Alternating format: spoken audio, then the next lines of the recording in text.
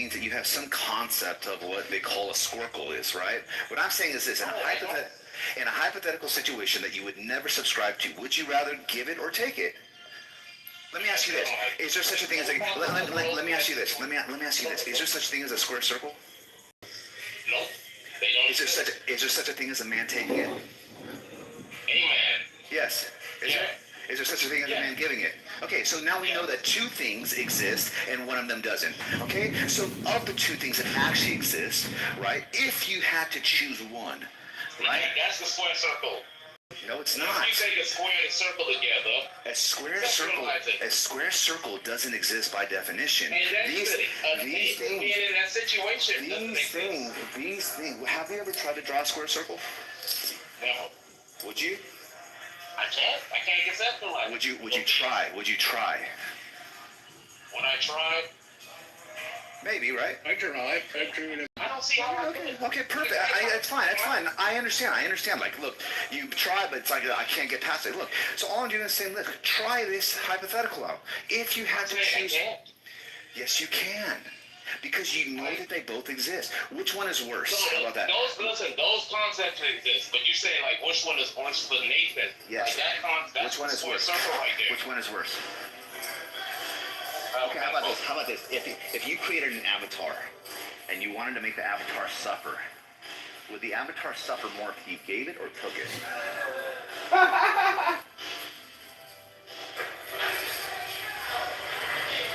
Did I lose you? Gave it or took it what? I'm just saying, like the analogy of the gorilla. They had to flip it. Where one guy's taking it, the other guy's giving it, right? Yeah, that's the Shmazel business. Because they know the drill is so bad that they know like taking it is obviously worse than giving it. So it's like, we can't say that because that makes it too balanced. Because then we would even look weirder. So how do we not look as weird here? I know how. Why don't we say, hey, look, would you rather the gorilla or take it in the ass instead of saying sleep with the gorilla or fuck a man in the ass? Right? The reason why you didn't do that is because you know it would even look worse than it already does. Right, I'm like, wait, we're talking about animals and human though. Bestiality is not a sexuality. It's not gay or straight. It's bestiality. I don't even know why you're saying that. It's irrelevant. What would you rather do? Would you rather say that? I'm saying for the people who are like, oh well, it's gay to sleep with a man, but let me sleep with a female gorilla. Yeah, like, but that's irrelevant to the point. If you have an option, there's still a preference. And there is a rejection of one, right? Right, so people would rather be fucking animals than be gay. I got it, okay. Some people, yes. Some people, no. And what I'm saying is this. When they present the animal option, it's not the animal boning them. It's them boning the animal. But when they put the human option, they say the human is boning them. What I'm saying is, why don't you just make it balanced? Right? Yeah, but see, we didn't make it balanced because some people thought it was too easy. Someone said that, hey, I can literally just close my eyes and forget that that's a man. Exactly. That's what people say. And that's exactly what you guys said. That's what you guys said about the gorilla, remember? Yeah, for me, it's a no regardless. But some people, they were like, listen, they were so far on the spectrum that they said they were willing to forget that that's the muscular, big bad man and picture that as a woman. So that's my point. Look, it doesn't matter. That's my point. The point is you're indirectly acknowledging that taking it is worse than giving it. So... Right. No, when we first asked the question, it was that. I know. But some people would say, oh, this... And then it was like, okay, hold on. Let me change this. Because you because they said it was too easy. Exactly. And why was it too easy? Because... based on what people said. I know. And I'm saying, like, if we had to interpret why... Right? If we had to make a guess, some type of educated guess, the reason why is because if you contrasted a man boning a guy in the ass versus a man boning a female gorilla, it makes the option of choosing the gorilla just so much worse. Where you're like, okay, hold on. I disagree with that. Okay, let's take a poll right now. No, maybe for other people, that's what I'm saying. For the other people who are on the gay base spectrum, they will tell you that you got So for you, it doesn't matter, right? that's my point. Okay. And it shit doesn't matter. I made it difficult, so. All right. So let me ask you this. It's too easy.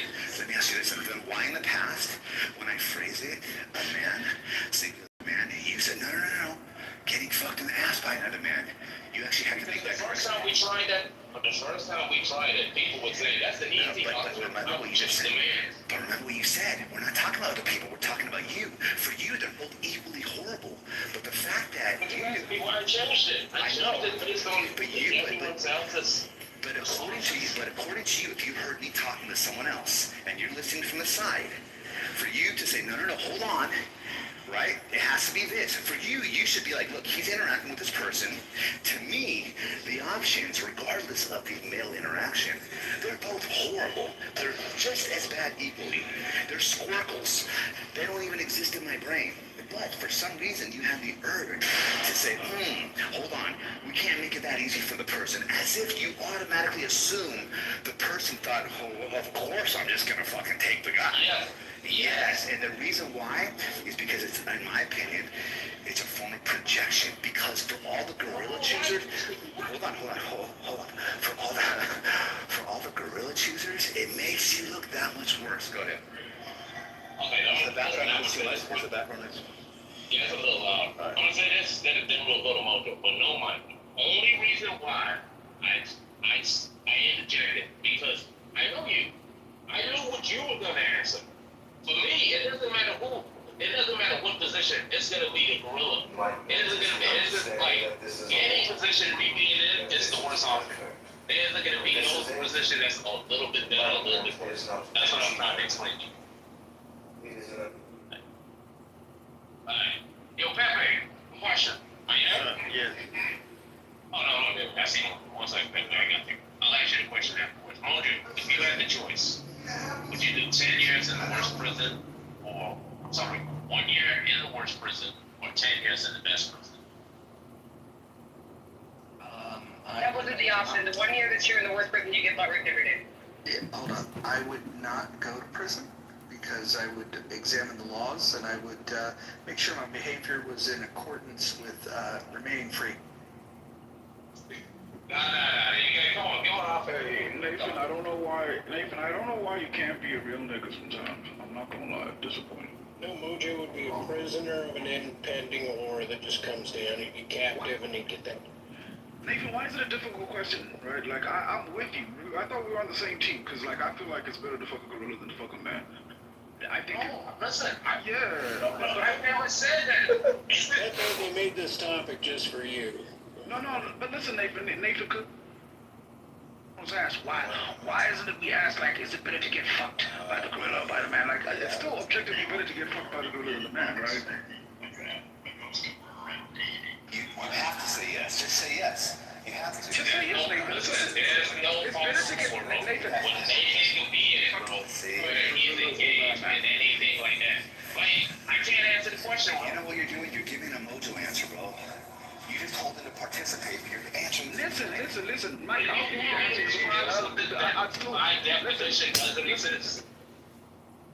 I understand, Nathan, listen, Mike, I'm gonna be a real nigga and I'm gonna give you the answer you're looking for. I'd still rather get fucked by a gorilla than to get fucked by a dude. Reason why is because a gorilla's penis on average is about 1.25 inches in comparison to dudes. Like, men have bigger penises than gorillas. Doesn't that mean more pumping is involved? Ethan was only answering if he Wait, doesn't that mean more pumping is involved? Doesn't that mean more pumping? Bro, You're gonna get man, pumped. getting fucked by Wait, Huey. In terms You might get of pumped for a long period of time, though. listen, Mike. This is like the sickest conversation I've ever heard in a long time. He's gonna say the average stamina of the gorilla is shorter, right? Okay, so you're taking the one. You're taking the 1 year, not the 10, right? Sorry, you cut out. What was that? You're referring to the stamina of the gorilla, and I'm going to assume that you're going to say the stamina of the gorilla is shorter than a man, right?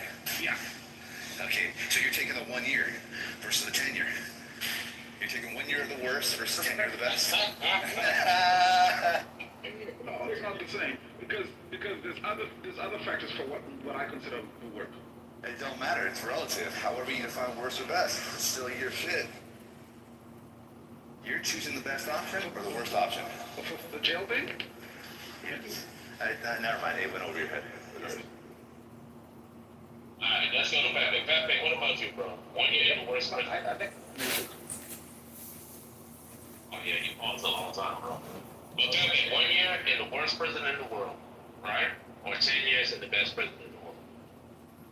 I mean, dude, it would depend. I mean, am I in a gang or do they have a strong show of force there where I can have these? There you go, Pepe. Use your mind. Don't let him fucking do it for you. If it's like, is it like? He's the worst president in the world. He's gonna join the whites. You're gonna join the whites, right? But okay, so let's say that I was part He's of. the worst president in the world. It's not in America, I'll tell you that. Sure. So let's say let's say it's the worst prison in Latin America, but I just so happens that I'm a member of the cartel, and the cartel has everybody paid off. In fact, in some prisons there, you can look at it, the inmates actually have guns, and we have armed men in our area of the prison. I mean, yeah, take it here. Easy. No, he's doing what you guys did. He's doing your 80% thing. The cartel, bro. Pepe, don't let them fucking back you down, bro. Keep going. Right now. Work on your arm. No, I'm not. Okay, so we're talking about you, not some hypothetical version of you. We're talking about you right now. It would be a hypothetical because hypothetically he'd be going to jail. I know that, but I'm talking about him, not some hypothetical. Okay, I mean, version of him. personally, if it's the Okay, worst, if it's the worst prison in the world, I'll probably, get food poisoning, possibly cholera from the water, get stabbed with a knife that gives me a deadly infection, lots of stuff. So I'd probably just just go for the 10-year in the nicest prison. There you go. The nicest prison being a Scandinavian prison, right? You know that, like, Yeah. they get TVs, microwaves. They get, like, if they have really good behavior, they can occasionally leave the prison as long as they come back. How crazy is that? I get to have sex with a tall blonde occasionally, and then I get to go home to my prison and dump the bitch and not have to listen to her nag and complain. It doesn't sound that bad, really.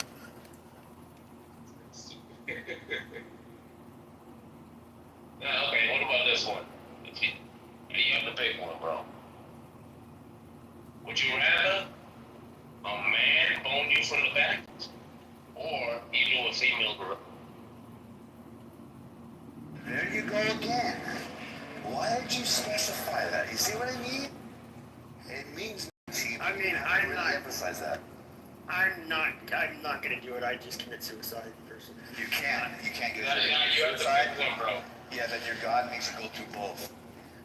Well, theoretically, the gorilla, because my dick would not get hard and I wouldn't be able to fuck it. So, that's just that. But it would with the gorilla. Well, no. Theoretically. You have to duct tape your penis to a popsicle stick and force it in. Then you can tranquilize the lady gorilla, but you got to do her or you get it in the ass. Apparently. Wait, what's your position on that, Pepe? No, from a man. What's under? Go ahead, Pepe. Answer the question. This is too tasteless even for me. I'm gonna puss out and not answer it.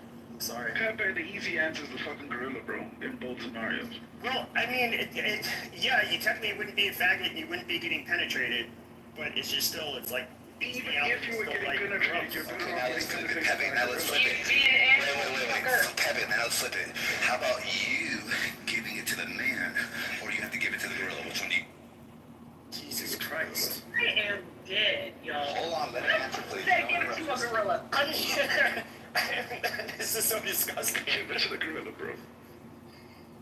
I mean, holy shit.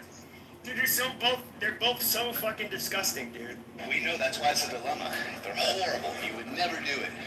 But which one would you choose? The lesser of two evils, Pepe. That's all rest. I mean, the gorilla's probably the less of the two evils, but I mean... Alright, so that's two gorillas in a row. So you're a gorilla. You're at the gorilla club. I'm a gorilla all day, nigga. G-Unit. That's what G-Unit stood for, right? I'm not wrong about that. It was gorilla unit, right? Oh my God, that's funny. You need to. No, be dead. have no idea. I don't know. Yes, that's what G said. Yeah, G unit. Yeah, all right. That's why the game had the best line in its 300 bars when he said, "I got a clip full of bananas for you gorillas." Oh, yeah, I remember that. Okay, just making sure. G unit over here, nigga. I don't know why niggas are scared See to that? get into this. See, the only thing is this, bro. Like, you can conceptualize yourself in a gay situation, right? Because on the spectrum, you're at least about 10% gay. Oh my God! I'm Not zero, nigga. Not. There's wait, I'm no sorry, possible Nathan. world where Nathan, you're gayer than I am. No, Nathan, you can, which is why you're able to I choose. cannot. Look, the reason why you can make a choice, wait, the reason why you can make a choice is because the cost-benefit analysis is being processed through your mind as to which is the better decision. If you're contrasting it doesn't matter. That just means you don't have a choice in the selection, but the selection doesn't. Okay, but that just means that you don't understand. You didn't choose which is better or worse in your mind. But cost-benefit. Okay, so that look, if one is there's no choice that's going to be made. That's not what a determinist means. The determinist also. Determinism No, determinist also. higher. It means that you don't choose what you decide is better or worse. But the fact that you have a choice selection in the sense of which you find better or worse, if you find something worse, it means that you imagine it. And if you imagine What am I it, choosing from, Mike? you're choosing from a gorilla From options. or a man. No, from options, right? Yes. And from that, Conceptually here, right? Okay, My and- thoughts. and And that's I'm an telling you that this option that you're trying to get people to Yes. describe is an option that does not exist. It does exist. Worldview. No, yes, it does. I'll tell you why it does. Maybe for a possible world for you, but not. No. That's why you have an answer to the dilemma. Because if you would say, hey, it would make more sense to say, wait, what do you mean? I don't know what you're talking about, sleep with a man. That's like saying, how much does blue weigh? That makes no sense. That's an incoherent statement. But you didn't say that. You're like, no. You're like, I'm not gay. And you define gay as sleeping with the homos, being attracted to the same sex. So you have an understanding of the definition. You're imagining the interaction. From that contributes to the cost-benefit analysis when you're contrasting that to the gorilla. Therefore, you choose a gorilla. So you do conceptualize it. Thank you. No, Mike, look. Yo, Nathan, this is what stop while you're ahead, Nathan. No. Mike think I'm like him. I'm not the Nathan. Listen, homosexuality, heterosexuality, it's on a spectrum, bro. There are rare few people, right, like myself, knowledge, that are 100% heterosexual. Meaning that there's no conception of that individual doing anything homosexual. Because for him, for that individual to do something homosexual, that individual not be himself. Right? So you might be willing to compromise.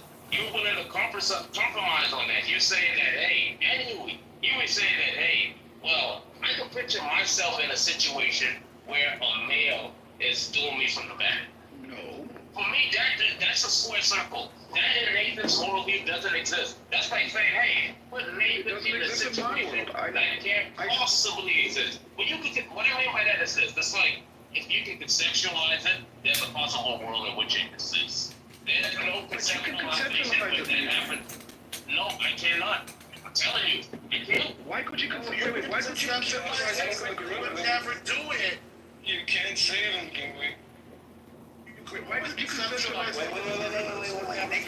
Nathan, one of the contributing factors to the worst prison in the world is being raped every day. Right then and there, that statement indicates that you did conceptualize that, which is why you even gave it a value in the first place. Part of the worst. You're losing. You lost. Mike, you're done. Mike. At this point, I'm not even. It's burning. There's the concept of people taking something from you by force, right? Conceptualize. Conceptualize. Go ahead. I get what you're saying, but we're talking about that. I know that rape exists, right? I know people that talk about it, right? And I've heard stories, right? But you put Nathan in a situation, right? Nathan, the individual in that situation. Yes. That situation. You're saying you not exist. You can't. Okay, look. Do you have an image of a butthole? Do you know what that looks like? Yes. Yeah. But you know what a butthole looks like, right? Well, a female butthole. Yeah, that's what I mean. You know what a butthole looks like. A female butthole. That's fine. And then you know what a dick looks like, right? Oh wait. Do you know what a? Can you tell the difference between a male and a female butthole?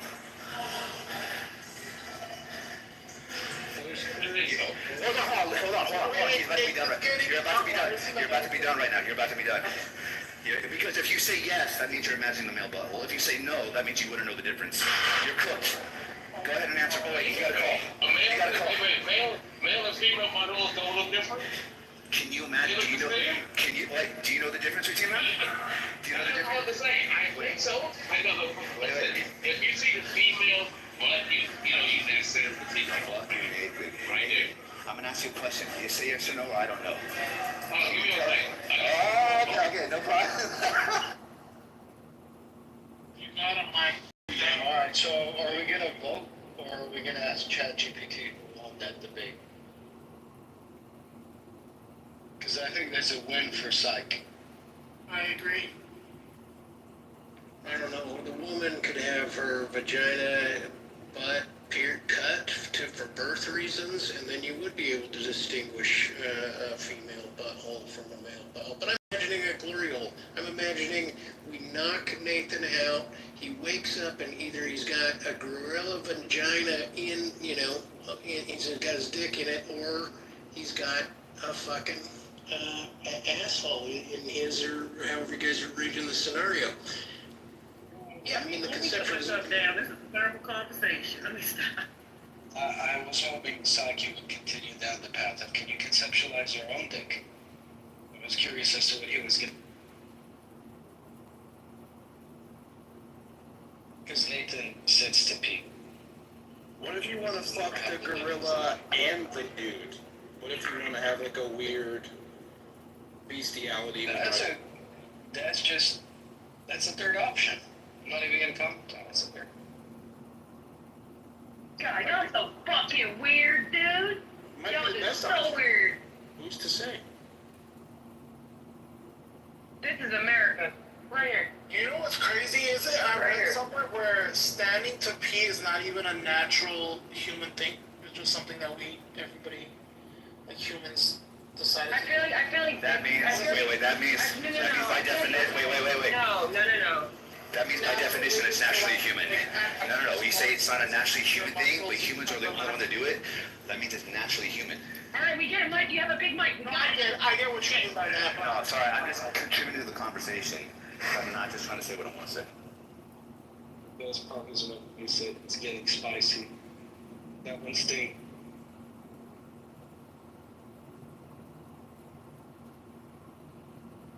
I was just thinking, I prefer to sit down to pee so I can watch TikToks and take naps. Just lean your head against the wall, you know? You don't want to sit too long. No. But I agree with that. it does help with your muscles and everything else to your pelvic muscles when you sit. Sometimes for fun, I stand at the edge of the sink and see if I can piss into the toilet. And have you? Sometimes when I take a piss, I flush the toilet and see if I can finish before the toilet flushes. I've done that several times actually. The ladies don't know that like you know that like this some piss, places back we're actively pissing stains off the bowl. It's like a public service. Yes. You have to like attack the stains. Do you aim at those little discs that you put in urinals? When they put ice in the urinals, you aim to melt as much as. That's a recipe for disaster on the puck, though, because that could do you dirty and splash back. That's a problem. I'm You can try to say distance. I need to hit the optimum angle to make sure backsplash is not a problem. And if backsplash is a problem, you just wash your hands really aggressively and blame the sink for splashing water. No, I prefer to stand at least 6 feet away from every urinal. I don't care who sees. Bro, I'm telling you this, bro. It doesn't matter. That shit can splash on your feet, bro. It's gonna splash on you. It's just splash. At 6 feet distance, Nathan. 6 feet, maybe. This is another good reason why grown men should not wear shorts and flip-flops, especially at the same I was time. just about to say the same shit. You know you got pissed. Yeah, isn't it a thing where when you flush the toilet, there's like shit that like you don't see it in the air that comes. Yeah, but if you wear jeans all the time, you can't wash that off. There's no chance. You're walking around with piss jeans. Congratulations. From someone else too. I would take piss over piss legs. I'm just saying. Not me, because you can You always can pick up clean the leg. you can clean the one on legs though. The jeans is gonna show the wet spot. You can wash jeans. I wash my It's gonna show a wet spot is the point. Your legs, you will see wet spot if you dry it.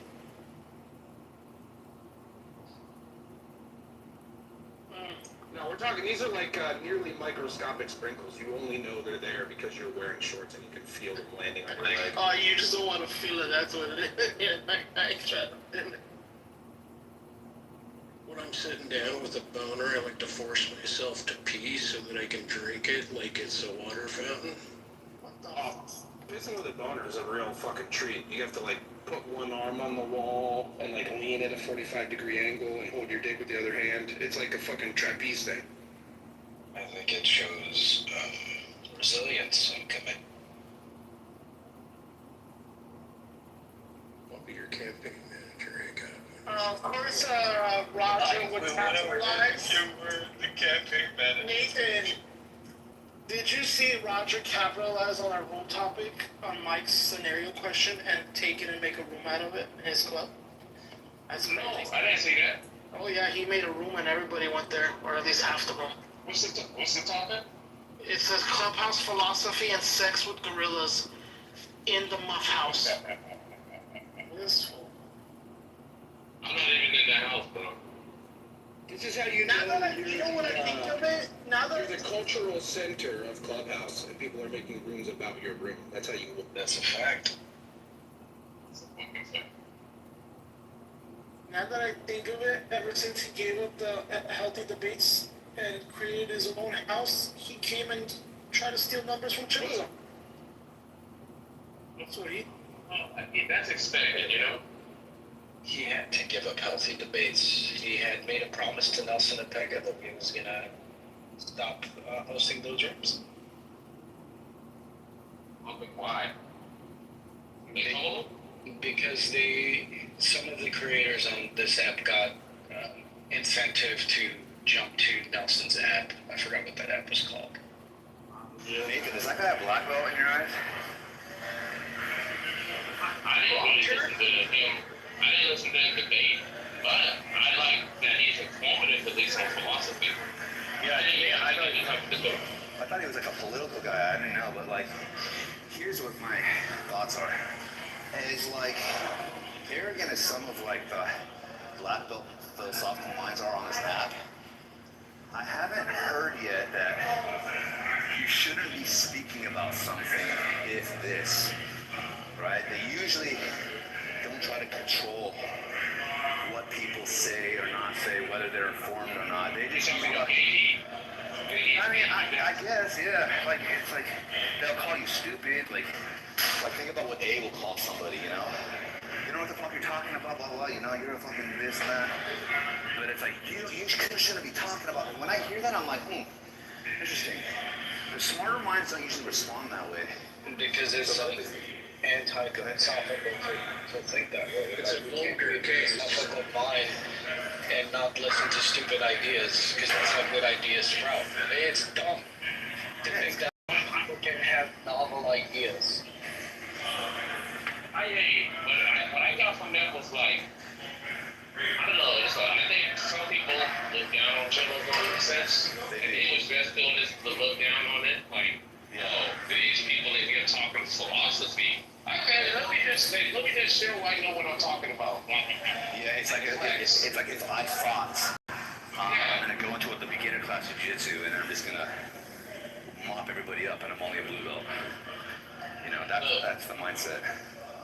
I see he's willing to engage hypotheticals. He didn't say anything but hypothetical. Yeah. So maybe he's like just a curator. He just curates, rooms instead of engages like that. He can't be a black belt in debating either if he kicks everybody out of his room that disagrees with him. That's a fact. Which is what always happens. Him and his weird mod panel has like instant kicks for people that have ever said anything against what they think to be true. One of them being Israel. And then one of them being me. Fuck Ketchikon. He kicks you. Okay, that's a fact. Wake it up. Yeah, Ketchikon always kicks me out of his rooms. And then I'm like, Yeah, that's persona calling non that grata fucking, sometimes. that molester, that sex offender.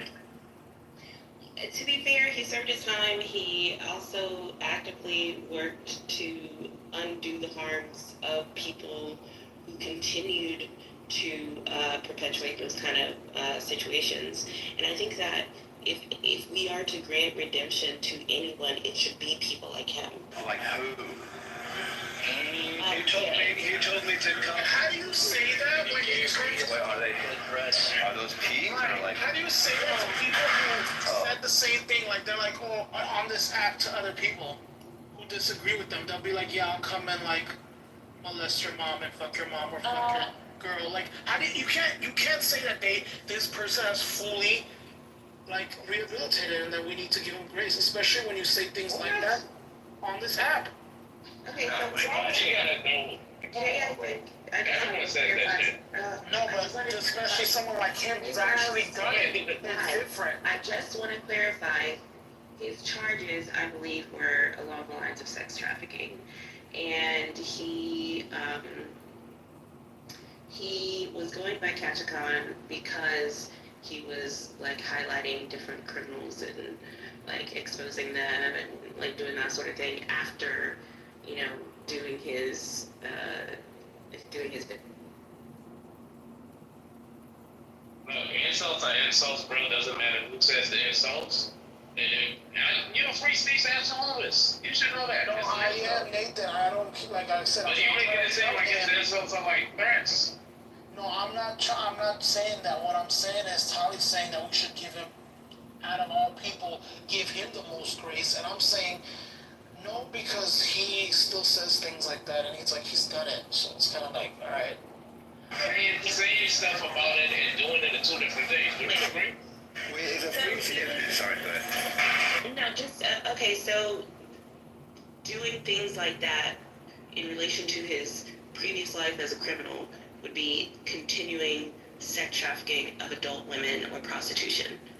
So when you say doing things like that, you couldn't possibly mean telling people to, in a rude way, to shut the fuck up. I think you guys are not getting it. If somebody killed someone in their past life, and then you were saying they quote unquote have rehabilitated or like have done something to right the wrong, right? Now I'm giving an example, like just an example. They said they've killed someone in the past, then they quote unquote have done everything to change their life and avoid that, right? And then they come on an app and a voice app, and someone tells them something, and they fucking respond with, "I'm gonna fucking kill you."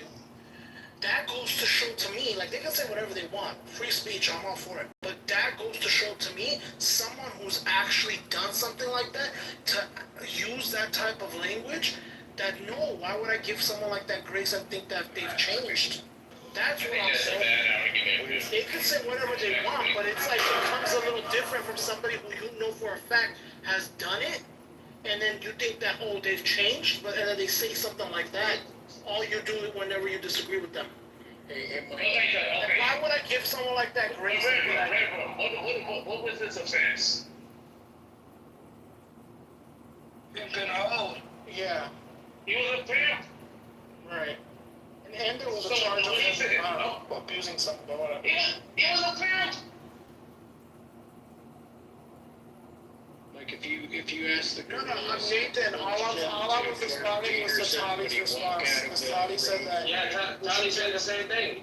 Tali said we need to give him grace, and I said no. And your response to no was because he says things like, "Hey, I'll go to your mama's house and do this," and "Hey, I'll do that." Like, but he was a pimp. Did he say, "Hey, I'm gonna pimp your mama out" or something like that? It's the same thing. What he did was sexual assault. Sex trafficking, right? No, also sexual assault. That's what you're missing. Tali didn't say sexual assault part.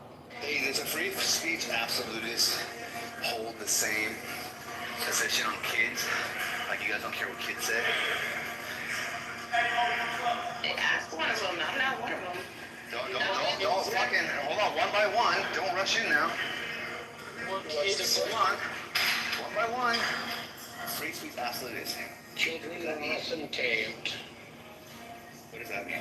What does that mean? Meaning, for the most part, if a kid spouts off, the parent is going to control their speech. Yeah, or if they had like a school, would they just let anything go in school? Like if you own the school or if you control the regulations of a school, would you allow this absolutist thing kick in? Well, that's why I was asking you, if you were interviewing Mike, Jordan Peterson, and you brought up the gorilla and a human ass fucking thing, do you think because he's civilized and against vulgarity that he would just get up and walk out? Or do you think that you could appeal to free speech absolutism to keep him there? No, you would deconstruct the question to the point of him crying about how difficult it's been to be a man and a gorilla at the same time in the Canadian system. That's yeah, but What you've gotta understand about the bloody gorilla is they have no agency, much like me. Yeah, no, but I'm much like knowledge. I'm a free speech. Did you even ask the gorilla if it wanted to fuck you? Sometimes, Buddhist, I think there's absolutes and sometimes absolutes. And one of those sometimes is kids. Kids can't say shit. Something.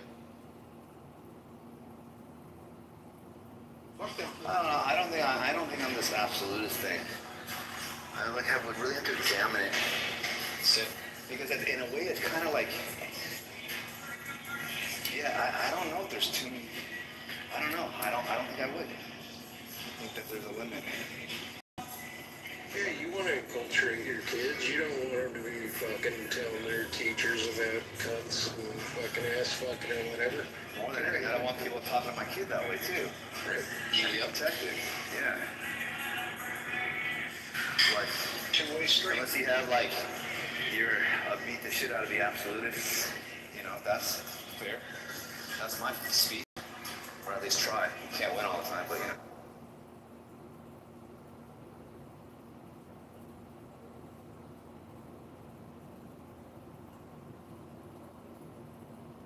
Do you have to be a free speech absolutist to be a black belt in journalism? No. It's really a black belt. Listen, man, I don't think speech should be free. I think you should earn the ability to speak freely. Maybe set up like a course, you know, that way you could check someone's. Because if you're going to be in a free speech place, you got to at least agree that, hey, you have to respect that, you know, you have to respect my speech, respect my feelings. That way, I can say anything I want without you being upset. And that's hard, because there's a lot of sensitive people. I totally agree with you. Expensive speech, like if your kid swears, you make them put a dime of their allowance in a bucket, you make them pay for it, is understandable.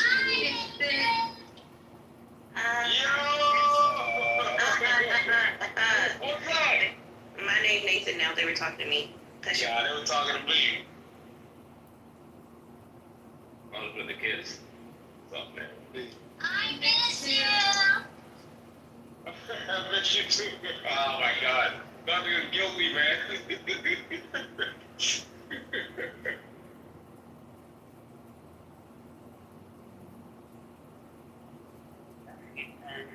Those kids want gifts, Nathan. You gotta be a good uncle.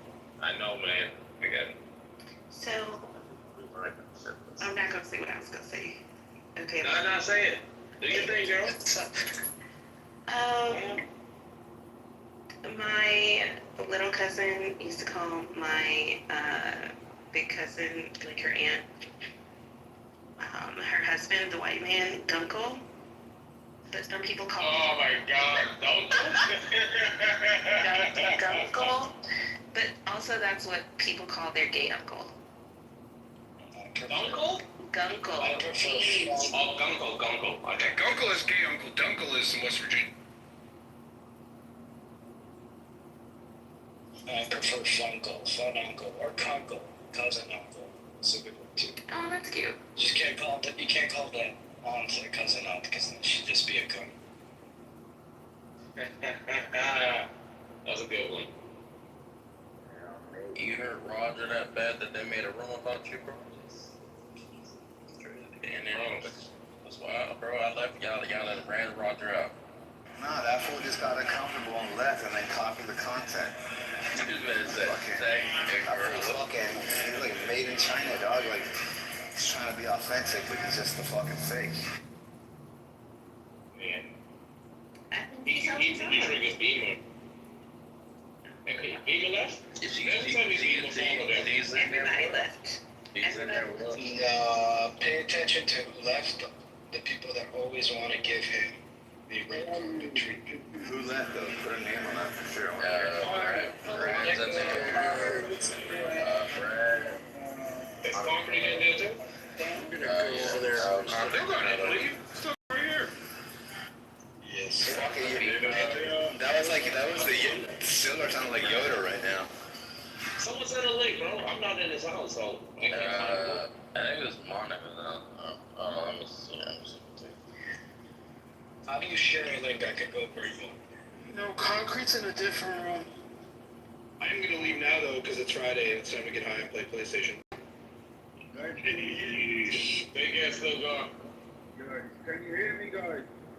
Oh, we got Ali the Pakistani in the room. What's up? Good. Where are you from, Marco? No.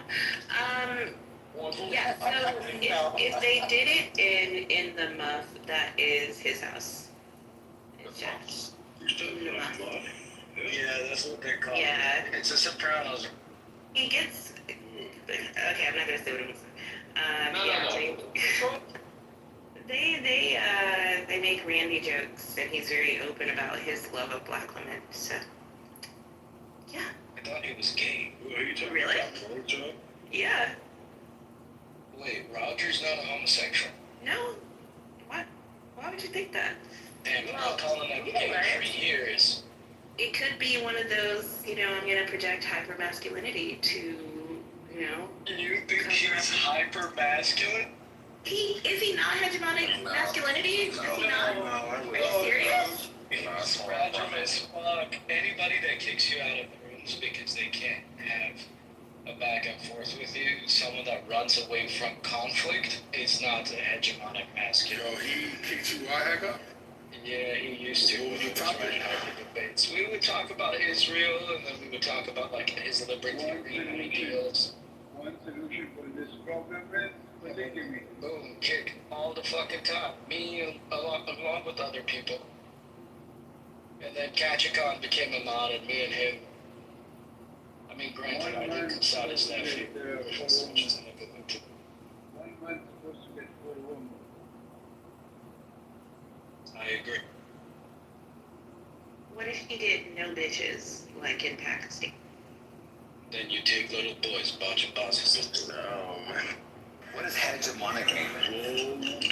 Whoa. Hegemonic as in the definition of the word, or in terms of Like, how are you using it? you impose your will. Hegemonic means you impose your will. And you're saying he is that thing or is not that thing? Also, I know he is about. Okay.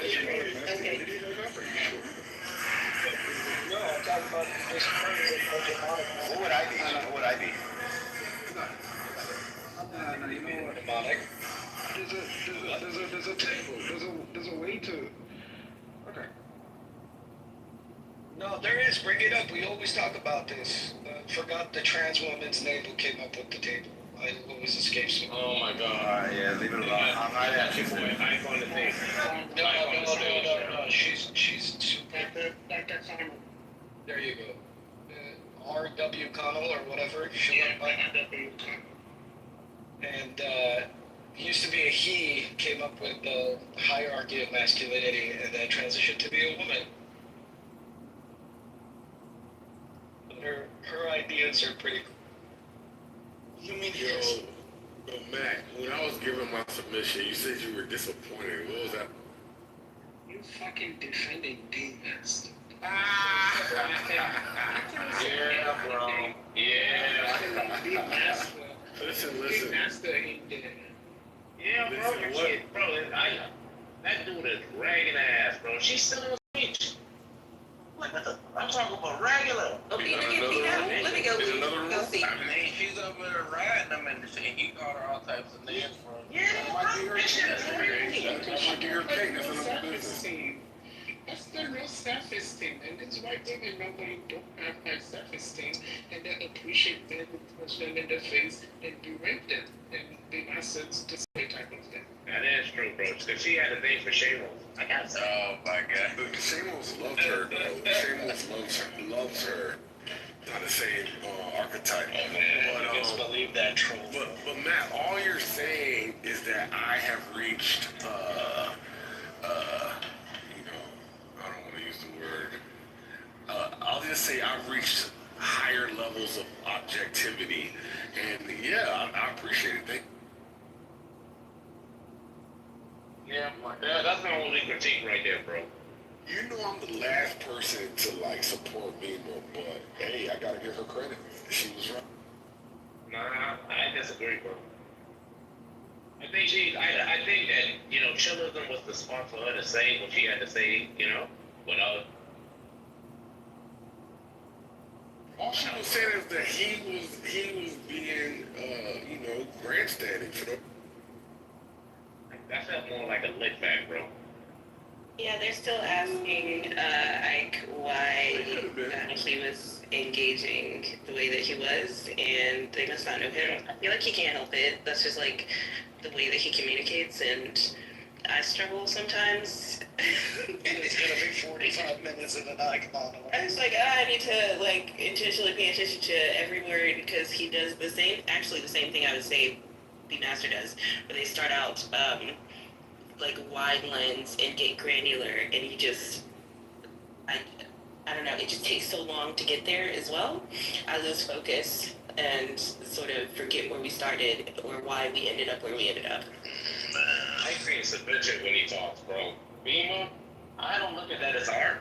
And maybe some people might look at it as art, but I look at that as a whole bunch of like built up emotions and like ideas, and like it's almost like a kid that's like saying, hey, I want to do this and I want to do this and I want to do this and I want to do this. It's like, Yeah, actually, it's funny that you were saying like this. They kind of remind me of my kids sometimes when she gets excited. There's like so much content. yeah, it's like overload. They don't have the capacity to like spit it out. And you can hear it because sometimes she'll kind of like stop and then start talking about something else. And I think it's like, I don't know, it's innocent. It's like it's just a hunger for emotional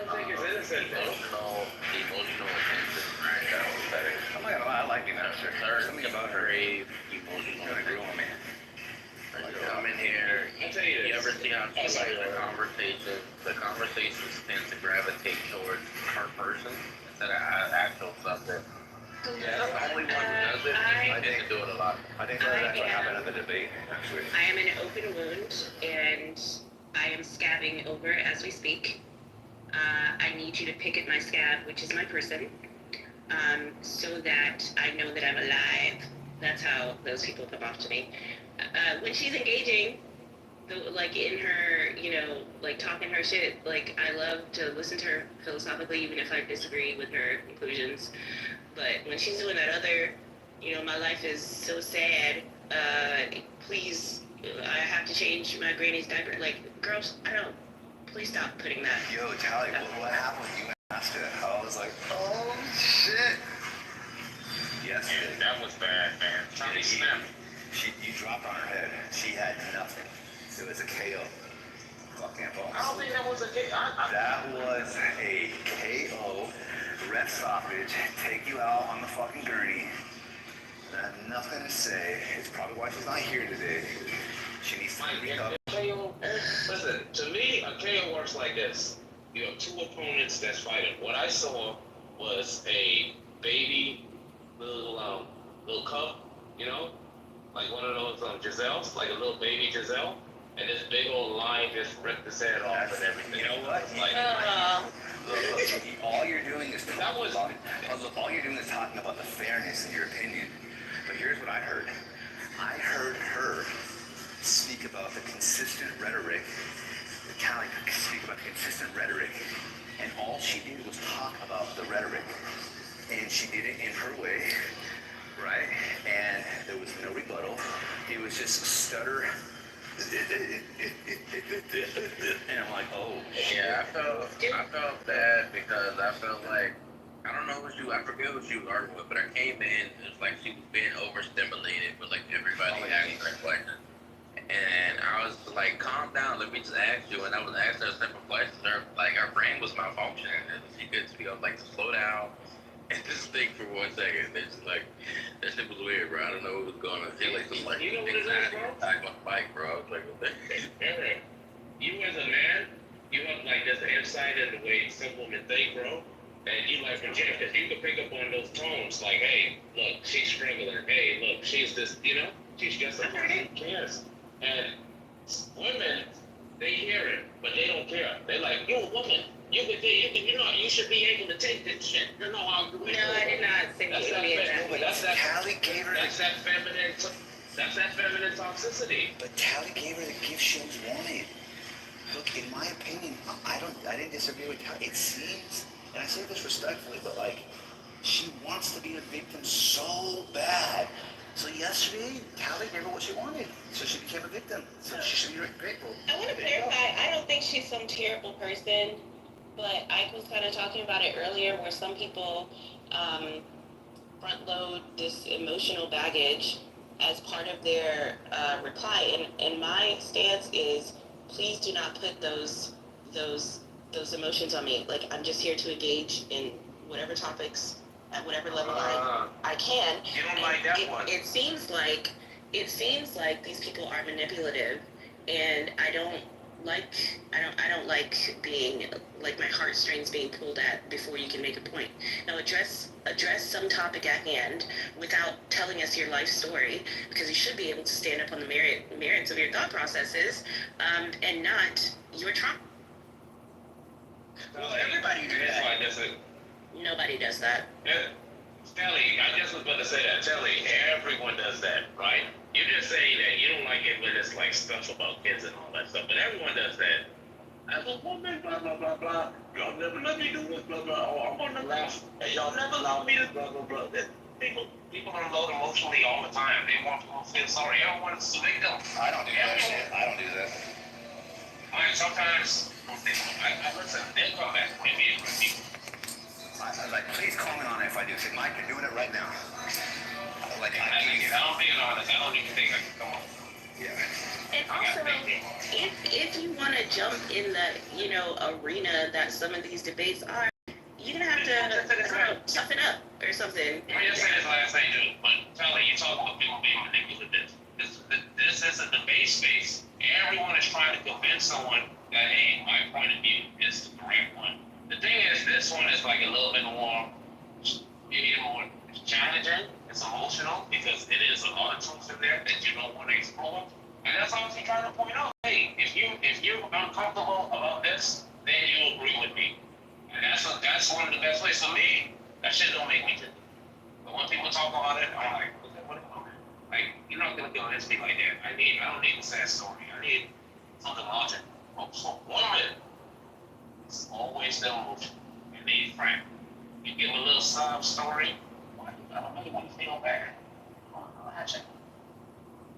Yeah, and it particularly pisses me off after weeks, months even, of your particular troll of how women can't be logical, and here's this illogical woman being suffocated on her mic just because someone asked her to defend one of her hashtag-asked, positions.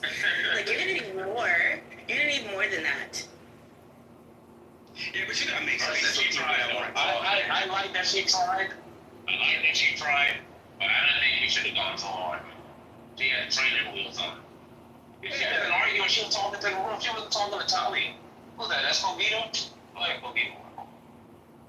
No, I was just saying, damn, like, let people, some people be struggling. Like, maybe she wasn't, she's on stage, she struggled emotionally, behaviorally, or nobody knows. But for her to actually try to, sum up the courage to jump on stage and give feedback or try to debate, give her a little bit of space to do that. I mean, I think a lot of people get nervous or have anxiety, jump off mic, and this is like one of the elements in this fucking room. So I think it's just like, damn, for you to act like that. I mean, for me, I don't know. I'm being honest.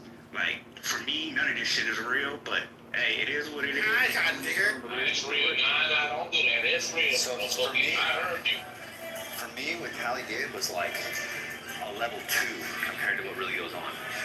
So, like, if you really think about it, she didn't do anything. She just talked about how she felt, not as her as a person, but as her actions. She referred to the verb, not to the noun. And like, if you go back and try to trace back the worst thing you can think of, it wasn't even bad. The only reason why we thought it was bad was because of the lack of reaction. It was like, I'm like, oh shit. Like when I was listening to Talia, I'm like kind of grinning. I'm eating my chips and shit. I'm like, this is kind of funny. And then when I'm listening to the Paul, it's like, oh, fuck.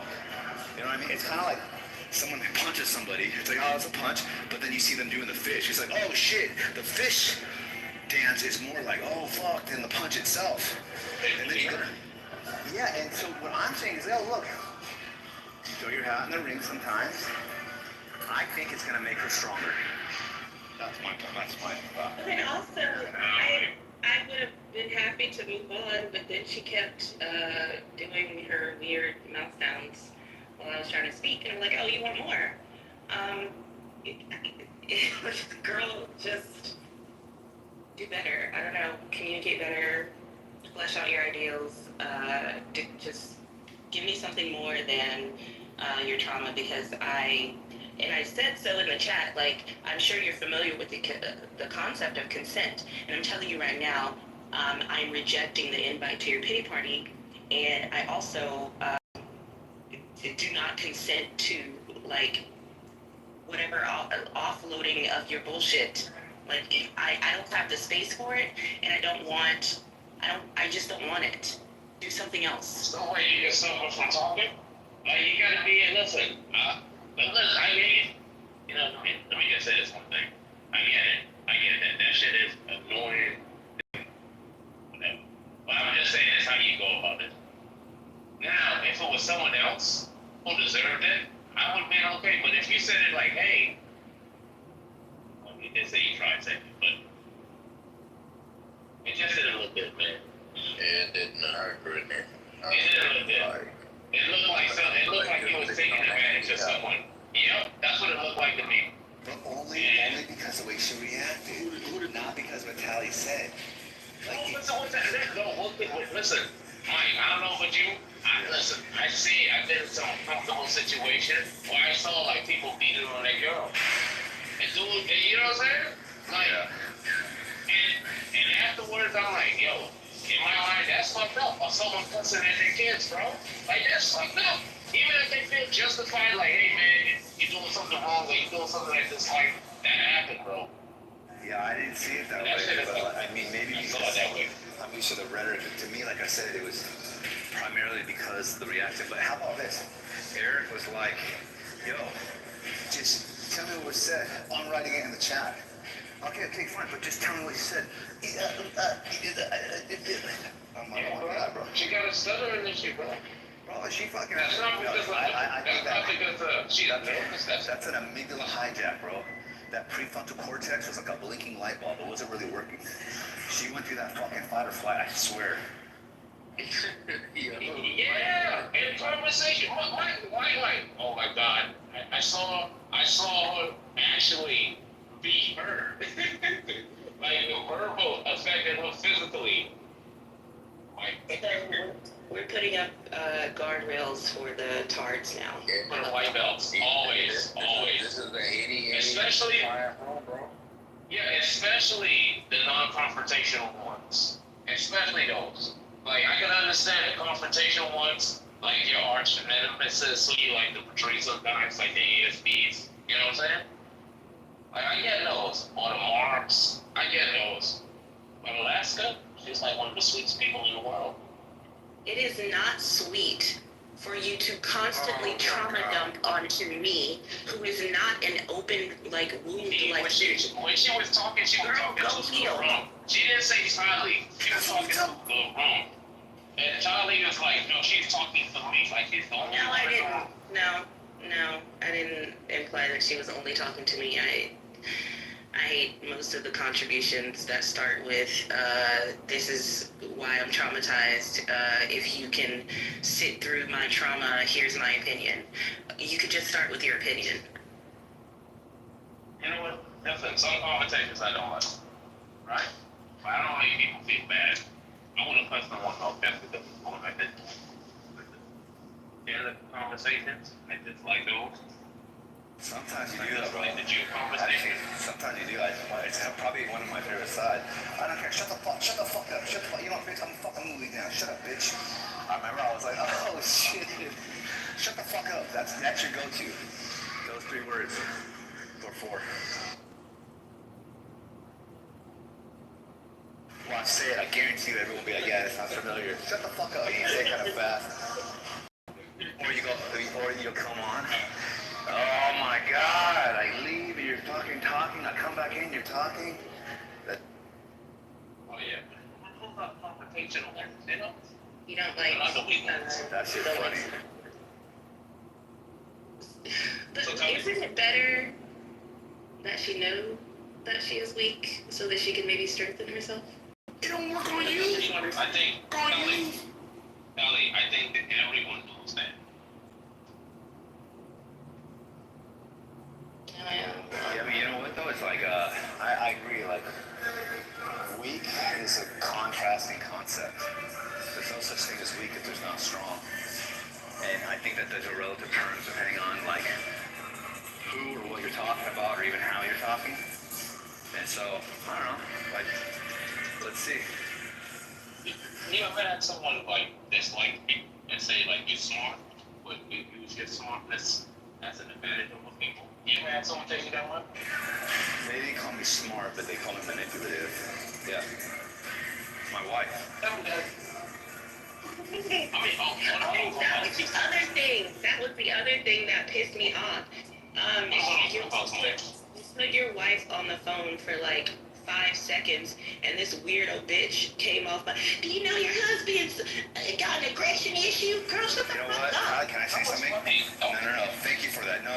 Because internally, that bothered me. I'm not gonna lie. Yeah, I did. I'll tell you why. I didn't know that. No, it's okay. That was part of why I was... No, I appreciate that. Because I was like, look, it's kind of like when people say I take steroids. It's like your position as far as being so weak, like, automatically puts me in a fucking box of aggressiveness. Your type of human is the scariest type for my type of human. Because if you really think about it yesterday, like what I was doing, I was being humorous, I was being annoying, I was being consistent, maybe even a little loud, but I wasn't even mad. I felt happy, I felt like I was winning, right? And then to say it like that, and then you think about, nah, she's tripping. So that, to me, that's a scary mindset to basically put that on people, which is why people get in trouble for just being who they are. I don't make threats, I don't do shit like that, I just kind of talk shit. But to say that I have that, and it's like, I appreciate you catching that, because I was thinking about that, I was like, you know what? Man, fuck you, dumb bitch. Like, you're just weak. And your weakness, it's kind of like somebody slow saying, why are you walking so fast, bitch? Get your fat ass up and fucking start moving. That's why I'm fast, because you're slow.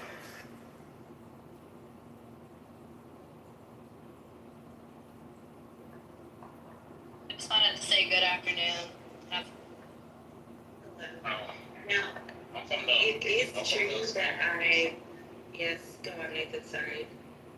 No. I just want to say something from schools where it's like, you know that someone, it's saying, you know. Oh, yeah. Oh, I was that. Always feel bad.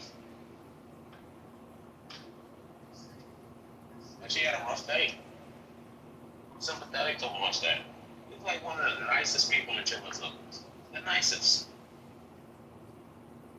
So it is nice for her to constantly do that weird shit by trying to emotionally manipulate people into not fighting against her stupid positions. That's nice of you. Sally, it's a tactic. That's a tactic. It's a debate one. She's passive aggressive. She's not necessarily nice. Easy is y'all are this. Wait, you cut off, Conker. What are you gonna say? Like that. Yo, don't fucking laugh. I think y'all are dancing around the elephant. Oh, I love elephant. We try to her up into being a normal person. We tell her go and get therapy. You always coming doing all kind of like social whenever you don't like a conversation. And she don't care about none of that shit, but yet she she thinks fucking Yeah, I don't do any of that shit. I think somebody calling him. With no, it's answer the call. me. It's telling me. Callie, if you and this nigga, stop doing that. Oh my God, why she does this shit? It'll take less time. Just let him get it. Just accept it, Callie. Let him get it out. Monica kind of got it fixed. It's so hard.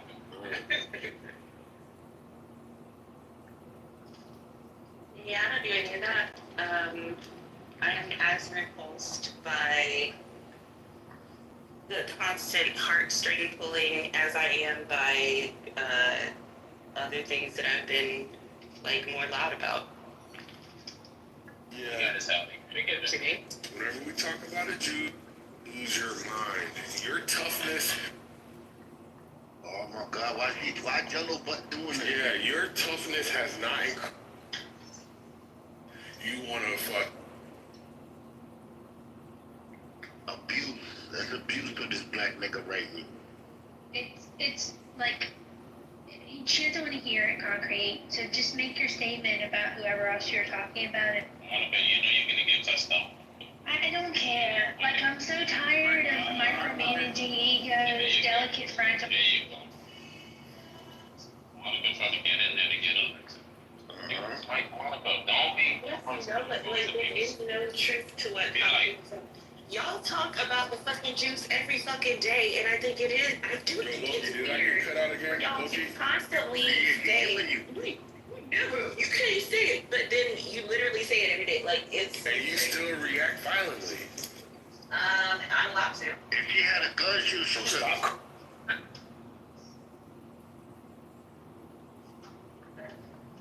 Just so y'all know, I got my VR glasses, but I can't use it because the other things ain't come yet. That's so crazy. She even talk about first lady.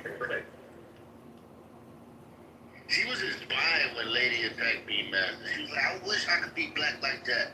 It's something I'm missing. I don't know what it is. How can she be blacker than me? She's Spanish. Okay, so specifically, I didn't say it before, but I am as repulsed by Jacobus's verbal assault, verbally sexually assaulting women on stage. What? Yo, why you lying? Yeah, the women who do that dumb shit where they have to front load their trauma to make you listen to their bullshit opinions, and then if you argue against them, you're a horrible human being. No, I'm responding to your bullshit point, but I would prefer not to listen to the ways you've been traumatized by the world. She always crying. Front-loading trauma, basically appealing to your personal Yeah, she is abusive, and black women like that cause trouble in the hearts of men. Alright, come on, man, Charlie. Let the man speak, man. Yeah, I'm gonna take a picture of my glasses. You can have it on your wall, Charlie. This shit is cool. Titanium. Wait, do I keep getting muted? Yeah. Complaining about somebody from just basically sharing their personal experience. I literally don't do that. You're just fucking stupid. You see? And you feel him. You always demasculate a man. Eric. Eric, didn't you have feedback Friday for us that you've been trying to get out? You I think stop that your time is shit. fast, bro. It's 4 o'clock. That's the time they get tired on that. See, this is why every time I help one of you guys, it's like, No one asked for your help, idiot. Eric did it fucking 2 hours ago, bitch. No one asked for your help. Eric did. It's in the chat, you moron. Oh my god. Thanks, Eric. Sexually unaware. Shut your fucking mouth. Oh no, we're young. Get out of it. Get out of it. Let's just go fight. That's what they want to do. No, I don't want to fight. I don't want to fight. I actually want to have a conversation. Is there anybody that has a topic? If y'all don't want to do Feedback Friday today? Is this the overseeing? Ain't nobody asked for your bitch ass talk. Look, the biggest tyrant in here is you. And you need to understand that. Shut the fuck Like, up. I don't give a fuck. no. Shut up. I know you don't, and you ruin white belts and chillism because you don't. You don't care. Putting guardrails on to protect obese white women ruins chillism. Girl, fuck you. Nathan. Callie, why are you so competitive with me? Why don't you just let me be me? I let you be you all the time. When you're abusive, you get called out. That's it. No one is abusive. You're just a dumb bitch, and I'm gonna keep calling you one. Am I a dumb bitch? Maybe. Are you a harpy shrew? Most of the time. Like, you're grumpy and you inflict it on people. You're just as bad as the people that you bitch about trauma dumping. You're anger dumping. You let your rage infuse your conversation. Processing information. Everything you spit out of your mouth has been contorted in such a way that it has never met the fucking truth. Monica, you gotta be the dumbest bitch in here. Easily. I'm gonna take my bet off and beat y'all ass. Chill out. No. When I was trying to stop it the first time, they were both on this. They didn't want to fight each other. Because the They enjoy that shit. She can't get my name out of her mouth. But you know what I'm not gonna do? I'm not gonna trauma dump and tell you why I dislike when this happened. I'm just gonna listen. Yo, Nathan. So, Nathan, I am criticizing how Tally is moderating poorly sometimes. I've never told her she's a crappy mom. I've never told her. Stupid bitch! I do not consent to your bullshit! When did that happen? Instead of giving the guardrails, those are guardrails. You're DEI, bitch. I didn't even notice. Actually, Loud, like, You're not DEI at all, right? You gotta take this That's right, dumb, rock-headed bitch. Yo, I think I need that. I need that. Come on, let these people listen. Let these two women go at it. Y'all stop jumping in. so I don't. I constructively criticize and I make the observation that More criticism. No one takes your advice. No one respects you. you need Trying to you control need to me. speak. Charlie, you gotta let her speak. You gotta let her speak. It's her turn to speak. Let her speak. Let her speak. We gotta be fair. Go ahead, Monica. Nathan, I help y'all. I've actually stopped telling Tally when I think that she is over moderating. I just go straight to Nathan and knowledge, and they know it. And it's their choice to not correct her when I think she would benefit from some correction. That's not my house. It's Nathan and knowledge's. And you know what's really funny is when I do wrong, they tell me. They don't tell you when you do wrong, which might mean they've either given up on you or is willing to lie to you because you provide them with something. What do you provide them with?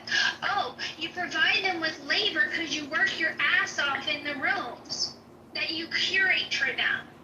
So maybe, Tally, instead of directing all your venom and hatred at me, who doesn't have any animus to you, maybe you can reflect about what you're doing. And girl, fuck you. I don't care about your thoughts. I wish you would That's stop fine. dealing with me. You Well, are fine. stupid. I do not respect you. And then on top of being I stupid, don't you're need also your ugly, respect. which means I don't need your appreciation. I don't need your admiration. I don't need anything from from you. I don't need anything from you. The only thing I ask from Nathan and Knowledge is if I provide any value in white belts and chillism, and like, just let me know. Because I'm honestly only here. I'm only here because of Nathan and Knowledge and a couple other people. Mike? Nathan, check your answer. So when people are telling me that I add no value here, that I'm not wanted here, that nobody likes me, and you guys don't say that's a lie, you're lying because you're hateful. You're a hateful twat. Kleenex, bitch. Just fucking do You it. hate. Fucking cry. No, I'm just letting people know. Come on, you gotta let it get a point across. Go ahead. You know, so let me see, do I have anything else left? I don't know if I have anything else left. I am looking for my replacement. I do ask that adequate white supply to Nathan and Knowledge. They need a token white conservative-ish woman to be abused daily. It's not my style. I'm not fond of bootlicking. I don't have any white guilt, white privilege, or white fragility. So, you know, it's not going well. And I want white belts and chillism to be a strong house. And I'll come and visit. But I do think it's time for, you know, us to find another woman who's willing to be abused like this. You know, Matt, you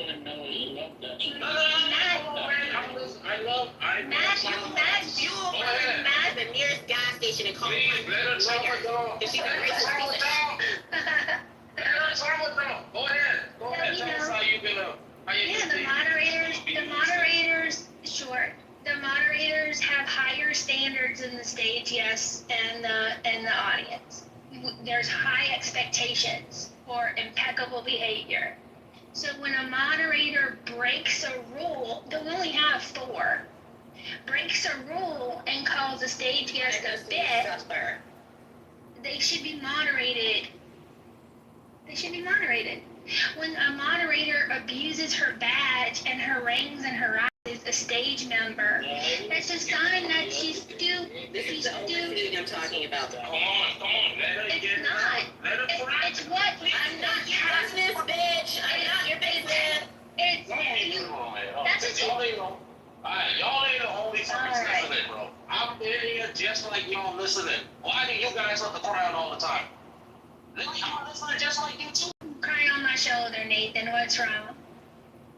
Nathan's speaking for I'm giving the floor to you. Yeah, listen to him. He's speaking for No, like it's chillism and white belts will be what Nathan and Knowledge want it to be. And that will include all of the different personalities that don't get along. And there will be chaos here. And then there will be some order sometimes. That's it. That's the number 1 rule, actually. But then we do have guidelines that we kind of loose framework that we work around. And when there's inconsistency, it's difficult because I'm a rule follower by nature. You know. All right, Tally, go ahead. As I was saying,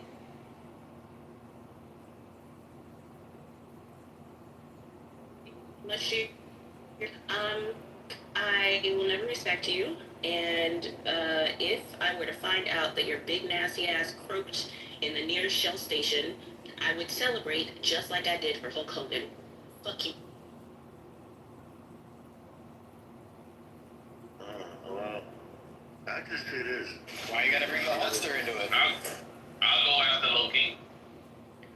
I think this is a perfect time to tell you about a man called Mad Dog. Now, Mad Dog was a father. And one day, I seen Mad Dog come in the house and beat on his wife.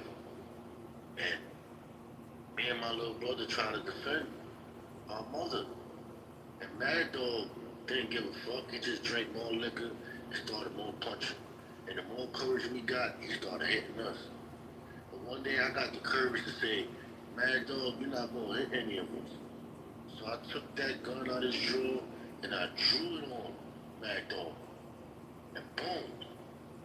I've been defending little brother ever since, but now little brother gotta be big brother. 'Cause I can't do it no more. That's mad dog.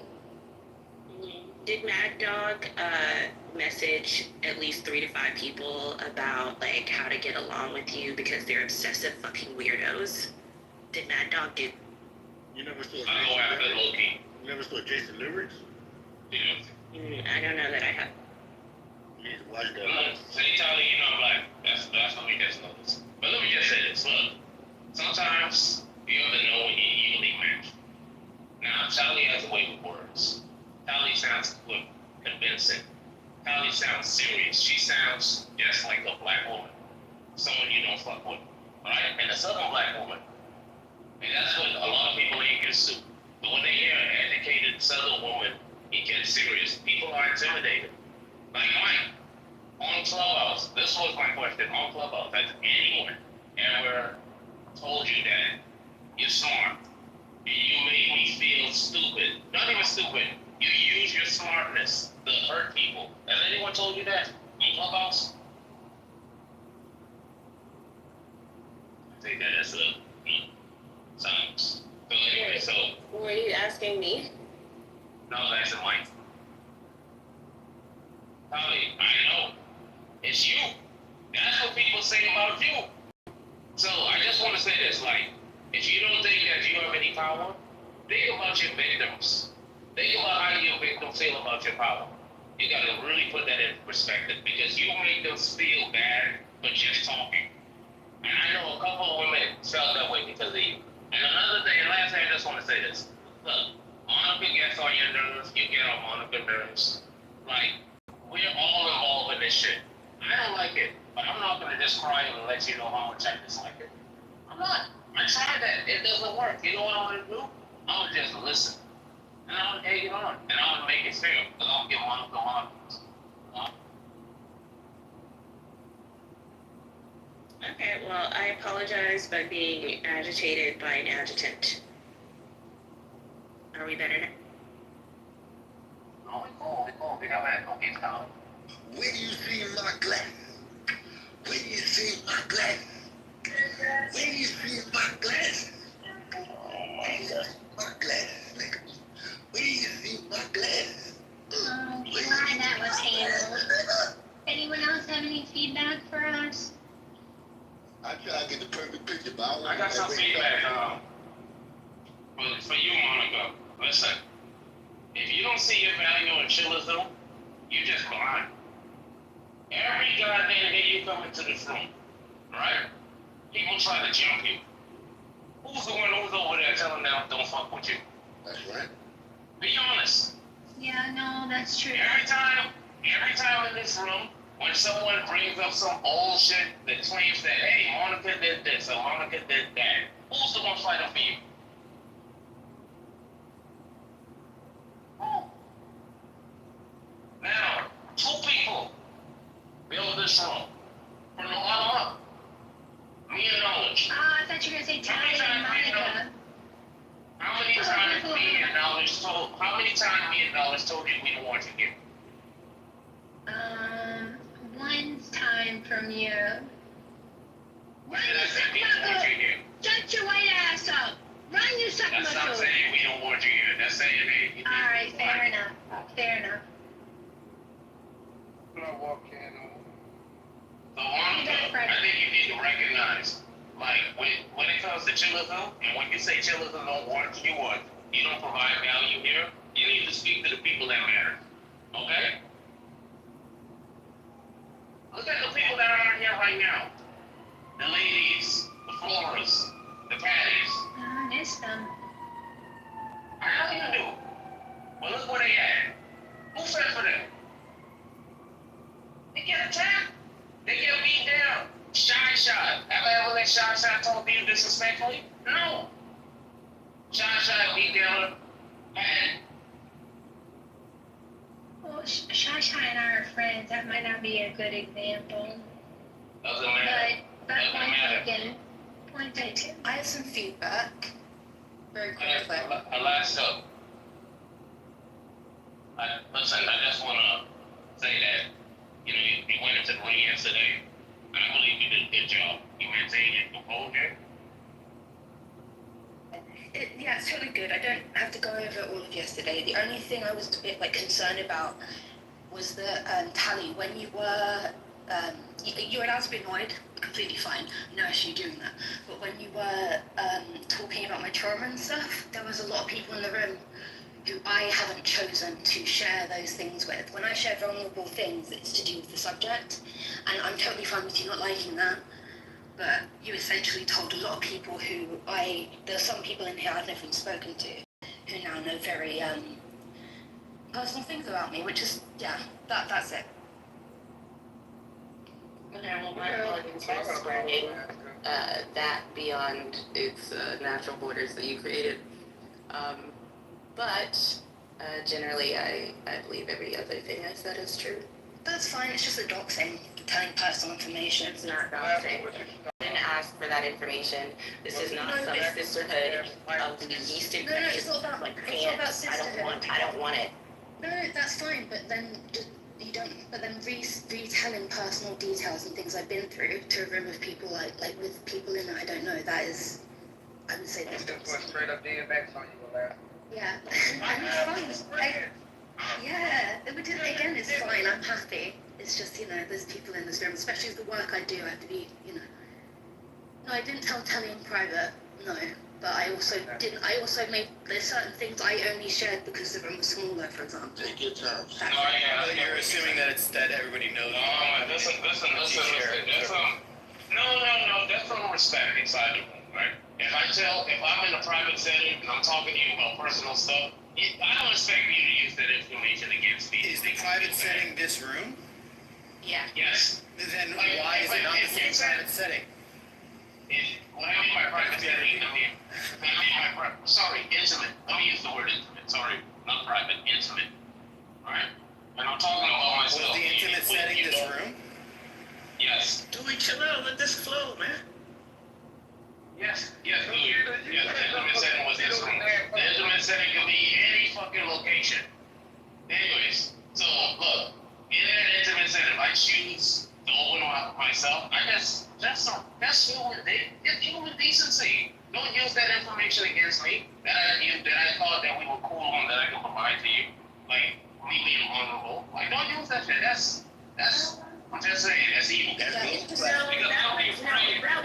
would have required some, not up, low key. That would have required some consideration of the people who were listening.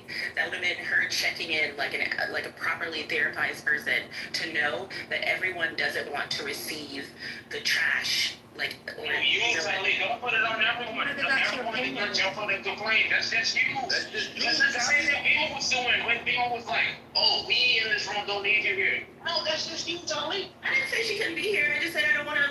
I don't want to be here. No, you were saying we don't want. You were saying we don't want. No, I didn't. You did say that. Everyone doesn't.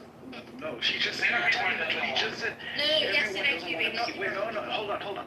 It doesn't matter, but just now Tally said everyone doesn't want to hear that. She's included in that everyone, and if she doesn't want to hear that, yeah, that's what I'm saying. No, that's not my point. My point is that when she included everyone did not jump up. Everyone did not jump up and respond and jump on that bandwagon. It was only her. But everybody didn't ask to hear that shit either. She needs to say, hey, I don't want to hear. I'll get a second. But she's not wrong for saying everybody doesn't want to hear that shit. Fine. Okay, you know what, fuck it. I'm with Tally. I don't want to hear that shit either. This is not a therapy. You were telling me and Tally don't want to do it. Don't say fine. I speak for first. I speak for first as well. I'm also part of the everyone, so I can speak. But you can't say that everyone wants to hear it, though. That's the issue, Nathan. Yes, the only thing is everyone said at the time. That's not my point. But I can say everyone. I can say that not everyone wants to hear it, though.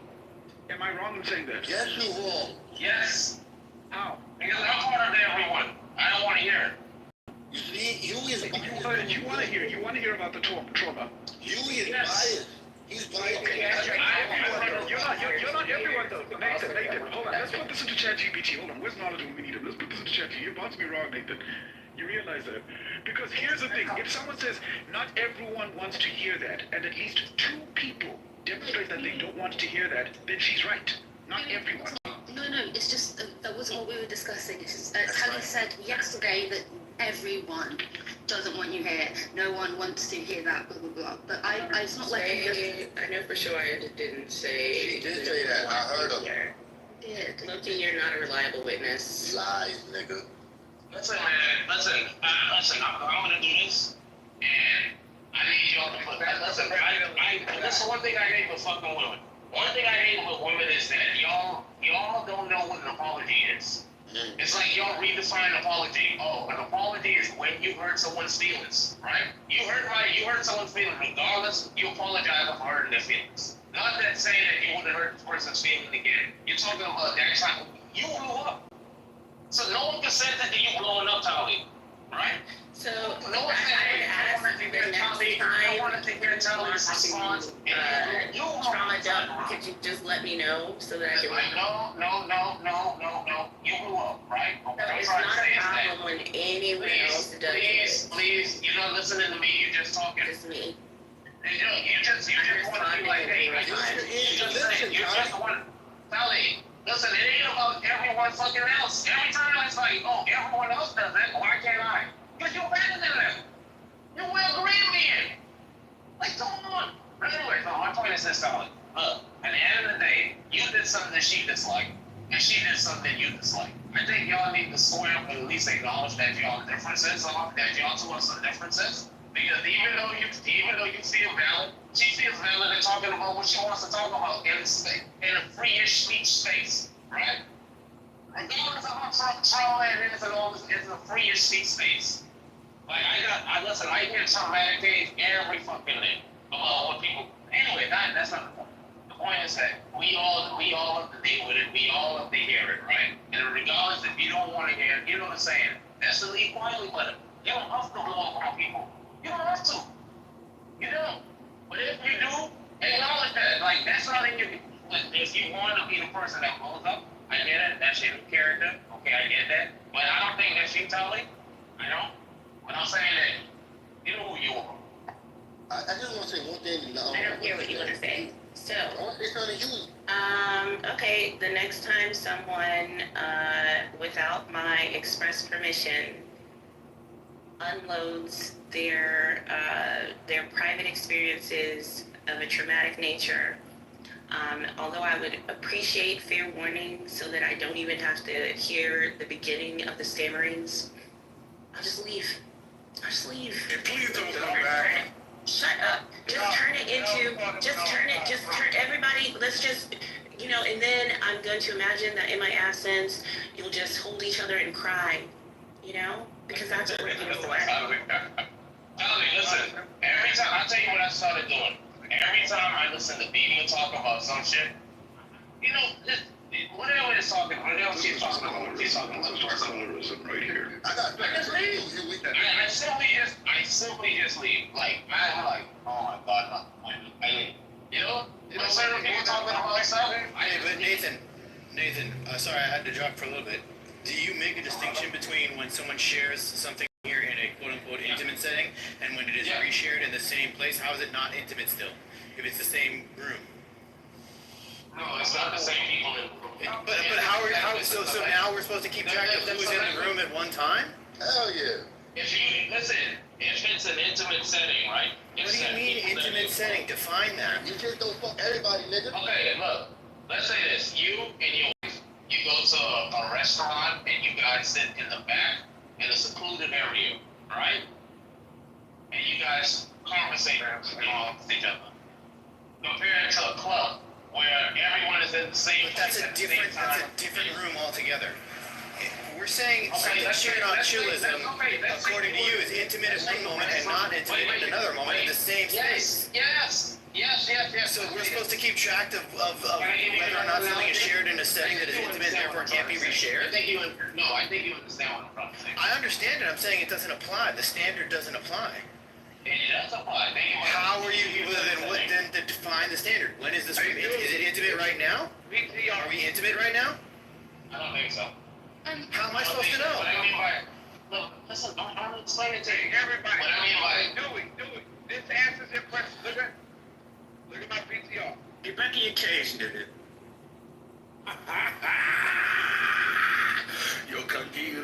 using that from now on. Damn it, that was a good one. Hey, Dewey, all you gotta do is look at my PTR, and it explains it all. It answers all of your questions. Your PTR is of a strawberry getting into mold? A moldy strawberry? Read what it says. Read what it Be says. careful of your surroundings. Sure, my surroundings are I'm in chillism, right? And if I share something right now in this intimate setting, should I consider myself safe from it being reshared in the same room the next day? I know, but that's Wait. What makes the setting intimate is the people you're surrounded by. Like this, like think about this room. It's just like a let's say a spot, an empty spot, right? And at certain periods of time, it's big. A lot of people are in here, right? The setting isn't intimate. Think about a spot with a lot of people you're close with. People that open up about themselves, about things personal, and you doing that with them. That's an intimate setting. I get that. That happens in this room. Okay, I get that. Wait. How is Tally supposed to know who that's going to be? Exactly.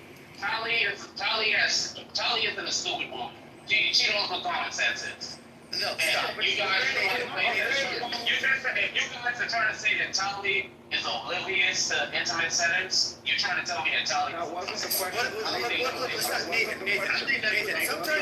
sometimes I'm on here and I don't even look at the profiles to see who's in here. It's just in my ear. How am I supposed to know whether or not it's an intimate setting? There could be 100 people in the listening. There could be 20 people. I don't know. Like, here's the accusation of doxing. And look, it's fine. I get the idea that we should be sensitive, but the idea Alaska used the word doxing.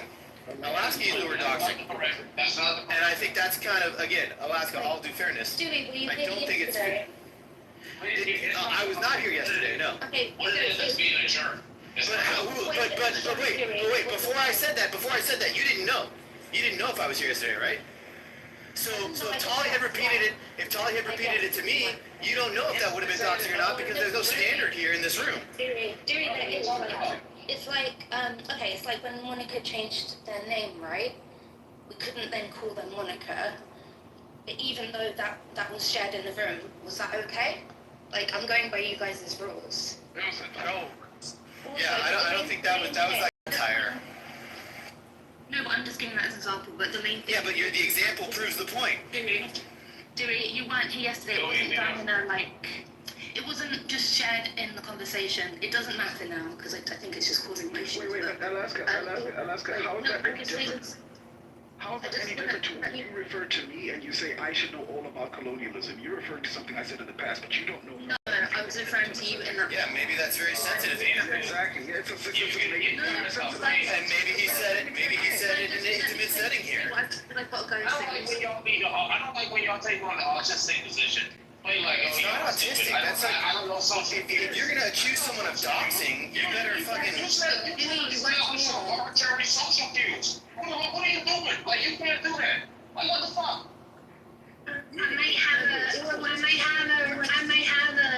I might have something that'll build a bridge. Oh yeah, no, can I just say this one thing? I put it in the chat, but Tally, I genuinely had no idea that was upsetting you and like triggering you, and I do, sorry, you didn't say it's triggering you, but she said she put it in the chat. I was just sharing. Yeah, but I just want to say, like, I just share my life, and sadly, I think some of my life is sad, but that's fine. Like, I'm in a very happy place. But no one ever told me that was upsetting them or triggering them, so I'm very sorry. I'll try and even be more, like, on it in the future. You heard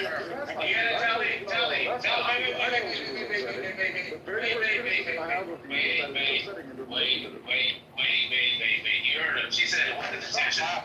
You heard her. It wasn't intentional. It wasn't like I was doing it on purpose. I wasn't trying to do that. My goal was not to try to make you guys feel bad. Accept it. Accept the fucking apology. Wait.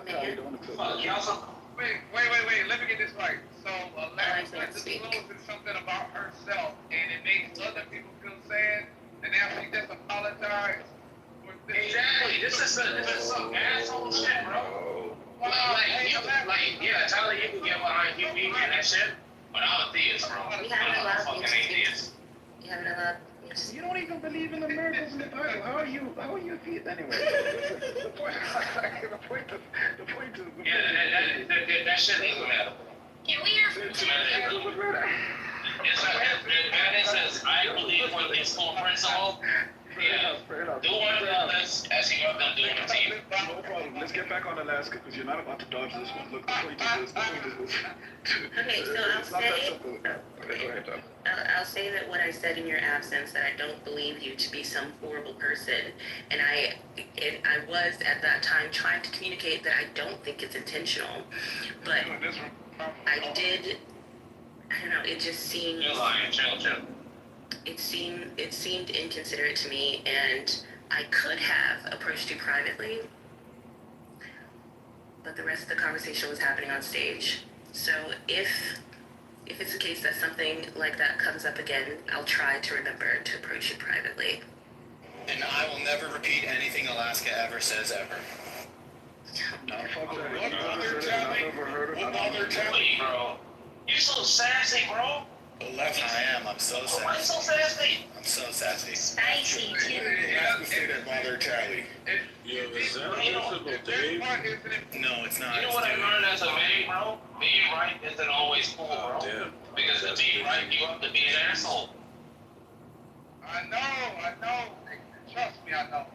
I learned that, bro. And Dippy knows that too. But he gets his chance to do it. What do I know? I didn't hear. What do I know? Tali, earlier you said we're always talking about Jews. I really hope you delineate who was obsessively like talking about Jews and who's like levying criticisms about Israel. And I think talking about Israel is a pretty like topical political point. Like there's like the conflict going on right now. I don't think I'm whenever I talk about it, my aim isn't to piss anyone off. I'm not like one of these weirdos who like bring up a topic to get someone like pissed off. But it's just because I'm feeling the way about it. I'm like doing a little research, and I just want to talk about it on stage with the people who talk about politics.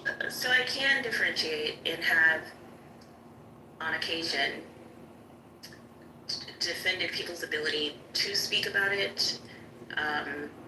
It is, of course, it actually does a little bit piss me off when people are just like, oh, no one's allowed to talk about it, we're all being silenced, while every day talking about it.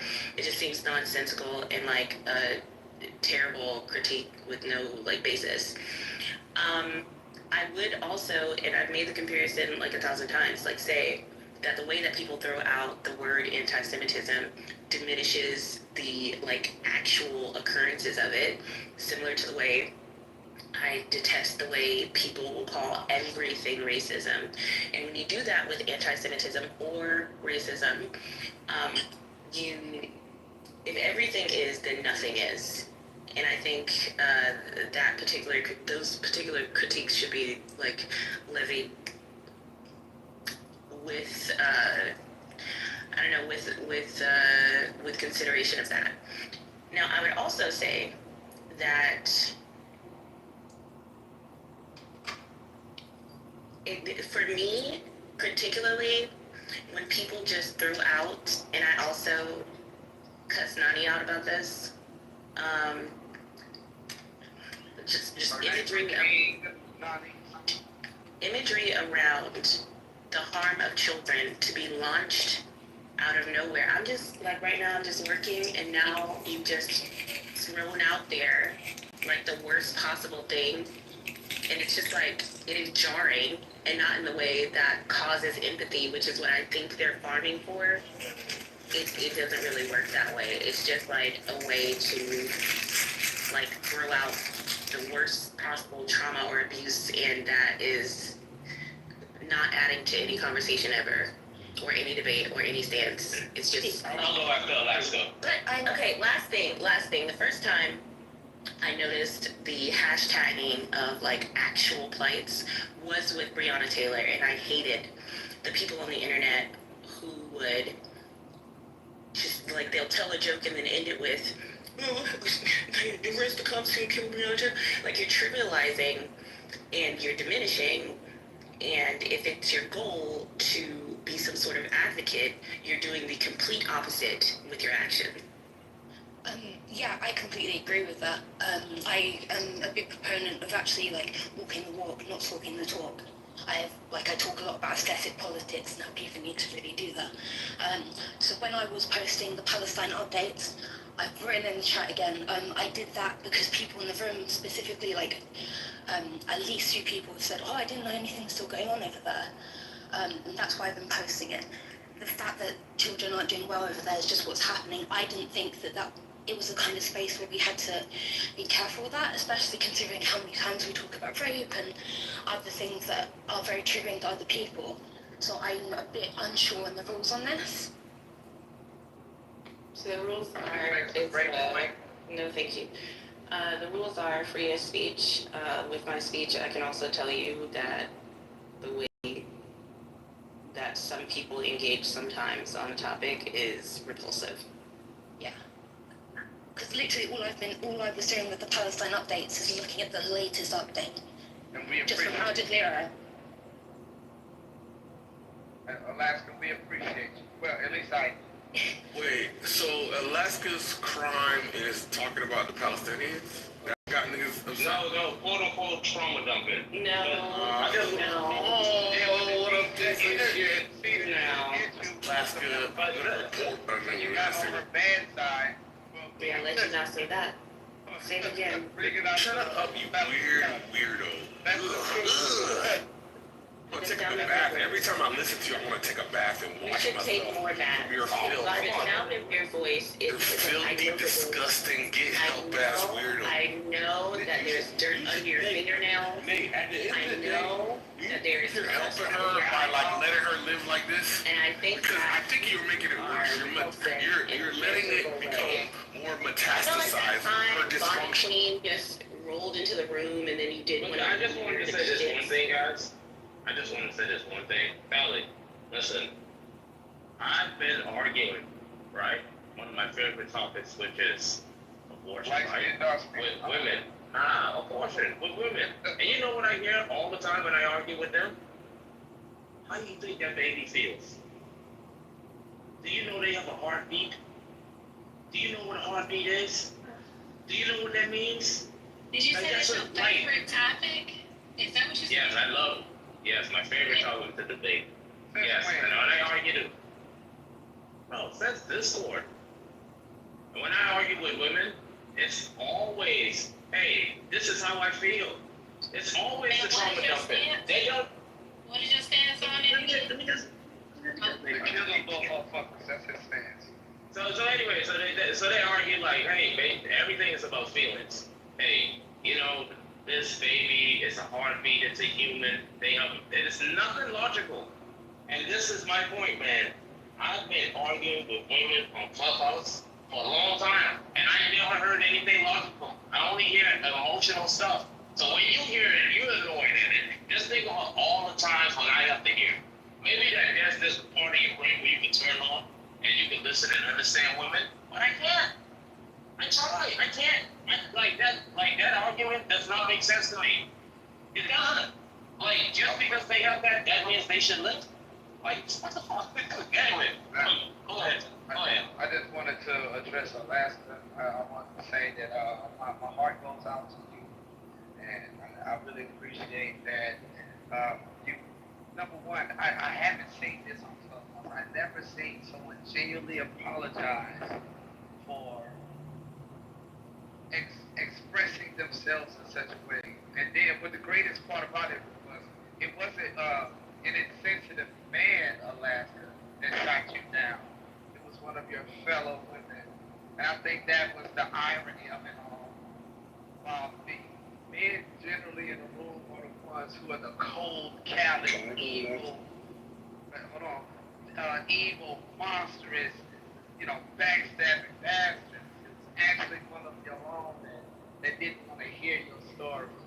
That didn't empathize with you in any way whatsoever. So I just wanted to end with this.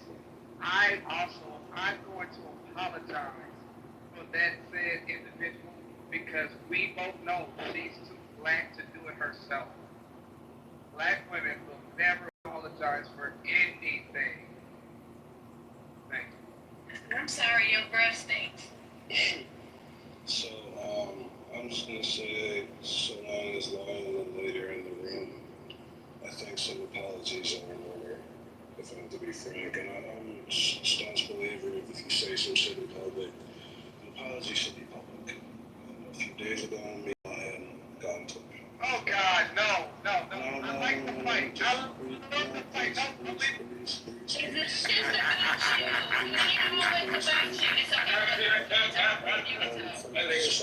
Some things were said on both sides, and honestly, since I've said certain things, definitely for Lady, but to Lion to a lesser degree, I've felt a lot of shame. I feel really bad seeing you on stage, Lady, and not being able to like address that.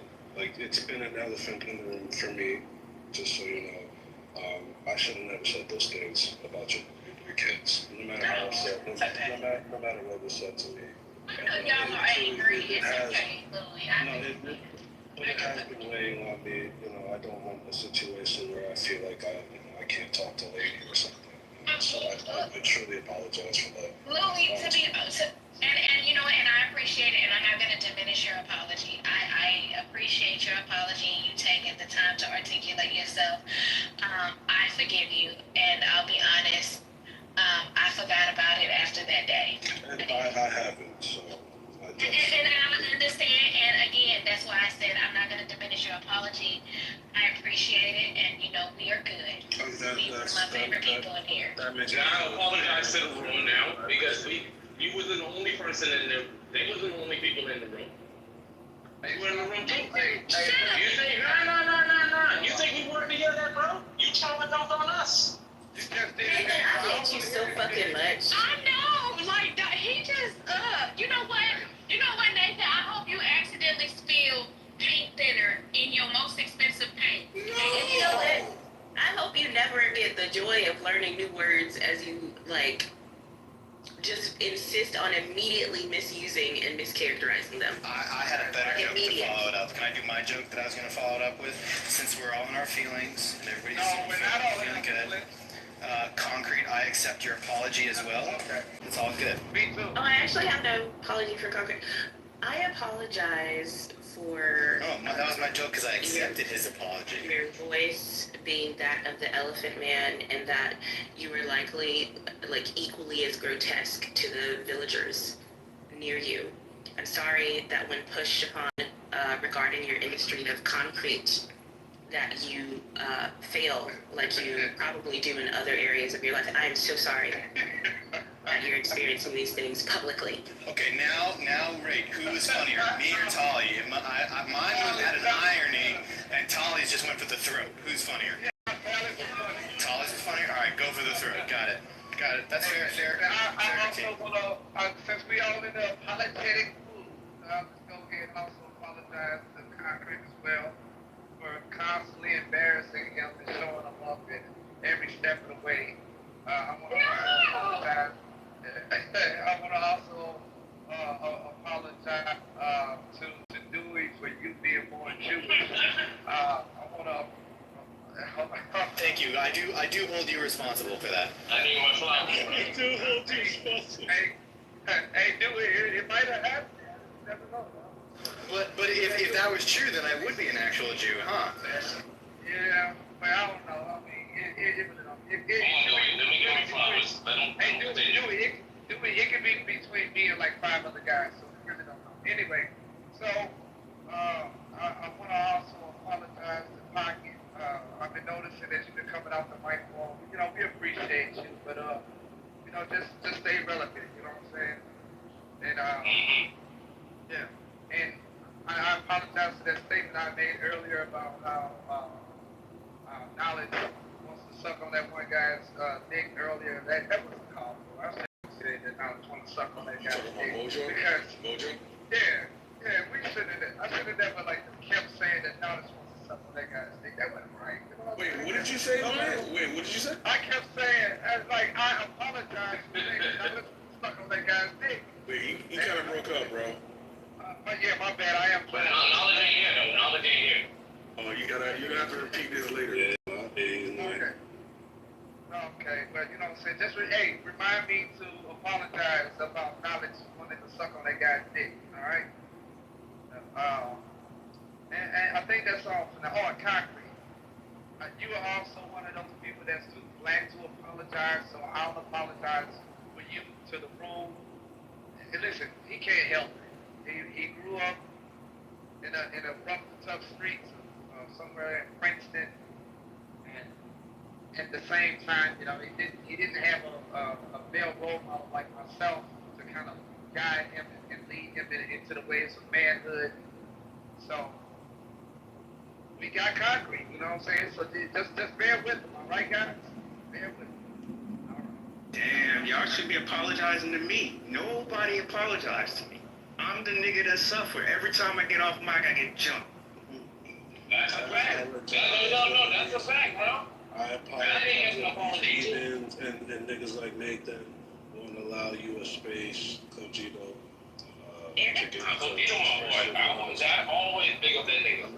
I apologize to Nathan is interrupting me right now. I apologize on his behalf to me. I apologize to me on his behalf. I apologize to you, Omnitether, because I'm about to call you a little bitch. Omnitether, you're a little bitch. Oh, dude, you apologize. Yeah, so it's all good. We're good. All right, I get it. Hey, Cosita, I just want to say this. Lion, I didn't get my flowers, bro. That's fucked up. Like, you could at least give me one apology. But, yeah, I just want to say this, man. Hey, I'm a real man about this, Nate. Yeah, listen. Well, you know, out of all of the years into this room, and you have, yes, you have given me a platform to really express my pure, unadulterated hatred for niggas like yourself. And the Jews. You took those, listen, you took those beatings. This one better my than turn. You took those beatings better than anybody in the worst prisons, Nate. You kept coming back for more. When I slapped you around, you came back and turned the other cheek. No faults today. You took all of it. Oh. I apologize. He said No applause. Wait, no pause. Hey, listen, and I apologize for hurting you, baby. I apologize for emasculating you and making you feel little on the inside just as well as being little on the outside. I apologize, Nathan, for making fun of the fact that you come from a third world country and the only way that you were ever going to make it is if you sold your ass into the military. I apologize, Nathan, for making you feel ostracized or not American enough. I apologize. I apologize for not tuning y'all out. But not Hey, what about that time when you said I was stupid, bro? You didn't apologize for that. we're gonna. I just said that I apologize for slapping you around. Remember? Did you ever say that? Yeah, but Or that's different, though. Apologize for calling him Nay-Nay. His name is not Nay-Nay. His name is Yeah, what about calling, you didn't apologize for calling me Nay-Nay? Wait, you don't like that name? No, I never did like it, Lion. It's a nickname. I never did like it. Chris don't stupid as that, and you took it around with it, Lion. Hey, Nathan. Yeah, Lion. I thought you liked the little pet names. You know, so you had your own theme song. You could have came in the room and started that, go, do that Nay-Nay. Do that Nay-Nay, yeah, go. You know what I'm saying? You could have made something out of there. Bro, I'm telling you, bro. Lion, bro. Listen, on the real, bro, on all the life-lit niggas I knew, bro, you the only one survived, bro. Ranzo? Where you think Ranzo at? Yeah, There was this other guy, and Concrete helped me jump him. His name was Saul, from back in Discord. Another light-skinned dude. Oh, that's your body, big. So that's when I first learned that Nate was a diabolical troll. I remember coming in the room, pause, and they was like, yo, this nigga Nate is just on this dude. He won't leave him alone. He just, and the dude would be like explaining himself to Nate, like, yeah, man, I'm trying to like basically stop killing me. But no, vanquish that nigga. And yo, Nathan, I know a lot of times, whether it's like through like personal conversations or just like what you say on the stage, I feel like you get the impression that I don't get the vision, or I don't see what you're trying to do, and that can't be further from the truth, my G. Like, I'm in this bitch damn near every fucking day. Like, honestly, for the past couple of years, every fucking day, damn near. Like, save like a few months here or there, but like, and it's because I fuck with what you got going on here. I fuck with what you built here, bro. And yeah, bro, like, there's a reason why we have regulars coming in here every day. I definitely understand the vision, but you know what I'm saying? Just like, be chill, my nigga. I'm not here to fuck up the conversation. I come in here when I get riled up watching, like, I'll read an article and I'm like, damn, it's just fucked up or whatever. Chillism's the first thing that comes to mind. And you guys are my political outlet. So don't, like, I just want you to understand that, like, I get what this is about. I understand. When I get frustrated, it's just because I just want to say my shit, dog. I don't like people cutting me off.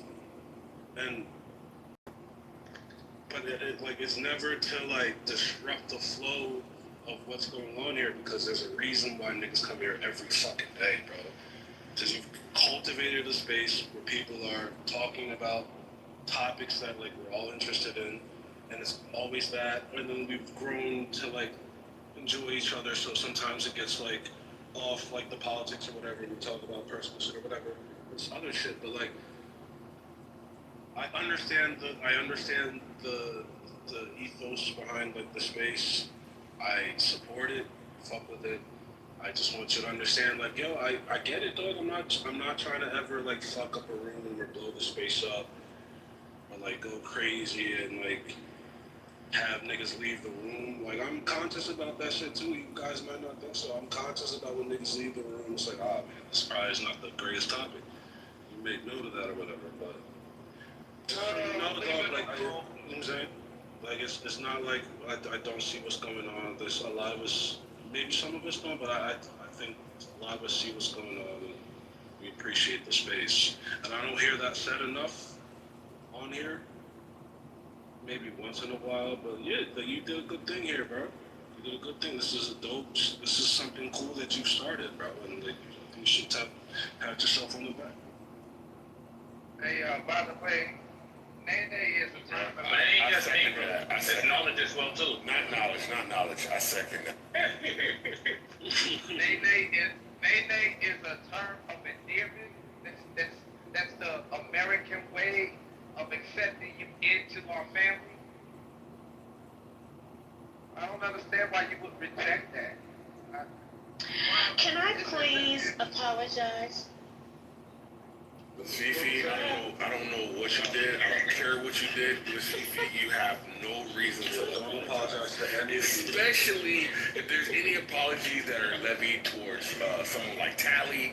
If you have any apologies to levy towards Lion, no, please don't. I definitely deserve some apologies from Fifi. Well, you know, I'm over here. Auntie be irked sometimes. You know, I'm sorry. I apologize if I go off, you know, on a tangent, you know. Just don't mind me, you know. Lion, I'm watching you. Thank you. Miss Fifi, I specifically said don't apologize to that. I didn't apologize. Okay. Hey, but maybe you should, due to the fact that, you know, like, I don't want to hint to you, but you kind of, like, come off like an auntie. A respected auntie. I am a respected auntie. I really am. I am that auntie. I really am. That's my auntie I go shopping with every Sunday. Hey. I'm the brunch auntie. You know, come on now. No, you know, auntie, they be hotboxing in the back of the van with the low You stupid as shit. Shut up, boy. He as hell. Alright, carry on. And Nathan, I love this spot. Just, he already know that. He's not even in here. Oh, yes, he is. I love this spot, Nathan. You do a great job. The numbers, all that. Y'all do good. Hey, Nate, be sure to roll over and tell Knowledge what I said, that I apologize. Ever since, ever since that prison conversation, y'all, the Diddy's have been going through the roof, and y'all are undiddying things that should be locked in Diddy closets, whatever you want to call them. Yeah, they just be saying no pause. I'm like, what you mean? No, because y'all be want women to say pause, and what women gotta say pause for when it's not a possible moment because it's a women saying it. Because that's Paul. It's acknowledging that egregious behavior. But we would feel funny if we said pause. Right. Like, if a woman says wee, she shouldn't have to say pause. Right. If somebody said, I'm like, Well, I feel like if a woman is referring to another woman and says something that might be perceived as homosexual, she should say Paul. Oh, but we don't. I have not said pause in the conversation. If a woman says, "Oh, she's beautiful," I think she gotta say Paul. No, like girl, absolutely not. No, absolutely not. I'm not pausing by saying a woman is beautiful. I will compliment. I think that's a little. Compliment a woman. If she looks fly and nice, she does. If she's gorgeous. Ain't no pause. Yeah, we don't have to. Maybe they don't have to because they don't mean it. No, I'm just fucking around. Shut up, man. What did he say? He said we don't have to because we don't mean it. Oh, I'm screaming because they don't. I didn't even hear that part. No, see, y'all gotta see. That's because I got mama. Yo, Matt, facts, yo. Why do women lie to each other like that? Why? Do you guys really think everyone is beautiful? No. Because if you had any chick tell me every girl. There's a girl that I went to high school with. She ugly as hell. She's like, what? No. They would say stuff like this. Hey, if there's a comparison between like a light-skinned beautiful one and a dark-skinned, they can go with the dark-skinned one because they don't want to make the light-skinned one feel like, objectively that is. Wait a minute. Are we talking about? Hold on, Nathan. I gotta put it against it because I know some light-skinned women that got some messed up features. So I don't think. Who looks better, Kelly Rowland or Beyonce? Watch this. Who looks better, Kelly Rowland or Beyonce? They both. They both look good. They both are. No. I say who looks better. Yo, stop playing. I don't know. They both look good. I don't consider Beyonce light skin. I don't know why y'all keep trying to put her in the light skin box. She ain't light skin. Who looks better? Who looks better though? In some, let me say this. Beyonce looks better in some. Yo, Nathan, I'm answering. You don't hear me? I think Beyonce looks good in some moments, looks better in some moments, and she looks better in some moments. You see what I'm saying? You see what I'm saying, guys? No. Because you want us to say what you want us to say, and I just don't feel that way. No. Now, if you ask me about a guy, you know what I'm saying? That's different. Right. Now, if you ask me if you want to compare Tiana Taylor and Keke Palmer, I'm gonna say Keke Palmer. Tiana. I'm gonna say Tiana. And I'm Absolutely, Tiana. Because the only reason why I say that, Auntie, is because I like her athletic physique, and I like her bone structure a little bit more. Keke got a little Lady bit in more the face card. I think that's because she got and I'm just like, Well, for me, with Tiana, I feel like she has like the bone structure. She has a more chiseled bone structure, and I like her high cheekbones. And Keke, she still got her baby face to me. She does, but they're both beautiful. You know, they're both gorgeous. They're both gorgeous. Yes. I like Taraji B. Henson, but if I compare her to Naomi, she would be one of the multi-millionaires. I thought she was going to do that. Well, you know what? I still can't get past the Jody cry. Every time I look at Taraji, I see the Jody cry. The Jody cry.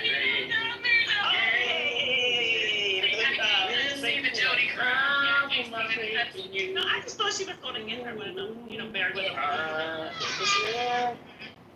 Who was saying it? Nathan. Oh, that's me? What I was about to say, guys, look, but you see how they obfuscated? They talking about something different? They never answered the question. Yeah. So this is because they're passive by nature. They're always about trying to keep the peace. And what they don't realize is by keeping the peace, you're also telling lies.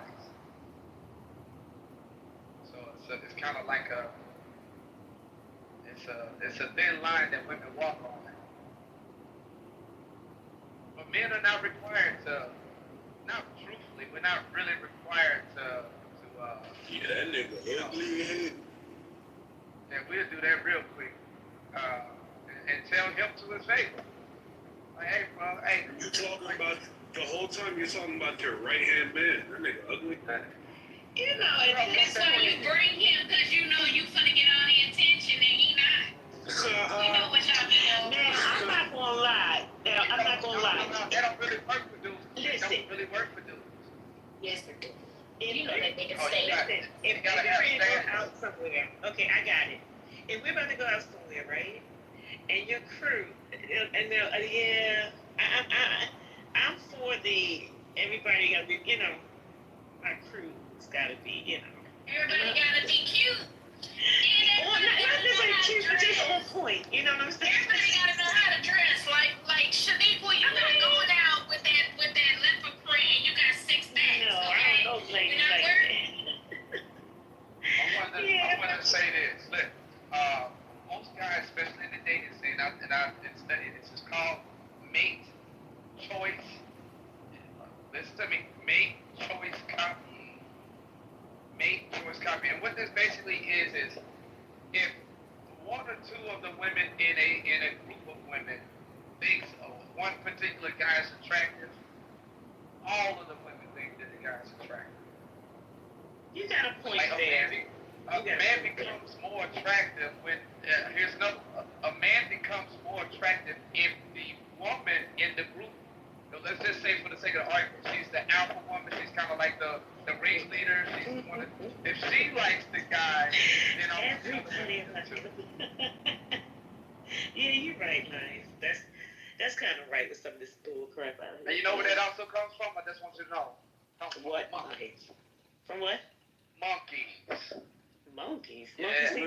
Monkey would be just like you? Evolutionary psychology. Is that what you said? Yeah. Monkey would be just like you? Oh, yeah, I know that. Yeah, it's evolutionary psychology. The idea behind it is that the man who has who's like the most physically fit to produce the most capable offspring, and also who is more how I say, like is more like capable to like provide and protect their offspring is most likely going to be like eyed or oogled by most of the women in the community. So here's the crazy thing. Now watch this. This is the flip though. Men don't want evolutionarily speaking, evolution psychology. Yeah. Men do not want their women to have multiple male suitors chasing after them. We see that as unattractive on the psychological side. I mean, yeah. Even on like if I'm talking to a chick and I find out she's talking to like 3 other dudes. You're not interested. It's just like it's okay. I know. But it's crazy the other way around. Even though you're a piece of shit dog or whatever and a misogynist, you're still these women are now in the league to compete for your attention because the woman knows that there's other women that want to be with you or want to whatever with you.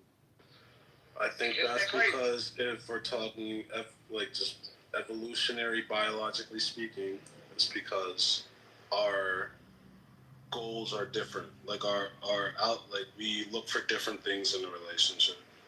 So we look for things that's compatible for us to actually thrive and survive in society. The reason why we don't want the woman to have a bunch of male suitors, well, we do want her to be beautiful and attractive, is because we don't want to run the risk of caring for some other male's child. That's why she becomes unattractive.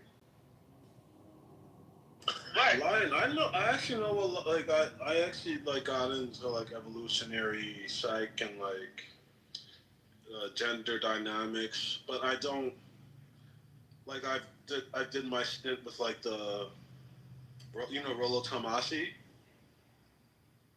I've never heard of stuff. Rollo Tomasi is the one who coined the term hypergamy, as we understand it, to be like I guess like in his terms, what he'll say is it's woman's dual mating strategy, and was like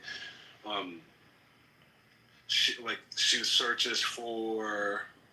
It's like I think the term he uses is alpha fucks beta bucks, super cringy, but in essence it means like she's looking for the alpha, quote unquote alpha guy. I think that term's cringe, but like the masculine, like hegemonic masculine, like physically attractive guy and that fulfills one side of her attraction, and then there's the provider. Here's another one I think who fulfills another side. It's fringe. It's super fringe, but like that's how Rollo Tomasi puts it.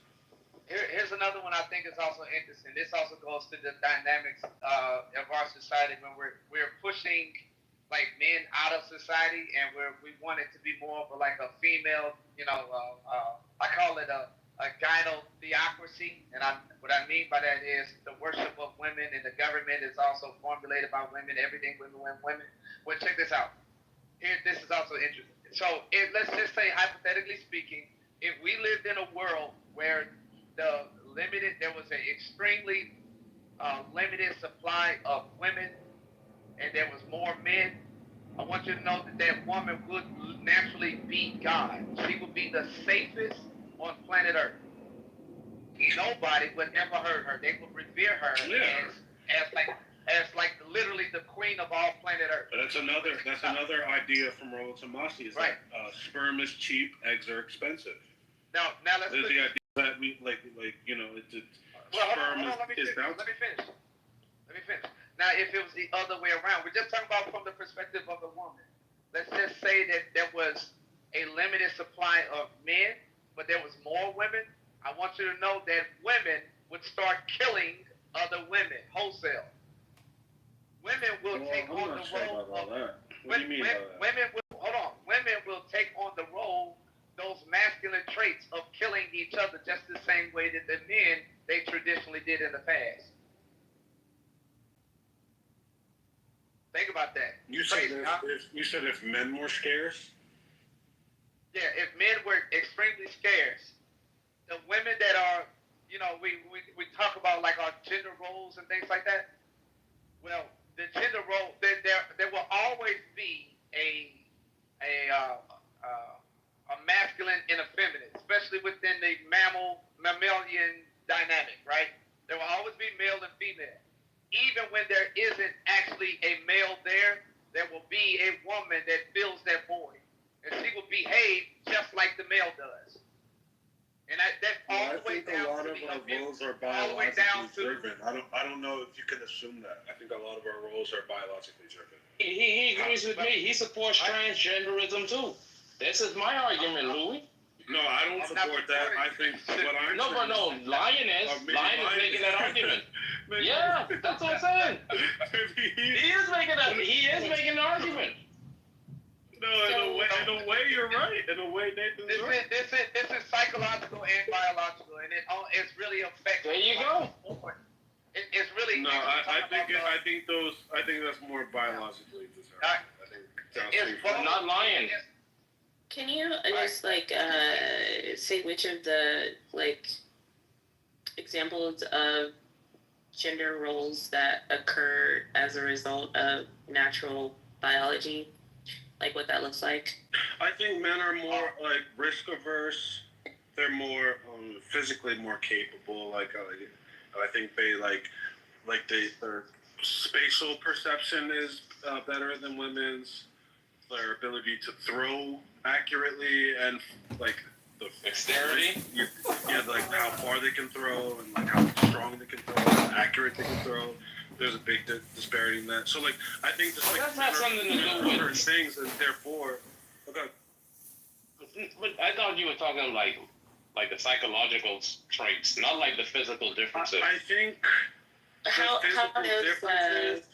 I think the psychological stuff comes downstream of the physical differences, and then we're finding a way to like maybe make a community or like survive in a way where like we're all working to our best abilities. So like men are naturally going to go towards like hunter sort of roles, like protector sort of roles. Really? Women are natural. Huh? What was that? I'm sorry. It's hard to. The physical affect the psychological. That's why women like tall men. Yeah, exactly. That's it. That's I don't believe that. I mean, I think they like tall men because y'all told them to like tall men. I think tall men have bad ankles and untrustworthy knees. No, we don't. And they also die faster. Like they have a shorter like lifespan as well. So like, okay. I don't believe that. I think all of that is conditioning and not natural, which is why I'm asking like about what you're correlating. Because when you say throwing further or see far, like further as well, what is that? Well, so Tally, like a tall man who like is lanky and will blow away with like a gust of wind is one thing, but like tall is just like it's more like capable. Like this is a motherfucker that is not. He's probably not losing that many fights. He's probably can handle himself. Like you could like see like physically, all right, this is a like he is it's a commanding presence. I guess. I guess. You're right. It's not just like being tall isn't the thing, right? It's like the capability. I think being tall is just a marker or an indicator that, all right, maybe this is a motherfucker who can handle his own. You're right. I don't think it's directly, like women are, biologically predisposed to liking taller dudes. Maybe not. Yeah, and also like it's an indicator for like how capable they are to defend and all. The average height is something like a 5'8" or 5'9" for men, and I think that most of those men are probably partnered. So I guess when you say tall, I'm thinking like those lurch looking. I would have been in the NBA, but I'm uncoordinated type. I'm gonna start at 6'3" for that. You're excluded line, I think he's 6'1". I didn't say nothing about you yet all day. She said, if you would have listened, with all due respect, she said you're excluded. So she wasn't even taking a shot, but you were so ready to just come off and give a warning, and she wasn't even throwing no balls. Calm down, sir. Put the blade away. Like, okay, is it like are y'all never does that? Are y'all really convinced that Lurch is? Are y'all really convinced that women are more attracted to Lurch because he's tall than Yes. what's his word? Yes, because you perceive that they can protect you better than somebody who's short. Okay, so how are you guys marking tall and short? And reminder, their average is like 5. Taller than you, shorter than you. It's in comparison to yourself. So I think the average height of women is like 5'4". Right. So tall. And the woman will go out with a 5-foot guy or 4'11" guy. They won't though, but that's where the conditioning comes in. Well, I guess when we're talking about most common occurrences, then yeah, they will. They will. Like it's just. Can you guys hear me? No? What was Fifi? Okay, so I'm 5'1". I wouldn't want to put 5'1". That's just me, I'm sorry. It's not only you, Miss Fifi. It's a woman thing. Okay, so That is not dating nobody 5'2". I have went on dates. When I say dating, I mean like went on at least one date with someone my height.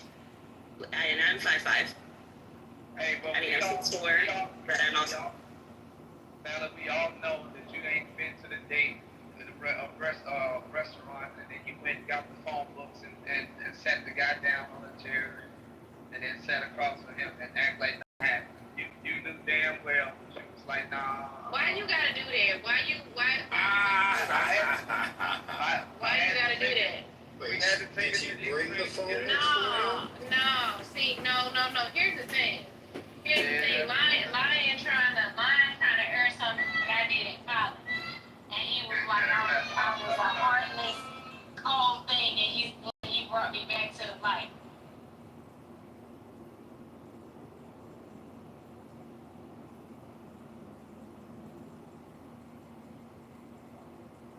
You will be taking Jerry Ford as your next vice president. This comes from a book called Being Nixon. And apparently the Senate of the United States forced Jerry Ford on Nixon. So the only way Nixon could go forward was if Jerry Ford was his vice president. The hero of that story, by the way. Apparently that came from Gerald Ford's reputation. Gerald Ford apparently had this just stunning reputation for being anti-corrupt. So the hero of that story is J.F. Trehorst.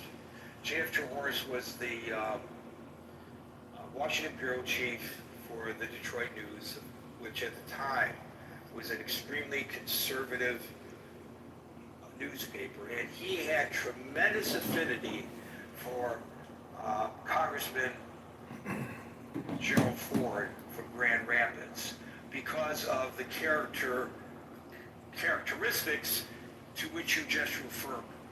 And when he was tapped to be his press secretary, he was delighted to leave the our side of the street and go to the dark side and go into government to represent Jerry Ford because he truly believed in the man. I don't remember how many days it was before he resigned, but it was immediately after the pardon. And he said, I resign because I cannot represent a man who pardoned Richard Nixon, who was supposed to come in and heal the nation, and he pardoned Richard Nixon. And I've never forgot Trehorst. He is a hero in my mind from my side of the street, the journalistic side of the street. Great Last man. thing I want to say, because other people remember, sometimes they let these things slip out, right? So Chuck Schumer, back in, I think it was either November, December, he was doing an interview, and he talked about the intelligence community, and the quote was like, you have to be careful because the intelligence community can screw you 6 ways to Sunday. I think it was a CNN interview. If I find it, I'll put it in that group chat. But sometimes He doesn't like the intelligence community. He doesn't like or trust the intelligence community. Remember that. Yeah. So, okay. Thank you, Daryl. We're right at 6 o'clock, so we will no longer add folks to the stage, but we will go into extra time so that everybody on the stage gets a chance to talk, and maybe, if the timing works out, when Stephen takes the microphone, it'll be 20 minutes after the hour, and I'll be able to say it's 4:20 somewhere. Les. Well, thank you for the connection between the close relationship between Clinton and the Trumps. In particular, Clinton is the one that put his sister onto the federal bench. And so, and they would go on vacation. Exactly. And they would go on vacations, which is not surprising because the two daughters, it's a very small group of kids that are in their position, so they were one of the few peers. I have a question, and you know about Robert Maxwell, who's Ms. Maxwell's father, and he was an interesting character in the UK with, don't know if he was in the news business or what his business was, but he had been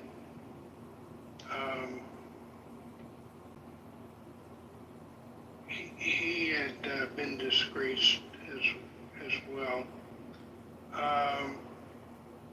And Mr. Trump's comments that are captured on videotape don't age that well.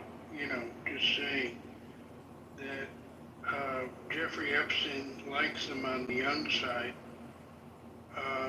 That does, you know, with a smile.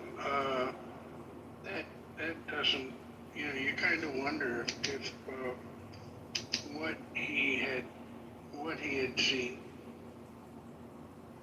and making fun of it doesn't age well.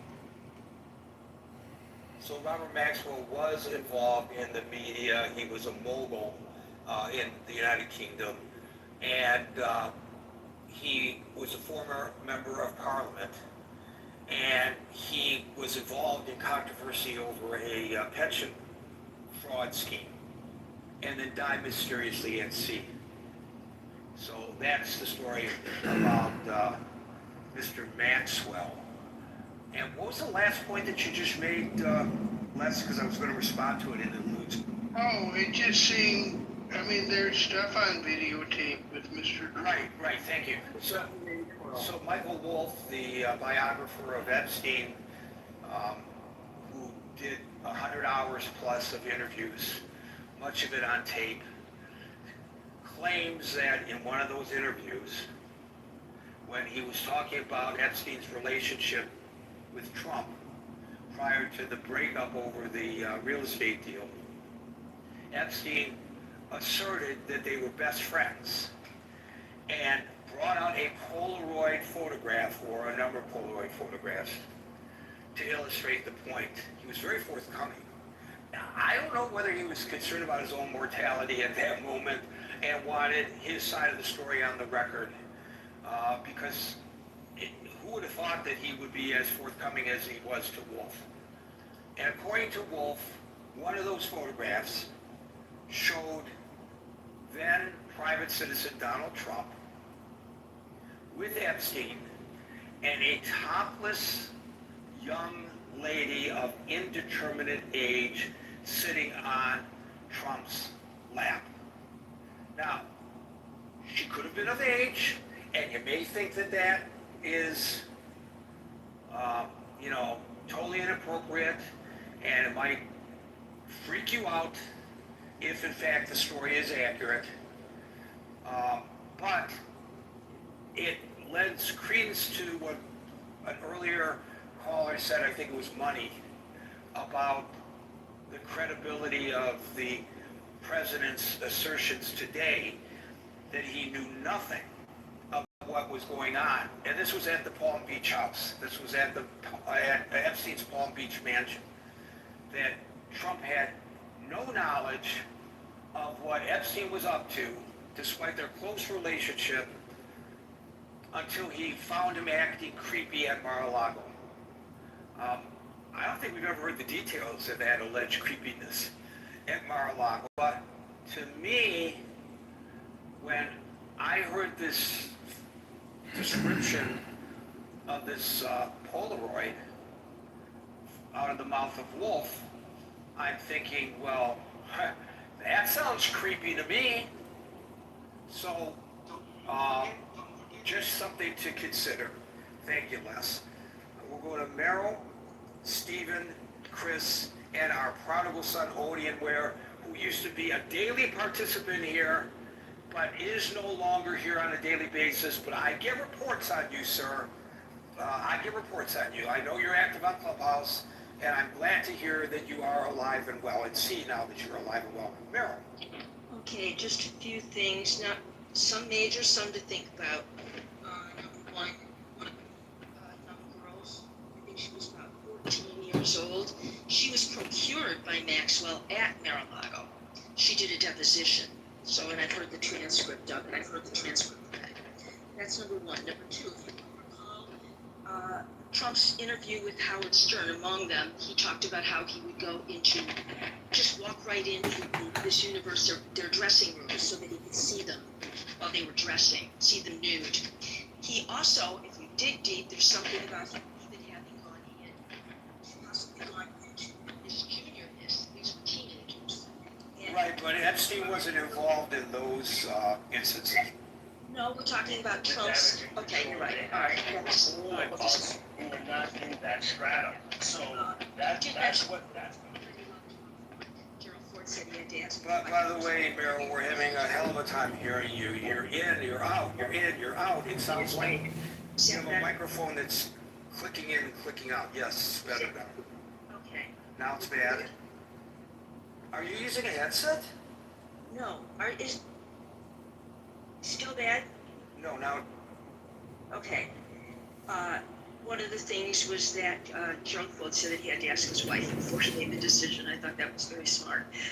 The other thing is that I'm not so much interested in the list. A-list. We don't know what A-list is. Where did it originate? I like the files. The files are going to have all 16 years of investigation this man was undergoing, was being done on him. People were coming there. He wasn't going a lot of places. Everybody was coming there. So, Meryl, if there's 16 years of investigation into his activities involving underage children. Not just underage children. All right, but let's just talk about the underage children. If I am under investigation by my local police department, the county police, the state police, the FBI, because my neighbors have reported that young girls are in and out of my townhouse, and people are coming up in limousines or in Ubers, older men who come into my house at the same time as these girls, which would cause them to believe that I was offering these girls up to entertain these gentlemen. And they launched an investigation for 16 years into my, and what I hope it would be like 16 years before indictments were sought. 16 years into my doing this in my townhouse. They're going to know who the men are who came in and out of the townhouse. And they are going to, they're going to prosecute them as well. Nobody, I certainly be the only one. Maybe there are others. I hope there are others. Nobody's asking, what about them? Well, you have to wonder whether or not all of them slept with the young girls. We don't know that. But the investigators ought to have an understanding of that. You know as well as I do, especially with the feds, even if they believe that somebody is guilty of something, they're not going to lay charges unless they are, in their minds, 100% sure that they're going to get a conviction, because it's better in their minds. Probably mute glitch. We post space, everybody. We're just getting started. Go ahead, Rep. Yeah, I mean, I'm glad to see that it looks like they're doing something, but I'm always worried that we just get nothing burgers, no arrests, no prosecutions. It's now almost August, and the president has been the president for 8 months. They tried to blow his head off. They did everything they could do to make him seem like he's a Russian bed pisser. I mean, I think as Americans, we shouldn't be afraid of exacting justice, making arrests, using lawfare, and dragging these criminals into court and bankrupting them. So the sooner we see charges and arrests, the sooner we'll know they're not just giving us nothing burgers. Otherwise, it's just communication spam.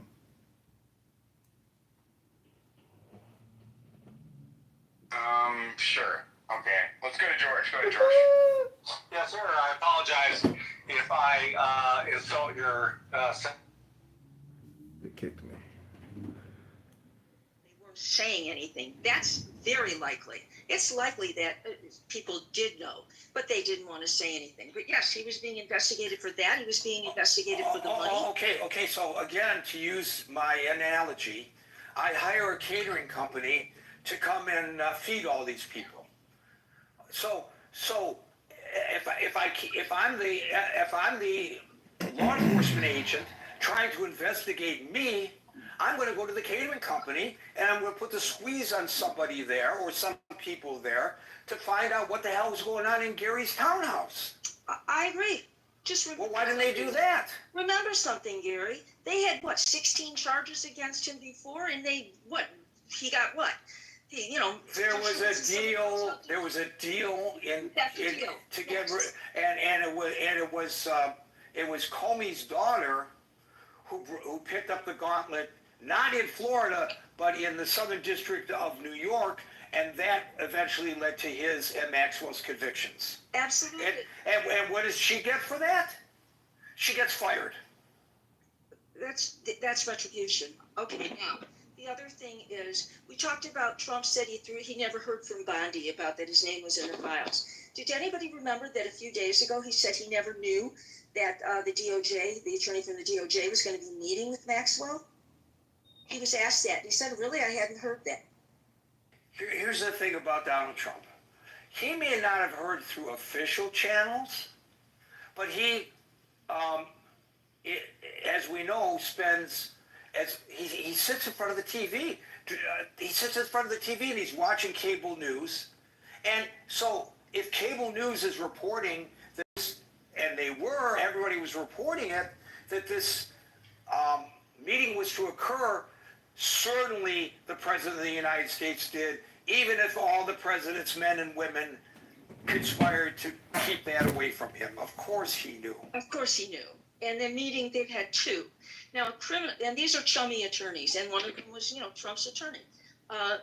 These are guys, and criminal attorneys do not go and have their client meet with anybody unless they know, first of all, what is it you're looking for? What are you going to do with it? And what am I going to get out of it? What's my client going to get out of it? That's number one. Exactly. So there's that. And I think that Trump is looking for, it is not necessarily a distraction as much as it is he wants more. And then he can use that. Because if you talk about Epstein wanting to hold things over people, that's Trump's nature too. So when we know that. So that could be what this is all about. And like you said, maybe they can't just commute her sentence to pardon her. She's going to get a deal if she gives them something they can use, bearing in mind that she was also indicted for perjury. So they've got that going also. But I do believe that Trump, also, he held on to these files. He knew what was in the files before. If he knew about Obama, why didn't he tell us about Obama before?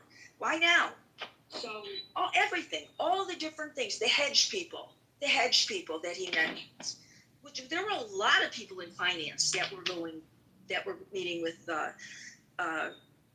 Epstein because that's what he was doing. He was saying he was representing in finance and investment. So yeah, there's a lot there. But I'm not going to say that everybody, including Trump, I'm not going to say that they're pedophiles. I'm not going to say they did anything. But I don't care about a list. You tell me where the list came from, how it was put together. Tell me the files. I want to see the files. Brought up a real important point, and that is what good is Maxwell to them since she's been convicted of perjury. That speaks to her veracity. Of course, they may not be interested in her being beneficial to them in a court of law where her veracity will be attacked, but more in the court of public opinion. Bearing in mind, she never testified. She never testified in her trial. So if she's got something to say, Trump wants the names. He wants to know not only who maybe slept with people, but who was there? Who were the people that you always saw there? You never saw me, right? Well, I want that list too. Thank you, Meryl. Stephen, and if you speak for 4 minutes, you'll be on at 4:20 something.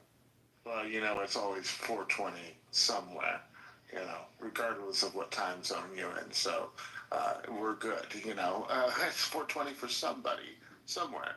That's only. See, this is what happens. This is reefer madness, buddy. You smoke so much you can't even read the clock. Quit it.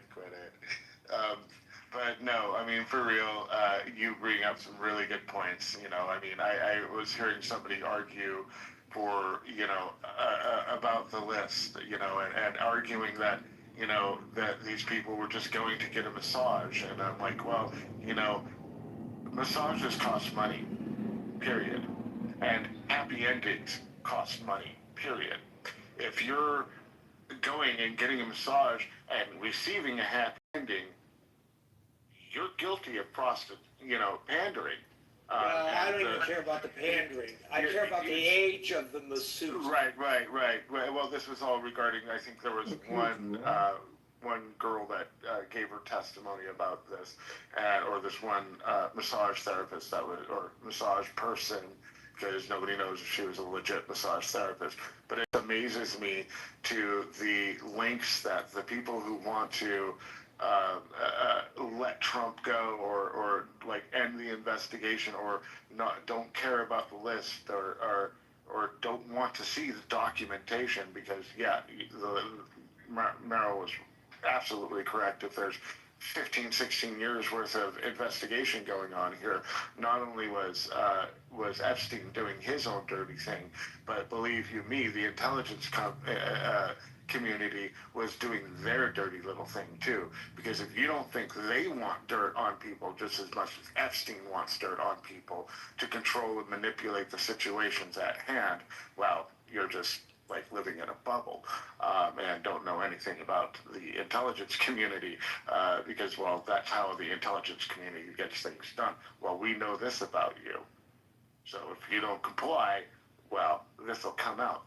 And, but to the extent that people are willing to just reach outside of the box and, like, say, oh, no way in heck that so-and-so, went to Epstein's Island and, was granted favors to Epstein, that, the massage and the happy ending were part of that, and or ignoring the fact that somebody was paying for that massage and happy ending. And if you wanted to get dirt on somebody, you said it earlier, you're in a room where, happy endings, cocaine, and you're a cop, and all this stuff is happening, well, you're guilty of complicity, and letting things happen and going against the oath that you took. And that's part of being in the crooked side of law enforcement, is that you are compromised. It's very difficult to keep an uncompromised position in said position, because you're put in those situations. And I don't know, who, where, what, why, and how, but the obvious point, like you stated, if they were investigating you for having all these young girls at your house and all these old men coming in on a consistent basis, well, it doesn't take much to put two and two together.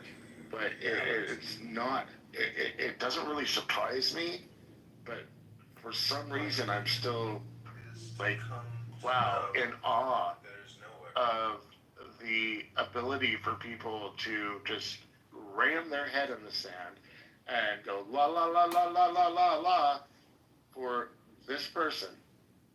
In particular Donald Trump, who has already been convicted of felonies. He's already been, proven to be a liar, who's already, denied being on the list, even though and denied even seeing the list. And he knew he was on the list well before any fucking list was probably even discovered, because he knows his relationship with Epstein. And I would be shitting my pants if I knew this was all about to come to light. And yeah, I am sure, positive, there are many politicians, many FTDF people on that list, and each one needs to be investigated individually and brought to freaking justice. Those girls need to be found. They need to give their testimony in safety and sanctuary where they're not going to be exposed. because they have that right. They're victims. You know, and I believe the majority of the reason is that for 110%, there are so many people on that list that not only the CIA or the intelligence community has dirt on it, doesn't want to lose that dirt on them, and still wants them to be in their positions of power so they can use that dirt on them. You know, this goes way deeper than Trump, way deeper than Epstein even. And, you know, he was just a facilitator in my mind. And he was getting tons of favors and being put in a position to have leverage over people. And it's a rare person that will not take advantage of those situations. And, you know, the people that are on the list that did not participate, again, they were probably not freaking ignorant of it. Because I don't know about you, but I'm a man. If I was like, hey man, I just got a massage and she gave me a happy ending, man. I didn't even need to ask for it. I mean, I'd be telling everybody at the party, And like, not hey only man, that, that's she happy was ending from 14 the years massage. old, man. Yeah, no, I get it. And that's sick and twisted, you know, and I can't, you know, and another argument they put forth, well, what's the legal age of consent? And I'm like, there is no legal age of consent for prostitution, buddy.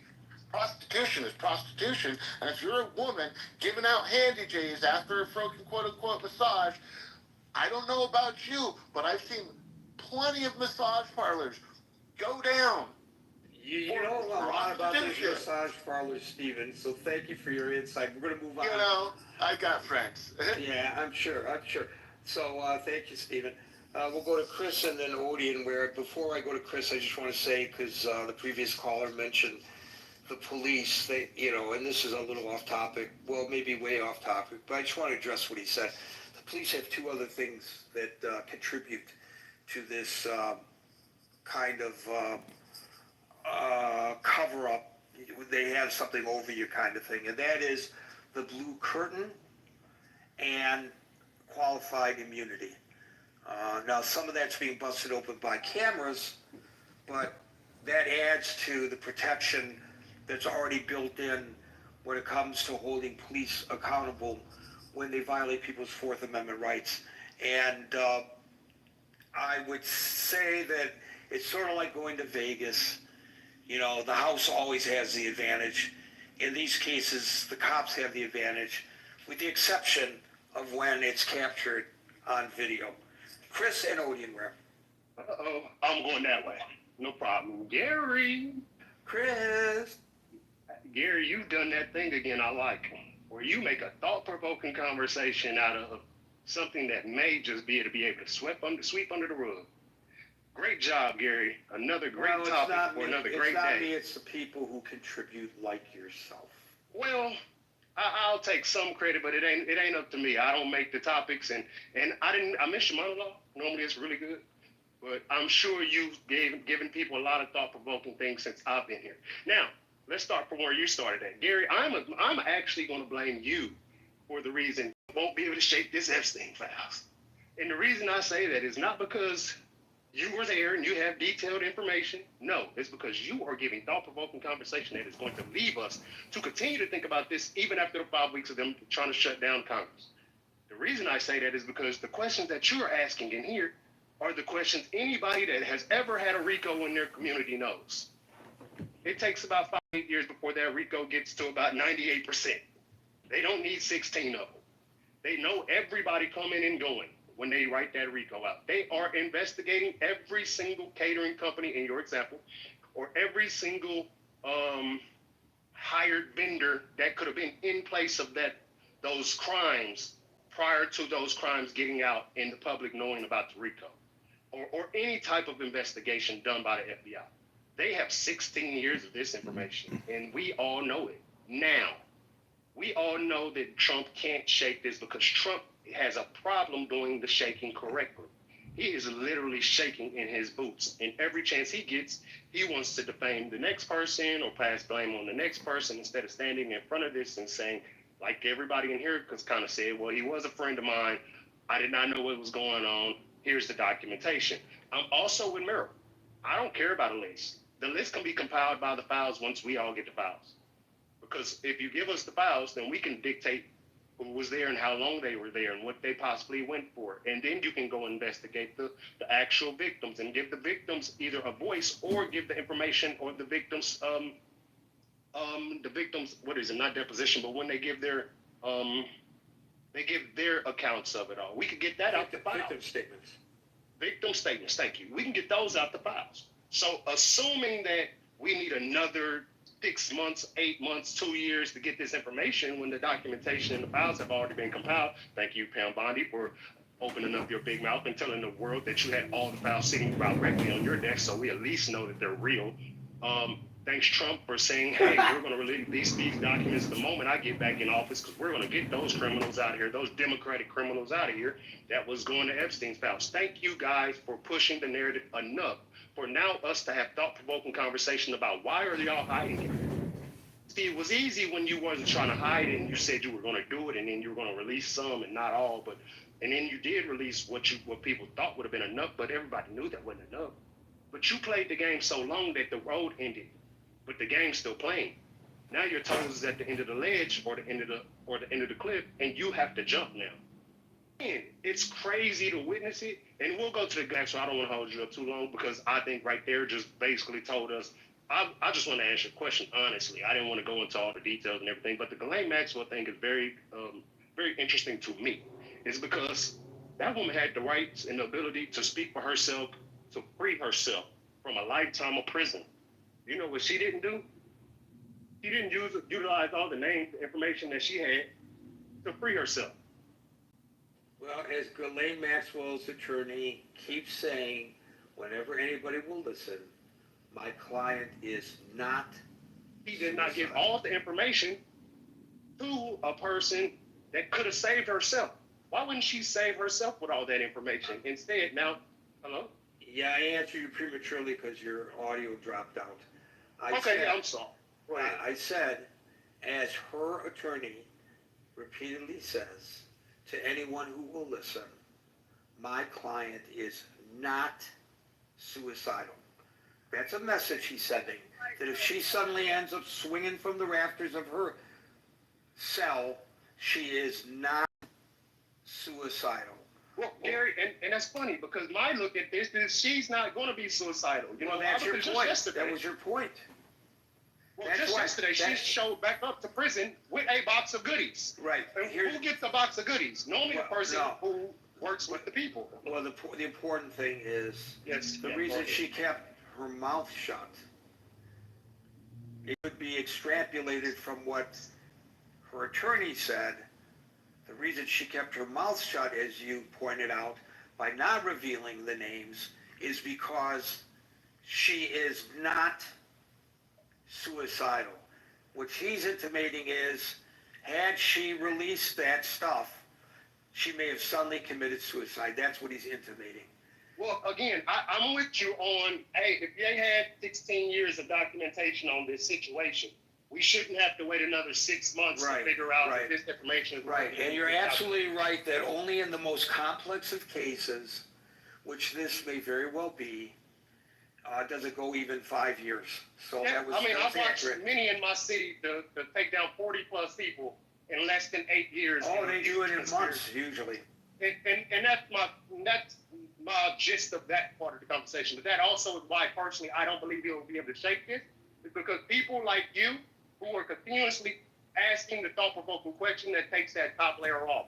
Somebody also said that, you know, those people were high-profile people in those places, and maybe they wanted something over them. Yeah, I'm sure if they had that documentation, it would be hard for any intelligence to want to give that information up, because intelligence is the power. I think we see that currently with the Republican Party and how Donald Trump can tell everybody that I can do what I want to do. I'll primary you if you don't follow my rules, and everybody has to do what I have to say, because intelligence, current intelligence on doing that to people is being able to know that you can sue or take them to court or primary them. That's the intelligence. The same intelligence goes with the documentations of these key files of people that actually was involved in that at the highest levels of our either government or our financial circles in this country. Hey, that information should come out, but we all know that if it did come out, it could shape this country to a position of failure. And I think it should, because I'm one of those people that says children deserve to be safe at any cost in this country, in any country in this world. Children should be the first instance of her people who deserve to be safe. I think God had, or the Bible had, spoke about protecting children and women, and I think this would be both of them. So if we have the Christian-based religion people in here, I don't want to, no disrespect to anybody's religion, but if you have a sense or inkling that you have any Christianity beliefs, you would understand that this would be the perfect time to stand up on those and make those people have to stand up on them too, who told you that they were running or being politically driven by those factors of doing things right by the Christian faith. This would be it, making sure the children and the women are completely safe by exposing the criminals and the pedophiles that would have did this to these people and got to go under the radar because they got air quotes the big fish, when he honestly might have been just the smallest fish in the pond and the easiest to catch up on. Hey guys, thank you, Gary. You do a great job every time, man. Keep going with the room, and please don't let this die down, because this is the beginning of opening up our world into a new world. And hopefully we don't have AI take over where we can't do this type of stuff, because they dictated that we can't anymore before we get real truth. Real truth needs to come before AI takes us over. And I land there. I actually did an experiment involving AI yesterday, and what I asked it to do, it did so fast and so well. And I understand that it is a job that there are thousands of people who are gainfully employed doing that work. And it just took the task I gave it and it spit it out in like 3 seconds, literally. Well, Gary, the information I'm speaking of is if AI gets the ability to, let's say, do mass surveillance or some type of hard police work style. I'm sure that's going on already. What I'm saying is, if that becomes the case, then we get open to it and allow it without any of this information. Once you start seeking out this information in spaces like this, Gary, I would have to be concerned for your health, your safety, because we didn't get the information prior to the big wigs, the people at the top who could have been influenced or doing these things to these people, now have the power to control us in that manner. Hey, we won't have this conversation tomorrow. Why? Because Gary had 3 guys in black suits show to his house, and we don't see Gary anymore. And that's the biggest fear that I had, is we need this type of information before the big takeover of information, AI information, because who's to say how they utilize it and try to control us back down to where we don't actually have these type of conversations or speak of these type of things, because we don't have control anymore. And I'll land there, like I said. Thanks. The technology is there already, Chris. They're using it in the Chinese Communist Party is using it, and everybody's required to have a smartphone, and the smartphone tells them where they have been, who they've had contact with, and if you have contact with the wrong people, then you can have your ability to get on public transportation taken away from you, the amount of food that you can get at the store reduced. And so if somebody is saying something that is unpopular to the government there, and he or she is my friend or my coworker or my relative, and I visit them or I communicate with them, there will be an alert through their algorithm that says that I've had contact with that person, and I will be receiving punitive measures. It's all designed to prevent that person from spreading their opinions that the government there does not want discussed.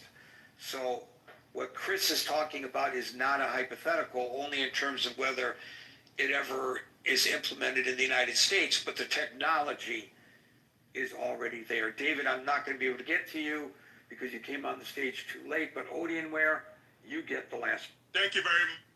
Coach Gary. It's been a long time. I come sometimes, but I've been so busy.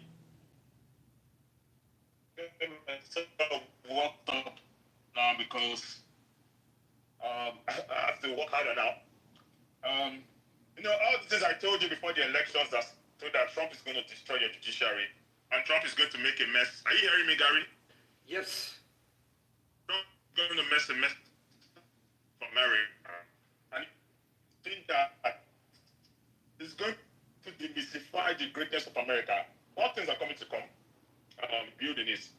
Trump is going to destroy America, so I'm just here on the sidelines waiting, taking all my predictions I said before the election. But let me go to the Epstein case. Trump is such a fool that he made noise about Epstein. Should I just keep quiet? Nobody really cares about Epstein. I don't care. I don't care. I mean, I wish him the worst. But why were you making noise about it? Why did you make it a campaign issue? Now you can't fulfill. Trump is listed there. In fact, today I just saw a news from an ABC reporter where the DOJ is going to give Ghislaine some form of limited immunity. Why? Of all people. But like I said, there's nothing Trump is doing now that is surprising me. You know me. I was shooting from the onset. I was shouting. I was screaming. Don't let this lunatic get that power. But people thought I was crazy. Even caused some fights in Jerome with certain people. They told me to go back to my country. I'm not American. It's okay. So I'll just be there watching. He can't escape Epstein. He can't escape Epstein. There are just too many pictures, too many stories. Today he said, that the letter that he saw was maybe somebody wrote the letter and wrote his name. He can't just shake off Epstein. And again, it is his fault because he made it a campaign issue. The Republicans thought that they could send the Democrats. They could call the Democrats pedos, all those things. Now, everybody's defending Trump. What a shame. Anyway, Gary, thank you for your time. Like I told you, all the things that are predicted to happen in America is happening. I mean, yesterday, I heard Marshall argue with someone about the banana republic. I am living in a banana republic. America is becoming a banana republic. When your attorney general is flaunting rules, your president is flaunting rules. That's how banana republics are made, if you don't know. Thank you very much. I yield. Yeah, I specifically meant that we're not a banana republic with a hometown, right? We still have local elections, we still have statewide elections, we still have national elections. We have many, many, many problems, but we are not a banana republic. And saying that we are takes us to a place where I don't think we get serious things done, Odie. I think it makes it that much harder to get people to the middle to have the needed reforms necessary for government. I'm saying America is heading towards there. Look at the actions of Bundy. Look at the people Trump appointed, Cash Patel, Dan Bongino. Okay, if you would like my opinion, yes, the United States could be headed there, but it's not because of Donald Trump. It's because of Donald Trump and all of the other presidents that we've ever had who've grown the executive branch into a kingship. Donald Trump is not the first president to have king-like powers. Joe Biden had them, Obama had them, George W. Bush had them, Clinton had them, George H.W. Bush had them, Reagan had them. No, that's not my point. My point is that people are mad at the power of the executive, which they are, and they want it to be less powerful, then they need to address the power of the executive, not simply the office, not simply the person in the office, right?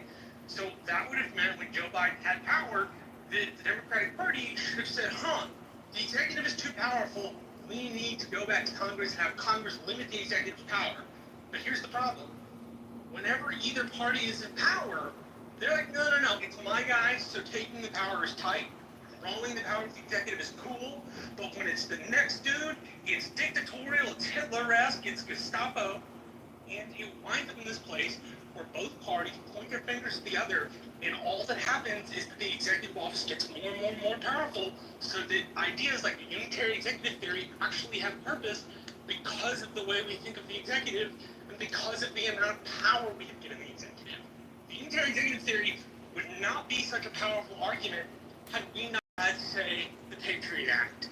The presidency would not be nearly as powerful, and it would be more repellent to the American public.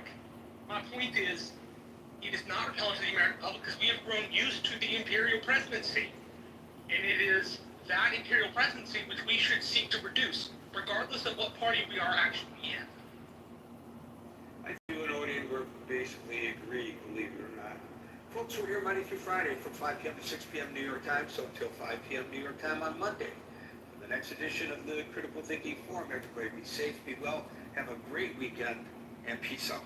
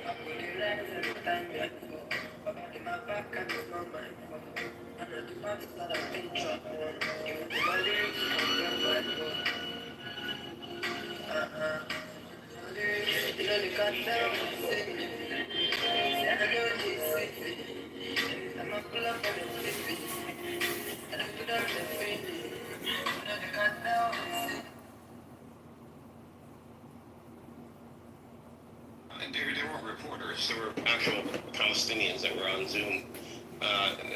But when it comes to, like, Al Jazeera uses a lot of the bloggers. I'm sure others do too, but not the mainstream media because they didn't have a relationship with them. These bloggers, these YouTubers that were in Gaza, that were already writing about the atrocities in Gaza before October 7th. So Al Jazeera just switched over and said, can we work together? But Western media sources, it never occurred to them to go and work with brown people. This is what I do, right? I look at the Times of Israel, I look at Haaretz, I look at the CNN, and I look at a whole bunch of these mainstream, right? A lot of times there's truth somewhere in the middle. You see what I'm saying? So Times of Israel will report it was Hamas that was the suspect of Hamas that was there or something that got killed. If you go to Al Jazeera, it will be like a propaganda source. Oh, they just killed like 20 people. Same news. You see what I'm saying? Yeah, it just depends on what you're looking for.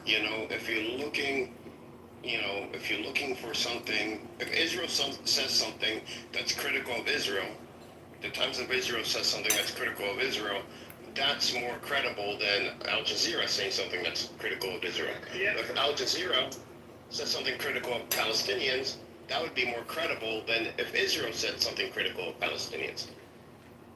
So, you base you pick the sources that are most credible for the answers you're looking for. I like Haaretz, man. I like Haaretz.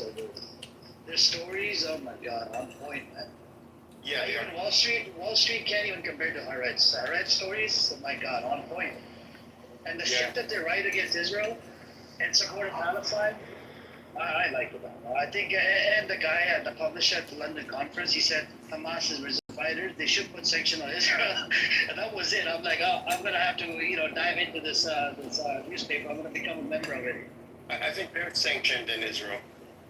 Yeah, they put sanctions on the Haaretz, and so there's no government contracts anymore, but they still have millions of subscribers. And there was one or two towns inside Israel where the mayor of, I forgot the name of the town, they blocked the sale of Haaretz because, Haaretz is like a leftist.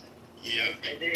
And some of these Israelis, they think that, there's an anti-Israel newspaper, anti-this, anti-this. And I think some of the narrative comes off as like anti-Zionist narrative. You know what I'm saying? And it's one of the oldest newspapers since 1920s. Yeah. So, it's interesting, man. Yeah, they have a huge subscriber base too. Hey, Shape, everybody, if you guys want to come on up, come on up. I don't know what you guys doing. I'm not sending you guys invite because I turned off the hand raising. Unmute, come on up, come on up. You don't need invitation, guys. Shape, come on up, Shape. I know you're. Alaikum assalam. Hey, what's up? Welcome, Leslie. Welcome, Shape. Alaikum assalam. Shape is, it's Friday, so I'm sure the shisha pipe is coming out. Yeah, of course. You know? He's in his backyard in the pool. Alaikum assalam. So, Shape, you've been hanging out with the Zionists recently? Today, yesterday? Are they toning down a little bit in some of the rooms? Oh, you want to hear the most stupidest thing that Amr said? He said that Israel is going through a starvation too. Well, I mean, they are pretty chunky people. What did he say? He said that Israel is going through, that both sides are going through starvation. I mean, they are pretty chunky people. Where the fuck did he get that from? Well, I'll tell you where. Palestine. No, Palestine was there. There's a very logical explanation, and it's true. It's true. So, okay, no. I remember everybody's going crazy with that. They're starting for the humanity, yeah. No, this is why Amos has a point. So after October 7th, they stopped letting Palestinians that worked, hundreds of thousands of them in Israel, and a lot of them were chefs. A lot of them were chefs and restaurants. So, now you have Israelis or Indians. Now they've got Indians. Now they're cooking, and so their diet has been diminished, and I feel bad for them. I really do. I mean, they're mixing curry with hummus. It's getting really bad. I don't know how these brains work. They just build a complete different dimension and live in it. That's what I'm saying. A society like that will not last. I'm gonna ask him why he said that stupid shit. No, but this is honestly it. Really, when you used to learn about how Nazi society operated. This is what it's taking me back. When people like this Amos and his ilk talk and give their narrative, it reminds me of what we were taught about the Nazis and how they used to act, how they used to talk about themselves. It's just insane. Well, the Nazis, though, I mean, they were bad. I mean, obviously, but the thing about them is, we knew what they wanted. They knew what they wanted. They said, we are the superior race, our objective is to build and maintain a superior race and to get rid of those that are inferior. And to rule as much of the world as possible. Like, they had clear objectives. But the Zionists don't? No, the Zionists the Zionist objectives, they hide them behind, I don't their own.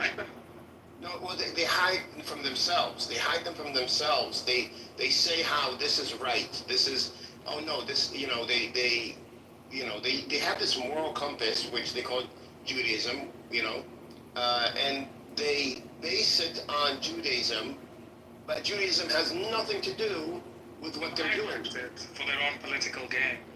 So they lie to themselves first, so by the time they get to everybody else, by the time it gets to us, it's no longer a lie, it's something that's even past a lie. Yeah, but they've convinced themselves, they're told the lie that many times to themselves. Yes. That it's become their truth. Exactly. It's insane.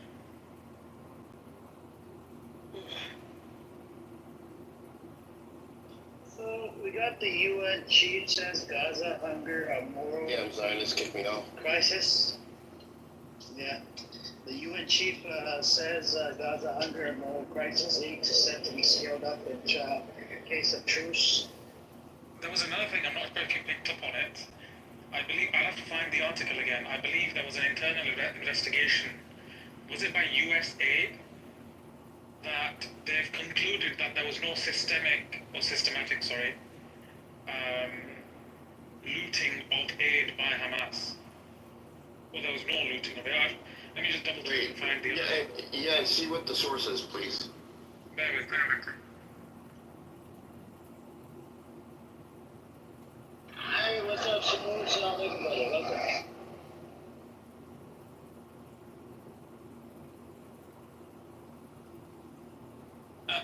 Funny enough, I just put the same thing in Google. First source is the Times of Israel. The Times of Israel saying this too? So there's an article. It says that it's titled "U.S. Aid finds no proof Hamas systematically loots aid. State Department IDF pushback." That's such bullshit. Times of Israel. That looting thing during starvation. Wait, you said looting or not looting? You said not looting first. You said looting. Yeah, so obviously it's in the title. It says no proof Hamas is systematically looting aid or looting aid. Okay. So there's no. No, that's the new thing that they're trying to push is this whole Hamas stealing food, which clearly there is no video. No, but their own agencies. It's not a new thing, it's an old thing, TJ. Yeah, it's an old thing, but they're obviously their own agencies, USA. No, like it's like being like now it's like being pushed even like into mainstream right now. Oh yeah, so I heard a government spokesperson from Israel. He came on Sky News, I believe. Yeah, I read that. He goes that Israel is allowing aid. The starvation is coming from Hamas starving people. That's what he said. World Food Program can't debunk that. Yeah, but their agencies are debunking them. No one else needs to debunk them. USAID has debunked it. USAID. Yeah, but you know what's interesting? You know what's interesting?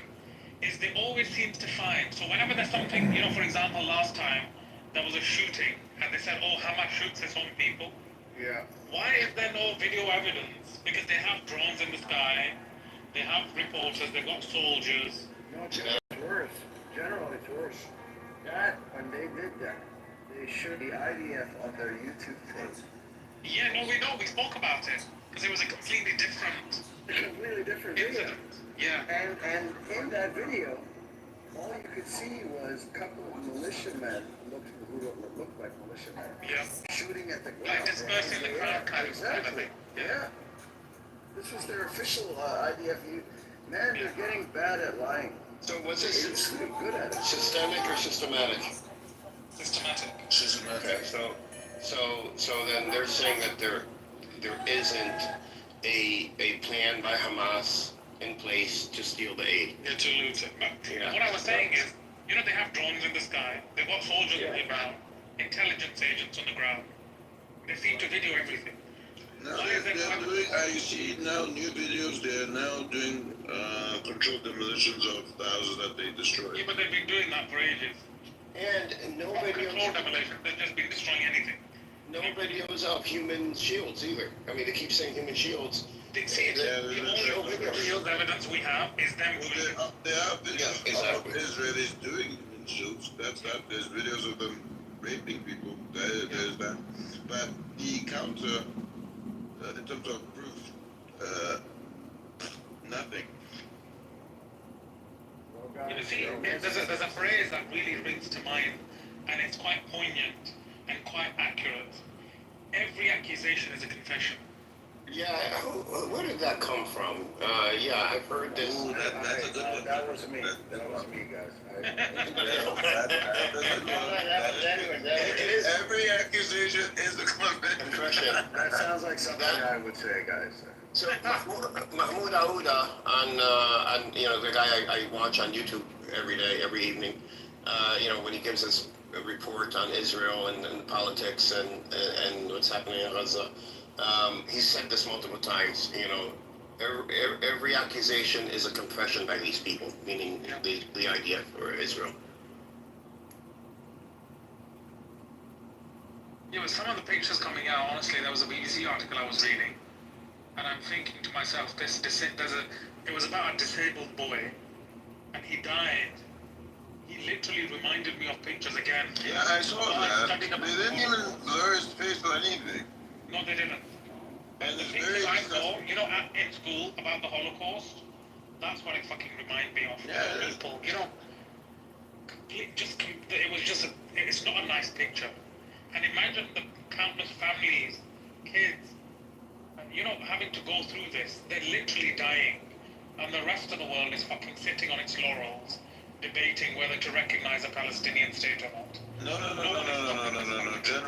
General, let me correct you. The whole global south and second The global south generally recognizes it. The Western world, sorry.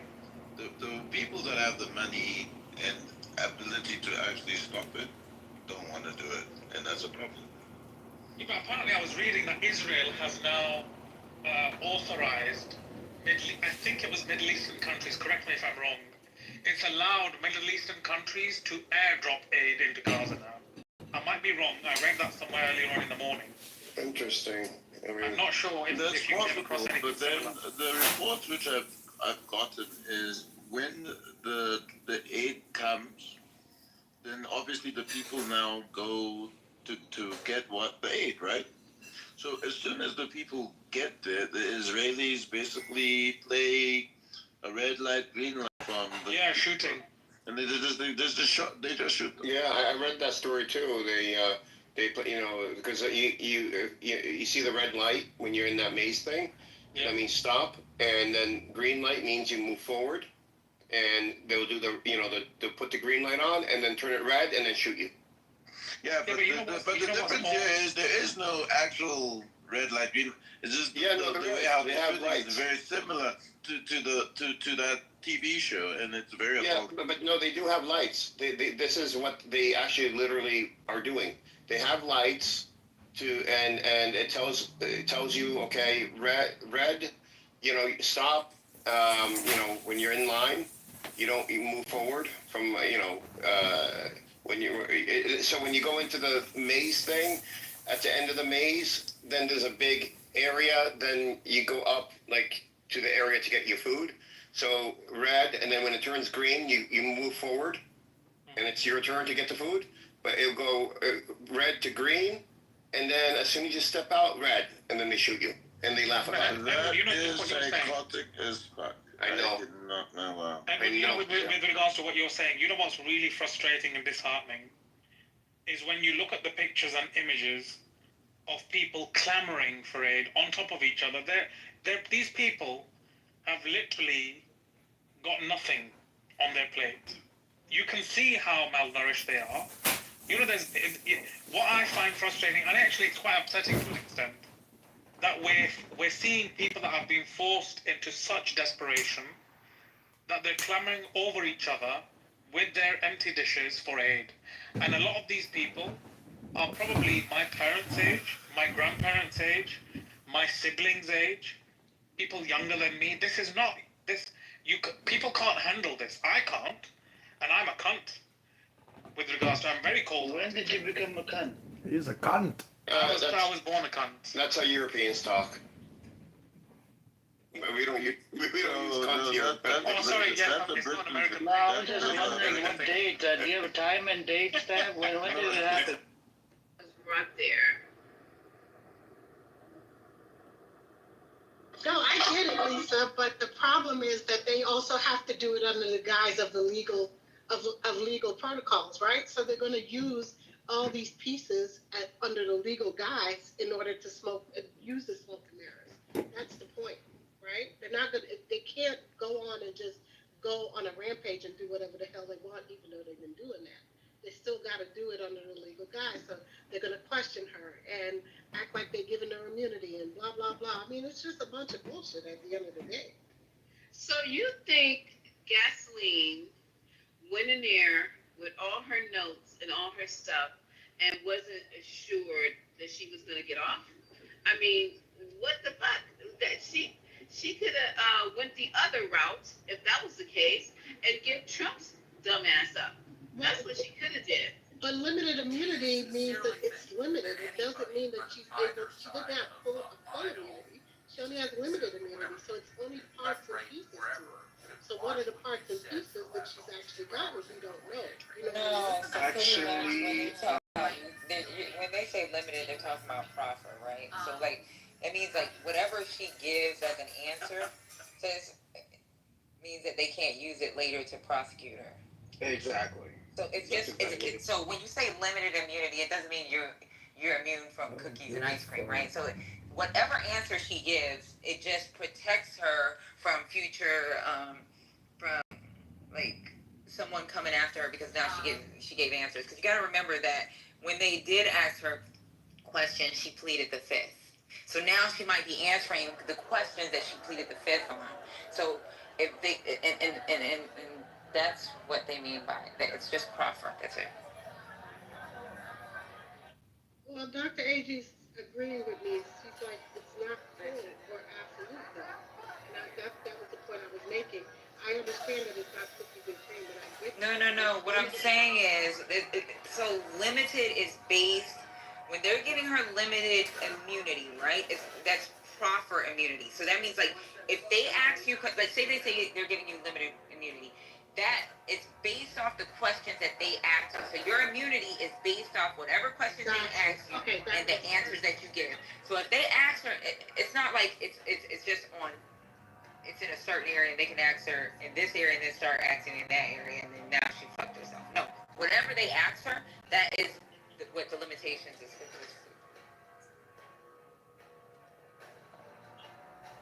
She's just trying to find a way to get the fuck out of jail.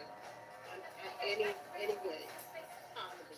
In any means possible. That's just the bottom line.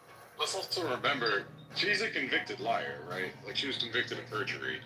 So whatever she provides, it's like not like even if she were to become a witness in a trial, it would basically be, it could easily be treated as unreliable. In fact, it probably should be. She's presented over 100 names, and that's all that's going to matter. When they put her in front of Congress, as I said previously, and CEO and Anthony, you guys can speak to this. If they put her in front of Congress in a congressional hearing, which will probably be one of the biggest congressional hearings of all times, those 100 names that she has already provided, which will likely leak within the next 2 days to the press, those 100 names, likely including Bill Clinton, will be what the public knows. Whether it's the truth or not no longer matters at all. Yeah, but you just put names out there without any real, without any real facts. That doesn't make sense. Facts don't matter, man. Well, I realize that. I do know that. But I'm saying, if you're just putting names out there arbitrarily, I mean, it doesn't make sense. They've already put Obama's name out there as being Epstein Island. I mean, get the fuck out of here with that dumb shit. You see what I'm saying? Like, it's just one stupidity after the other. And see, I think that's why they gave her limited. So, like, say for example, or that proffer. So, say for example, they ask her additional questions, and they can't use it against her. But what they can do is they can use what she said for like evidence for other people. You understand? Yes, ma'am. Like, right. So, Yeah, like they could use it to inform their investigation. Yeah. Is that what you mean? Yeah. So it wouldn't be used against her, but they can use it against other people. Yeah, I mean, I'll be honest. I don't think we should be celebrating this because of the 100 names that will leak, it will be Democrats and actors or 100%. Republicans Trump doesn't like. It's not going to be the entire list. 100% CEO, and my mom next to me, we're getting ready to go eat Italian dinner. But this is why I was telling you guys, you need to be worried about the setup because it's not going to be people that, it's not going to be everybody. And it's the reason why you did a 2-person proffer and then a limited immunity so that when she testifies, if she testifies what you like, you can grant her a full pardon based upon X, Y, and Z, right? This is why they called the influencers to the White House so that they could prepare and say, when Ghislaine testifies, it is going to be, she was under duress. This was propagated by evil Democrats. This was coerced, and that's why suddenly now Trump is saying there is a list. So it's on. Anyway, Brian, I know what I'm talking about. You don't, because what you just said was totally not true. You don't know what you're talking about. You guys, oh Lord Jesus. Yeah, I mean, again, the biggest giveaway here, See you. Hold on. Go ahead, Lisa. Lisa. Hello? You guys got it. Can you guys actually hear me? Because I'm on the bridge again. No, we can hear you now. We can hear you. I just want to tell you guys, and Trent, while he's still on the stage, I really do not care if it's a Democrat, Republican, Independent, whoever. We are, once again, let's remind you, Trump-loving Negroes, that we're talking about children who were raped. I don't give a fuck whose name is a 100. If you have put your member in a child, you deserve to be dealt with to the highest extent of the law. Period. Okay? So I don't know why you say get ready. Then motherfuckers need to get ready. Whoever was raping children need to get ready. I don't think you get ready for shit. I didn't do nothing. So that's my whole thing. And of course Gasoline is trying to get out. I would be trying to get out too. She's a human being. She's a despicable bitch, but she wants to get out. So she's using her leverage. She's been sending notes home, pieces of paper, but not home, giving it to her brother. Her brother said that she's giving him pieces of paper from her diary that she writes in every single day. So there is, whatever they don't accomplish, I know she said to them, okay, you fuck around and find out. If you don't let me out of here, I'm going to tell the rest of the, 999? No, yeah, 999 other names. So, yeah, she's doing what she needs to do. I can't stand her. She needs to be in prison for life for what is the word? Being a person who supplied these children to these creeps. A co-conspirator. A co-conspirator. Yeah, so I don't give a fuck about her. None of these people on this fucking list. They can all go fucking down. Clinton and all the rest of them. So what are you talking about right now? Are you okay? Yeah, so Lisa, so serious question. I just want to ask you how much the justice is worth to you. Is it worth it for it to only be Democrats and Hollywood actors, and for it not to be Trump? Let me finish, please. And for it to not be Trump, and for it to not be anyone Trump wants to protect, and for her to get a pardon out of this. Is that worth it to you? You know what, CEO, to be honest with you, one child molester, one person who had sex with somebody in the 8th grade is worth it to me. I don't know what we're doing right now. What are you trying to say? I mean, because it's not, you wanted to lay it out the way you want it laid out. I mean, really. But Lisa, how do you know that he's not using this as to weaponize against his enemies? This is what you're not understanding what CEO is getting at, right? So, say for example, he don't like Mikey and Mickey. Mikey and Mickey might have just been on a plane, on a flight log. Well, now he can use, but it's a difference because they may have never touched anyone.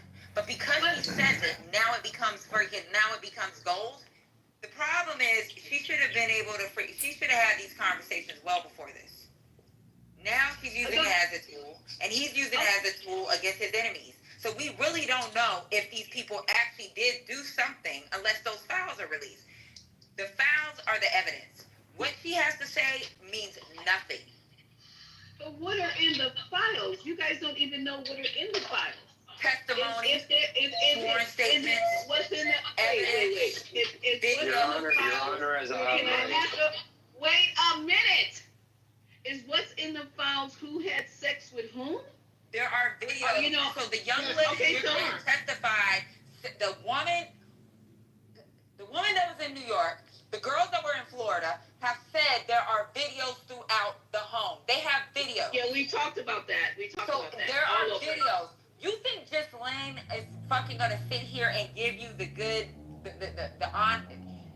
She's gonna give Trump what he wants so she can get the fuck out. So we really won't know the truth of the matter unless those fucking files are released. And they won't. I agree with you. And to me, it's not worth it. It's a waste of time. Right now, this is for the Anthonys. You see how you put in the chat Democrats are cooked or whatever the fuck you put in there? That's because you got dummies out here that's gonna believe this. Instead of fucking asking, can we get the information? Can we get the information? They're more concerned with seeing their political rivals get maybe blamed for something that they may not have anything to do with. So now while you're thinking, oh, if we could get one person that slept with a 13-year-old, there's a possibility they never touched a 13-year-old. They may have just been on a goddamn flight log. Okay, so if that's the case, if that's the, okay, you guys got it. I don't have anything else to say because I'm not gonna sit here and try to rationalize.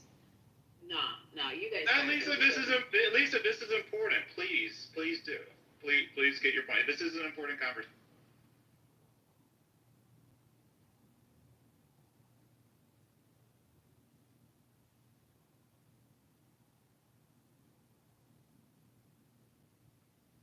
You're on mute. I mean, if she's not gonna go, I'll go. I was waiting for Lisa. About a goddamn woman that fucking trafficked children, so her boyfriend can get his rocks off. Are we really mad about a conversation because someone doesn't agree with her being the center of attention? I mean, she's accused of rape too. The only thing I came off the night to say was the way that Trent was describing the proffer wasn't correct, because it seems to be this thing like the proffer can never be used like against her, and that's not true. There are very limited instances where information that she provides can be used against her. So it's not an absolute guarantee that she will not encounter or incur any damage from this. It's unlikely, but it is not a guarantee. The other thing is a proffer cannot contain any promises related to her case. If the proffer contains that, because all proffers are written, they have to be written, they have to be submitted to her lawyer. Her lawyer is supposed to go over it with her to make sure that her interests are well represented and protected. And when they go before the judge, they have to produce that proffer. And if that proffer contains any promise related to her case, a judge is going to dismiss it. It's going to become null and void because the proffer isn't supposed to, they're not supposed to do that. That's illegal. So those are just like the two things that were stated. I wanted to correct them. I also want to say, like, shouldn't the proffer protect her unless she lies? So from my understanding, when it comes to a proffer, like if you lie, then yeah, you fucked, right? Or if you say something that's different, like if you contradict yourself, you're fucked. And that's the only time they can actually use it against you, because it's like it's not the only time. There are very limited circumstances under which the information that she provides in the proffer or if they find other proof. Yeah, because I'm sorry? If they find other proof. Right. And then how the proffer would work in that situation is they can't use her quote-unquote incriminating information to exacerbate her penalty. So they can't say, well, yeah, and she admitted it, so now we want to give her 5 extra years. Like, they can't use it to I guess I already repeated that, to exacerbate her penalty. I got up at 5. I met some friends. I know. You guys are annoying all the time. Pearl. Yeah, why? What do you think of the killing of the Kurds in Iraq by Saddam Hussein? What did he use? Nerve gas or? That was very regretful, but maybe they shouldn't have been in cahoots with Iran, helping them get over the border. Helping them get over the border. Helping Iranian enemies infiltrate our country. She's behind it. How many died? How many died? It's unclear. She's done this. Are hyperbole. Okay, this is her belief from before. This isn't just tonight. She believes. No, I said it's regretful. I said it's terrible and it's regretful. No, it doesn't matter, Shape. This is what Perhaps they should have betrayed the country for which they live in. So they deserve to be openly rebel a dictator. So they should be killed by chemical weapons. Girl, I didn't regretful say is they me forgetting should. to lock I'm the saying door. you're asking for trouble. You obviously live in the West where you have absolutely no idea. What do you think of Saddam Hussein? Let me tell you. What do you think of Saddam Hussein? Hold on. Let me explain, Pearl. Since you like Webster's dictionary, let me tell you the appropriate use of regretful. Dropping wine on your white dress, drinking a lot of vodka before 7 o'clock, 7:30. Saddam, so don't talk trash leaving on the his name. cake in the oven too long. All of these Rogers, things are you're talking regretful. shit about Saddam. How much did Saddam help the Palestinians? Okay, no, nobody's talking shit. I want to know, what do you say about Saddam Hussein? Running out of mascara, that's regretful. You know, dropping chemical weapons on women and children, don't talk about it. that's not regretful. She said her words were, you know what you read her words were ugly and humble.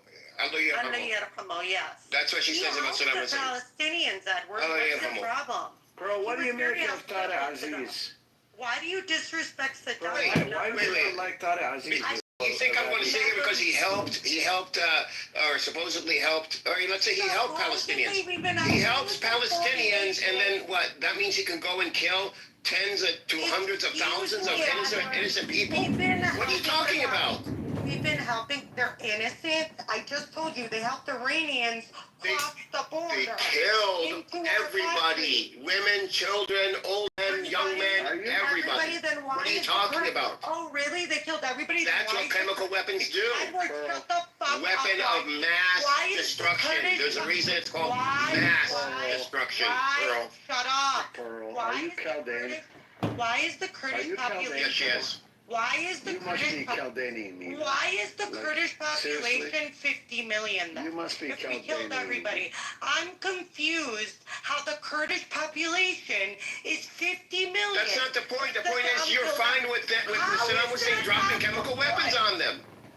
You literally said we killed everybody. How are they 50 million? No. The ones the villages that he dropped the chemical weapons on. Everybody, or near everybody. That's an exaggeration. Okay. Did women, children, the elderly, infants, they not all perish Maybe when we you did that? openly rebel against the dictator and help an Are you enemy fucking serious? cross Yes, she's serious. I've lines. heard her before. Are you She's justifying. Do you Yeah, guys she's have any justifying the idea? usage You know, of I've chemical never weapons. in my Yes. life heard When I brought this up, she said Edward, Saddam shut Hussein, up. Ali and Hamel. That's No what she said Palestinians when I brought agree this up. with you. You're disgusting. No You know, Palestinians you agree? No Palestinians what she agree should with you. hope None. is None. to be an obedient little bitch when she's when she's frustrated about anything. Just quietly sit in your corner and don't do anything. Do you believe that she's a cardiologist? Dumbass. Who is this? No, absolutely not. She's a cardiologist. She's not. If she's a cardiologist, I'm Kate Latif. I'm telling you, she's a doctor. She's a cardiologist on top of that. There's no It's really compassion. There's insane. no understanding. No, none. What kind of cardiologist is she? Listen, I didn't design her. Understanding. I'm a British whore. Like, I don't care Bitch who is you marketing. are. I'm not engaging with This you. is how I'm she's talking to defending Edward. herself. Why so much vodka, Pearl? Why? I'm talking to Edward. Excuse me. She must be stressed. Edward does not have a British accent. Yeah, I don't know why he's talking. Like, he's nobody. Yeah, she's You're definitely not a a vodka. friend. Hello, yes. Are you guys hear me? Yes, we can hear you. Sister, go on. Okay, yeah. The lady called General. I don't know what is offering in this room. Why you guys don't take care of her to put her down? The lady called Put General. her down. Put her down. Put her Yeah, down. General. Yeah, the lady went after General, so now it's time to put her down. But when she goes after Edward, Amir. no, nothing. Yalla. It's the British accent. You kicked me down. It seems like we are talking here about something You would serious, do me a and then- favor rather then you than guys are engaging with cussing people one with another. half a brain. Half a brain. Yes, Pearl, Allah. you won't It's say so that using chemical weapons is bad, But right? you guys, yes, I agree. It was bad. But you, She would have took him to the Philippines and had him killed for $500. Period. What we talking about? Listen, the men in my family don't even play like that. Like, what are we talking about? So we are literally. Imagine your dad and your family have sex in common. Yeah. So gross. Disgusting. That shit is disgusting. Yeah. Could you it's imagine like, somebody playing or recording and they talking about your daddy grabbing females by the pussy? I'd be embarrassed as fuck. exactly. The magazines don't have nothing to say about that. They gloss over that shit all the time, Patty, which aggravates the fuck out of me. 100% agree, and I think I'm glad that Haitians said something. Because it is an important distinction because, as you pointed out, we're talking about a man. His language is, as he's written off as, oh, it's just locker room talk. Even though he talked about his sexualizing his own daughter. She wasn't my daughter, man. Look at her, she's smoking. Peeping into the beauty pageant locker rooms and bathrooms. We have now seen, like, this isn't January 6th, right? We're not seeing Trump apologists for January 6th and like, oh, the election was stolen. We're actually seeing they're showing themselves. There have been multiple MAGAs that have been, I'm sorry to say it, if this is not a bridge too far for them, you're a petty apologist. Saying like, oh, well, it's, I swear, like, there have been rooms this week where some folks have been literally all but saying, well, 13, 14, is that really a kid? Were they wearing a lot of purses? Exactly. What the hell is that about? Yeah. It's like, those nasty attorneys that can get in the courtroom and grill adult women, right? That were sexually assaulted, and then they go, well, the defense attorneys, right? And when they're like, well, was it not true you were wearing a very short skirt on that particular evening? Is it not true that you were wearing excessive makeup? It's that kind of line of questioning that is so sick and perverted that is, again, like, literally truly blaming the victim. Never mind that gasoline was first apparently started vetting out and recruiting these underage women at Mar-a-Lago. There's a whole political article to the fact that backs that up, that has interviews with a couple of these masseuses that remembers the specifics of the time of day when she was approached by Maxwell and said, hey, I hear you're a good masseuse. My boss is looking for a private masseuse on this exotic island. Who's going to say no to that? Right? And she further says that when we got there, we were essentially forced to have sex with Epstein's friends. What is their motivation for lying? They're not politically aligned. They didn't think they're going to sue this billionaire, hundreds of millions. They're speaking the truth. But yet these MAGAs stand on their square and 10 toes down that, no, not the Messiah, because, hey, if he's on that list, well, what about Clinton? What about all these other guys? What about Prince so-and-so? And absolutely, at least 100 million%, I don't give a fuck what side of the aisle. If you're on that list, you're on that list, and you need to be absolutely held accountable to the full extent of the law. But these MAGAs are so diseased, and I'm so glad they're truly showing their true colors, because this makes January 6th look like a meeting at the lodge that got a little out of hand, like a bar fight. Like, you're talking about standing behind someone there's all kinds of arrows pointing to him and Epstein and knowing and participating with these underage women. Shame on you. I agree with you, Moose. Oh my God, I so agree with everything. And I want to say something to AG real quick. Dr. AG, you are not just a girl. What I have learned on this app, and even having these women are a lot smarter than the men. Yes. Even the fucking Suklas on the fucking app. Oh, not Sukla says some crazy shit, but Sukla will twist history, but she have dates. How she twisted, I have no idea. But she has the dates. She can go back and forth with men. Like, women are smarter than a lot of these men. So just be a girl, because you know what? Girls are way smarter than these men on this app. Even this nationwide to even wake up. Yeah. With that being said, it's just not being explained simply enough. ladies. Ladies, okay, my bad. Yeah. There's millions. I just want to say this, right? No, I'm saying that the ladies are usually smarter than the men. You know, on this app, I'm just talking about this app. But Patty, in real life, it's the same way. Y'all be our downfall, so. Let me say this, right? In Kansas City, in Missouri, there is an actual state senator who tried to introduce a bill to literally say that it would be legal for you to be able to marry a girl at 12 years old. This is the kind of weird shit that I'm talking about. Like, this is the shit that's going on around the country. Not in just what's happened on the federal side, but on the local side. They are introducing bills to be able to lower the age of marriage and consent in a lot of states. This is not funny anymore. This is dangerous as fuck. And we need to really be mindful on that. I'm gonna go.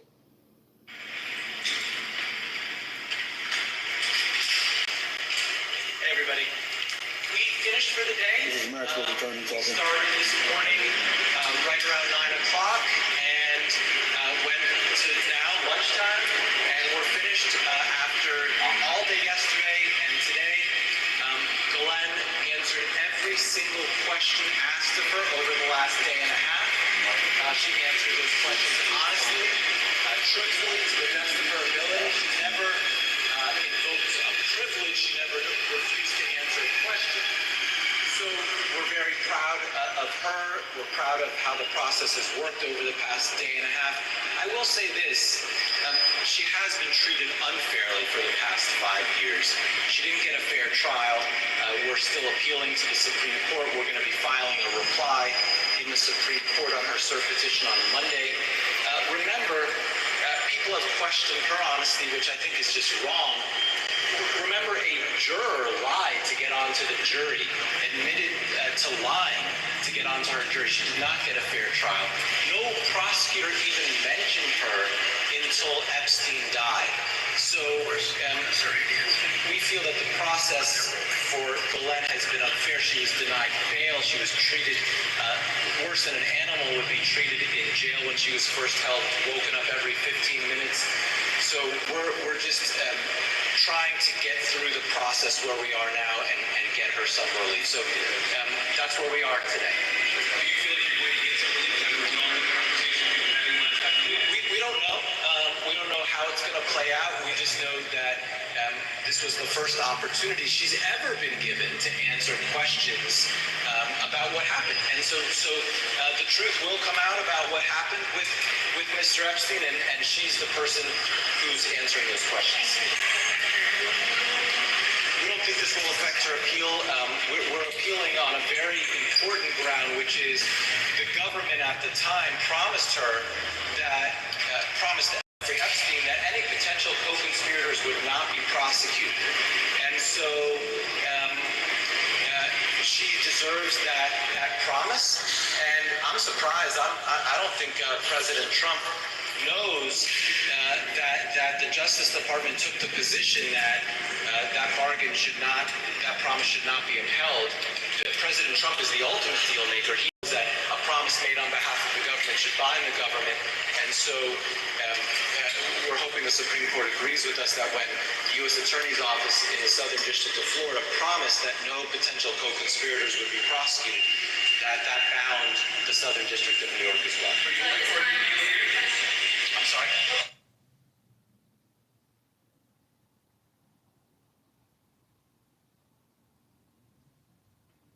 That was it.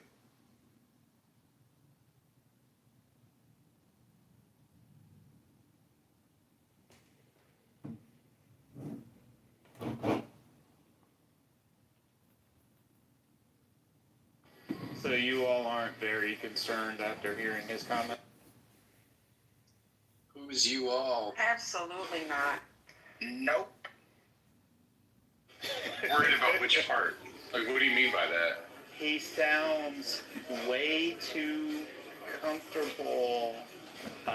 He sounds very, like they had a very productive meeting. And I think you said it earlier, Your Honor, this is all going to be PR and politics. This is not going to be about justice. And Trump is crafting a way to basically get away from all this scot-free, just use it as a political football, and it ended up being damaging to one side of the aisle and not the other. It's already damaging. It's already damaging to Trump and the MAGA side. It doesn't even matter what happened. Yeah, but the biggest giveaway to this was that Pam Bondi was not in the room. Instead, it was the person Trump's been working with for years. So this is all structured just to go cut sweat. Y'all can believe in unicorns and Santa Claus if you want to, but this is being structured to benefit Trump. I agree with you. I mean, I realize that, but the way you're positioning it makes it seem like we're trying to defend things that come out, like, you know, if Clinton was involved. We don't give a fuck. No, I'm not. All he said was, you don't see this as problematic. That's all he said. That's it. Yeah, I think the more of this that comes out, people are going to see right through whatever the results are. So I don't really care if actors or Democrats. People are going to know that Republicans are also in MAGA and Trump. But they're not going to be named. It doesn't matter. It's going to be the narrative. The narrative will cut one way. Ghislaine is already damaged goods, and she's already perjured. That's for you, though. You got to remember his base is loyal. So when they get enough information, they're going to be like, okay, yeah, we're satisfied. I don't believe that. I think that they are going to want specifics. Them people not playing. They want to know. And Pam Bondi already said that there are people named in them files, but they don't have enough information to prosecute the people. Those MAGA, they want to know them names. I think y'all are underestimating them or overestimating Trump's magical power over them. I think this child sex thing, it is an obsession with these people. Justice against child sex predators is an obsession with these people. And I think he's scrambling. I think throwing them these crumbs, it's not going to work. I don't know, maybe I'm not but all these, so even with the documentaries, these women have already spoke on what happened with Trump and like the two girls, the girl that was working in the mansion and the sister that was recruited.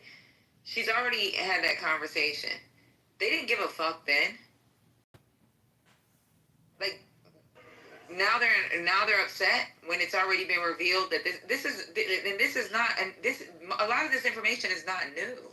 Yeah, I think the implication of the children. I'm going to ask Dr. AJ a question real quick. But I'm going to.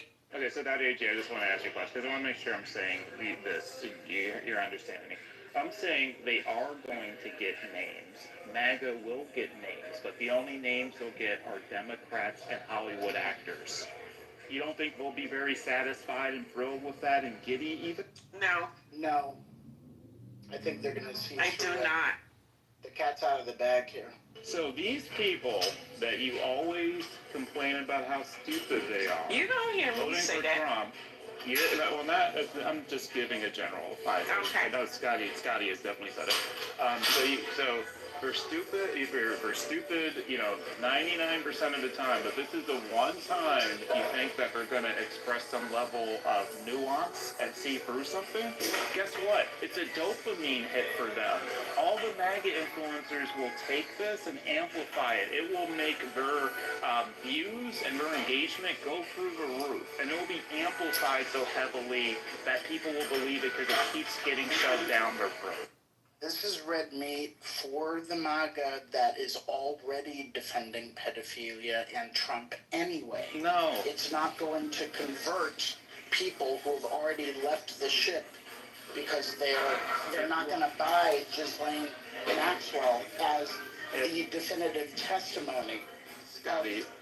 It's not going to happen. Like literally. It's the same people who were like all focused on this, and then when they threw out the Obama stuff, they started saying Obama. It will convince all of them, right? And then I hate to say it, but there's a whole bunch of independents that don't normally pay attention to politics, and they'll just hear this story. They won't have all the other context. It's not going to convince Marjorie Taylor Greene. No. They want red meat. They want it now. You did not feed them when they wanted it. You said you was gonna feed them. They're waiting and waiting and waiting, and now you're supposed to bring the plate. You're saying, oh, actually, there's nothing there. So people are going to be doubtful, even if you show them the proof. You show them the proof, all the documents. Even if, let's just say he did or he didn't. Either way, they're not going to believe you because you held it so long, and that's going to be the issue. So even if every document said it was him, or every document said it wasn't him, they're not going to believe you. Now he effed up his face. The first thing he should have done is this is what happened. Put everything on the table. Because you held it back, they don't believe you anymore. And now your base is fading away. And now all of your credibility is hinging on Ghislaine Maxwell, who's already a convicted sex trafficker, and that's what you're going. No. As You said proof? you no. You said the top person who normally doesn't go from D.C. to a Florida prison to go talk to her in person. That never happens. By you doing that, you're already showing your cards. If you send an average attorney to go deal with that and interrogate her, get some information, fine, because it's not a big deal. You send your top guy, your top person, to go deal with that, it shows a lot. Why are you not sending somebody else? No, you send your top person because you're trying to hide something, or you're not trying to hide something. Either way, it looks bad. PR, it looks horrible in every way, shape, or form. So now you have to do something about it. And yet, and on top of that, remind you, they send everybody on vacation. So they didn't vote on it. That's another issue as well. There's too many different things you did to make people doubt. It's not just your voice, it's everything around it that you did on top of that. So people are not going to believe you. Either way, if they get the proof or not, they're not going to believe you. So now your base is fading.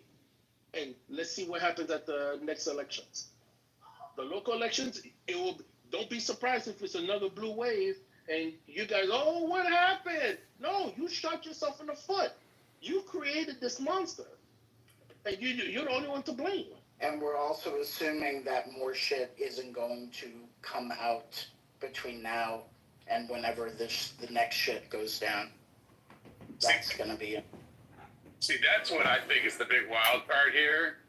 Is this dude's made a lot of enemies, and I believe that there is more out there that would make him look bad. Because this drip that's been happening, I don't think that's just good reporting. I think there's people out there who have stuff on them that have been like dripping it out, and I think there's probably more, but I don't know that obviously. You have to understand, people are pissed. People are pissed. You're broke. Food got expensive. Your friends, family members getting laid off, budget cuts here, budget cuts there. You think people are going to be happy about you? They're going to take it out. And who's the person they're going to take it out? Is you. The same way when you was running the White House last time, everybody turned on you. Everybody you hired, little by little, kept on turning on you, talking shit about you, quitting and talking about you right the next day. What do you think? This is going to be the same thing. You set yourself up for this. I really do. He set himself up for this. Hey, Anthony, what do you think? Southport corridor with no HOA. You heard that I right. understand. This townhome has 3 bedrooms. I'm just in listening mode. I feel like, 100%, the Republicans are going to reverse the trend, and they're going to pick up seats in the midterms. No ifs, no ands, no buts about it. I think it's looking Memphis bleak for the Democrats. We talking about Trump. I'm sorry. Anthony, let me give you a better question. Anthony, sorry. Anthony, let me give you a better question. The gentleman was saying, go ahead. Okay, I'm giving you a better question. What do you think will happen? What do you think will happen if they release names and it's only Democrats in Hollywood? Do you think that the MAGA audience will be satisfied, or they'll see through that and want more? I think the MAGA audience will be satiated, 1,000%. And I think that it's, if you think about the mood in this very room, I love Lisa. Lisa, whatever. She can feel however she wants to. I like Lisa. She's a good person. Lisa was the biggest Ghislaine cheerleader on the app. She was excited when she heard about Ghislaine. Ghislaine is going to say what she needs to say in favor of Trump. All right? Look, if they have proof that Trump molested kids, let him burn in hell. All right? Yo, you tell me where I got to flip the switch for the electric chair and let that nigga burn in hell. Because I'm kind of confused on what you're... I don't know, Patty. Listen, if you're saying that you don't understand what I'm saying, I apologize. Yeah, I really don't. Honestly, I don't understand where you're going. I'm saying that I think once Ghislaine puts out the names, I agree 100% with CEO's assessment. The base is going to be satisfied. They're going to be happy with the information she provides, and the information she's going to provide is going to be pro-Trump. And I think he's spot on in his assessment. That's all I'm saying. Yeah, and I agree too. I think she's going to give him, whether it's true or not, she's going to give him what they want to hear. I just want to know, Anthony, are you still going to support? Are you still supporting Trump through all of this? That's what I want to know, because I know you're happily a Trump supporter. Rez, I said that if he has molested children, put him in an electric chair and I'll flip the switch. But you would not know. You're not going to know. You're not going to get that bridge. But the question is, he hasn't gone a bridge too far by grabbing women by the pussy, talking about underage women, talking about... I see you, Tomato. None of those things bother. None of the things bother. Those things didn't matter. He still voted. Like the majority of the voters in this country, Rez, I voted for Trump. Like the majority of the voters in this country. So clearly it wasn't a bridge too far for them, and it wasn't a bridge too far for me. But all of a sudden, this is a bridge too far. That's my point. That's exactly my point. Thank you, sis. Don't they already have enough? Can you guys let Tomato jump in? He's been flashing his mic for like 10 minutes. Can you guys let Tomato jump in? Yvonne, are you next? Okay, then after you, please, Tomato, because he's been flashing. Just black. Go ahead. I've been saying for 5 years, Trump is a sleazy. Oh Lord. He has no business being president. Then Tomato. Why do you let it? Why you interrupt? Tomato, she said, Levon to go before you. Tomato, just let Levon go and then you're next. I see you flashing in the mic. Thank you. Is that Scotty? Did he change his name? That's the what's his name? Durango, Domingo. He has 27 Elmo Martinez. Biggest creep on Clubhouse. And when people change their name, they don't want to be doxxed. They don't want to be called that. I wanted to say, I agree somewhat with Patty and CEO only because MAGA polling is still high at 89-90% across. With all of this stuff that we know, it's still 89-90. That's very, very high. I thought his polling was at 40-something%. She's talking about with Republicans. Oh, okay. Did we lose her or is that me? I don't know. Go ahead, Tomato. No, I think she stopped talking. Okay, go ahead, Tomato, please. Thank you. Tomato? Yeah, I think Trump should resign because this is sleazy. But I think Republicans are going to do really well in the midterms because of what I just posted in the link. The leftists are continuing to chemically castrate kids, and that turns voters off.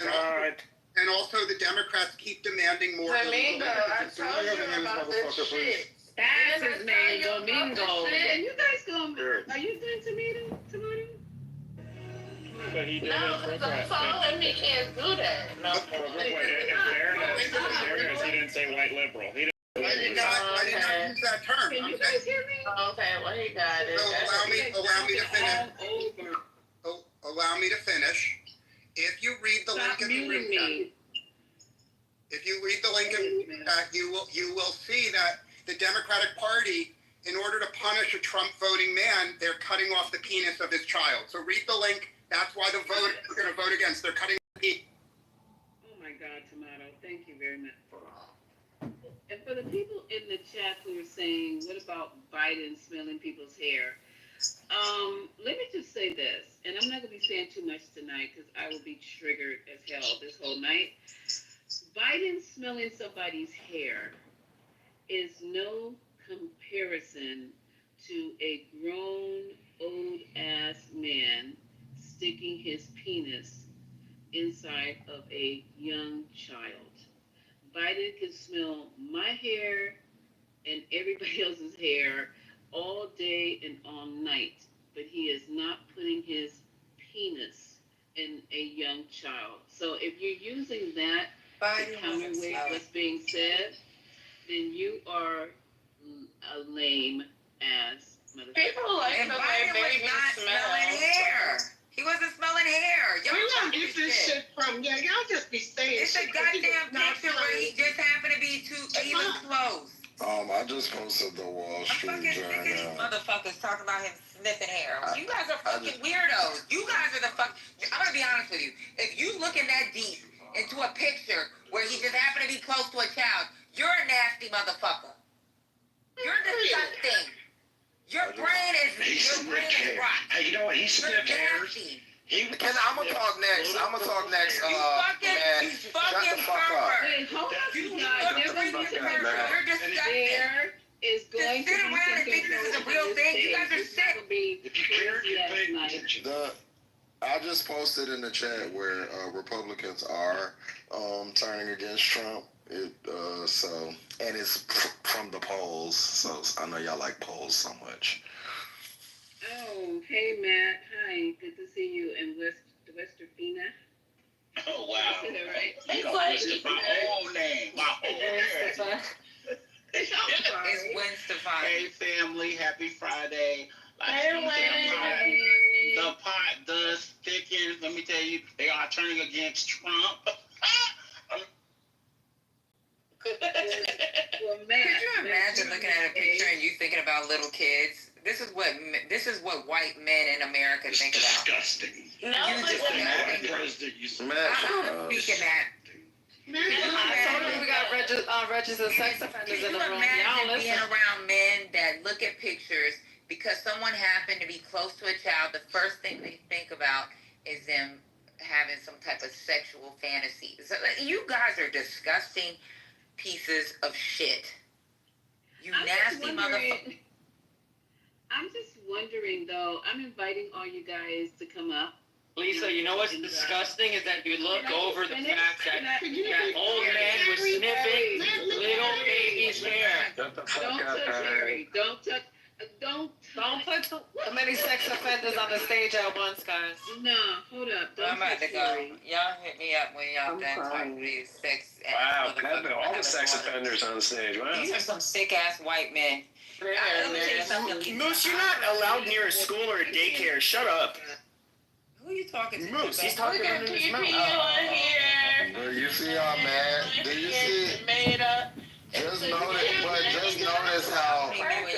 notice how mad they get when their fearless leader is in. Well, no, it's because their fearless leader is being like they are going off in the chat. Look at Matt Cool. Look at Pete and Pepe. It triggers the sex because.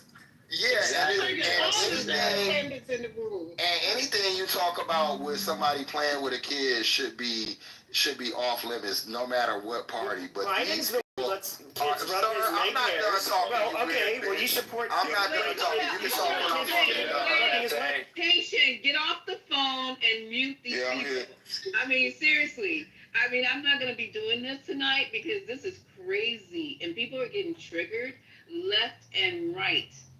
Please, you guys, we're trying to have a conversation. If you're incapable of having this particular conversation, I suggest you go ahead and touch those two little fingers up at the top and leave. Because I know it's triggering, but if you're not equipped to do it, you guys, please leave. Because the topic of the room is what happened today with Ghislaine.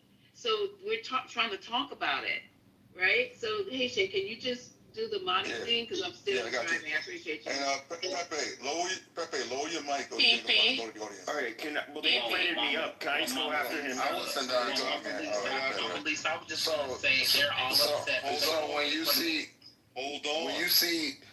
you see the reactions of these people, like anything but say, like see where the arrows is pointing. When you can't criticize a person, they're that important to you, when nothing raises no, like, that's when you know this is weird shit. We're in weird territory.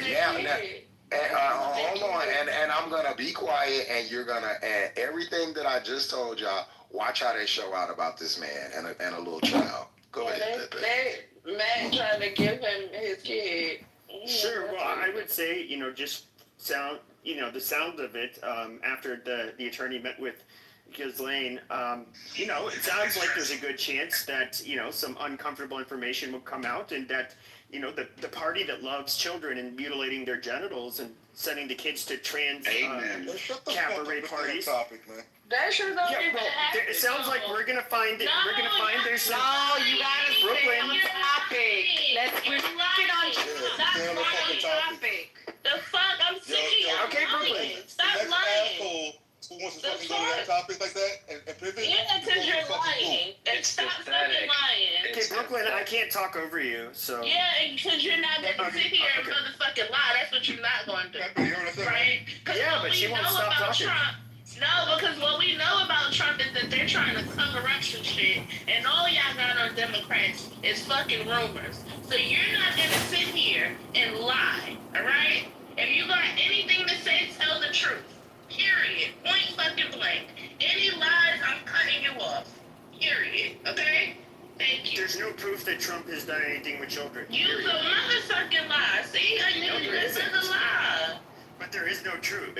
What truth is there?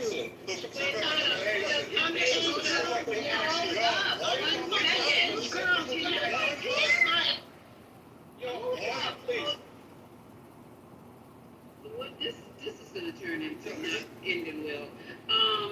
Can you ping in also, Michael? Let me tell you something, Pepe. There is proof.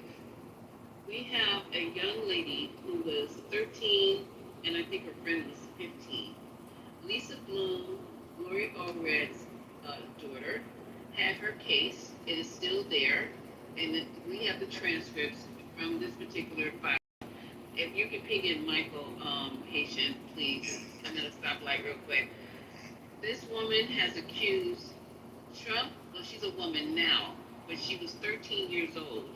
They recruited her from, I think, Grand Central. I don't know if it was a bus station or train station. I don't quite remember. But they recruited these two children. Okay, I'll wait for you, whoever's talking.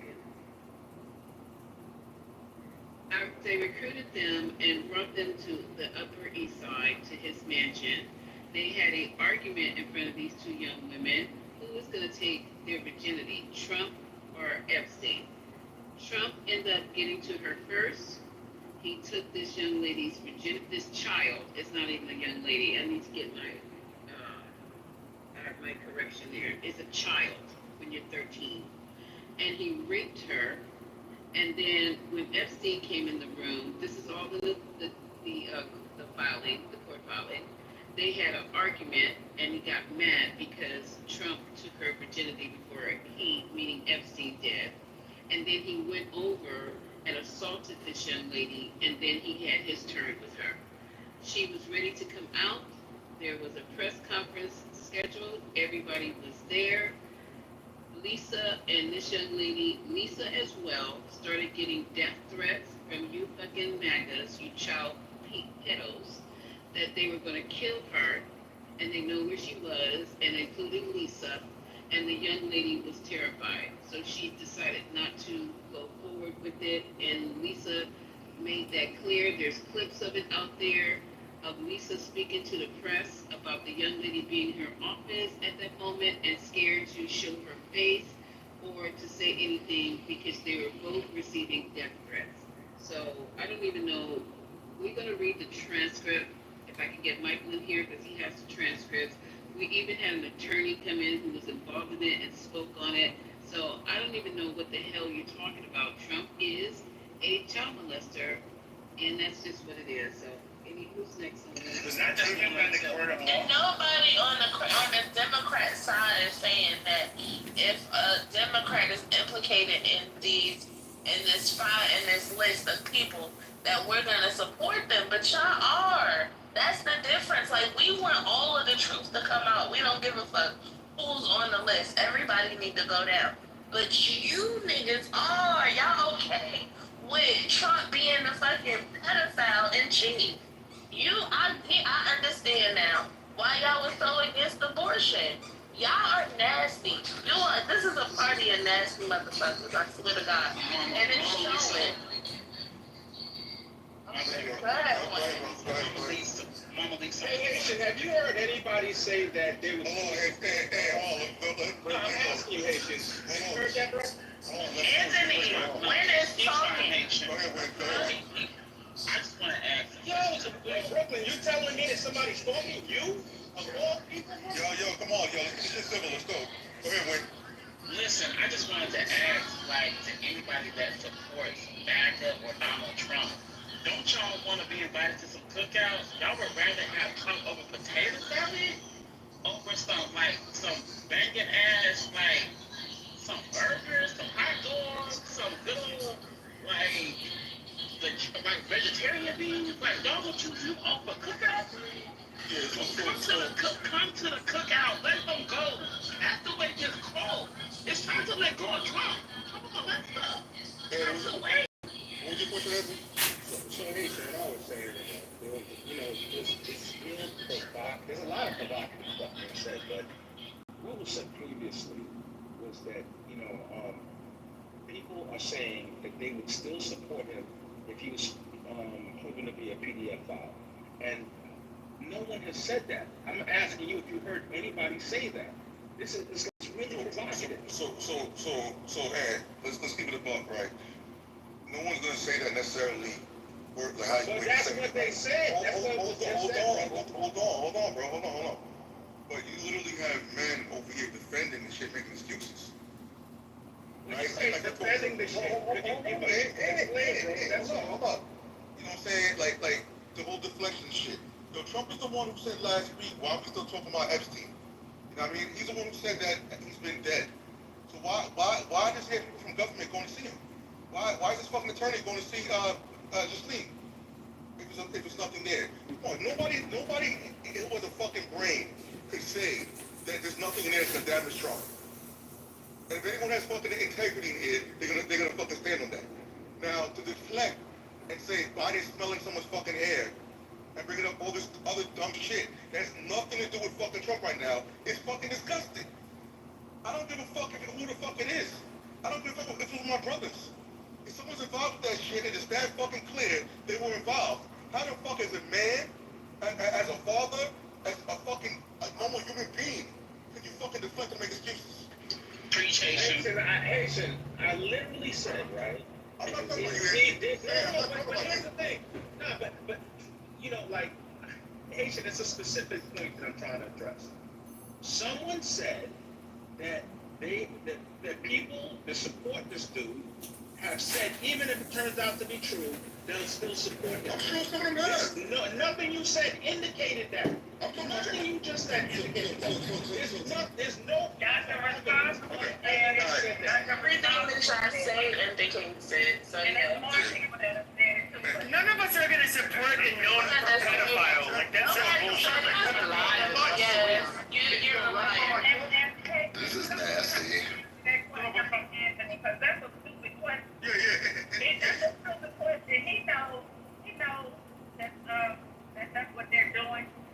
He's trying to make it be the sentence that he said. And it don't matter. You shouldn't even acknowledge that. The attitude just doesn't stand. At the end of the day, so go ahead, Mr. Demography. No, I'm done. I just don't want you trying to answer that question. Answer not being serious right now. Yes, he is. Serious. At the end of the day, we know actions speak louder than words. Alright, so your actions is showing y'all motherfuckers support. When you got someone like Matt who has a baby girl at home, making excuses, that's fucking sick, bro. Beyond sick. Henry, I know you're a piece of shit already. Right? I know you are what you are. We all know that. But Matt, you're actually a father with a fucking daughter there with you and making excuses. Okay, so... Yeah, why? You was in the room? So you're saying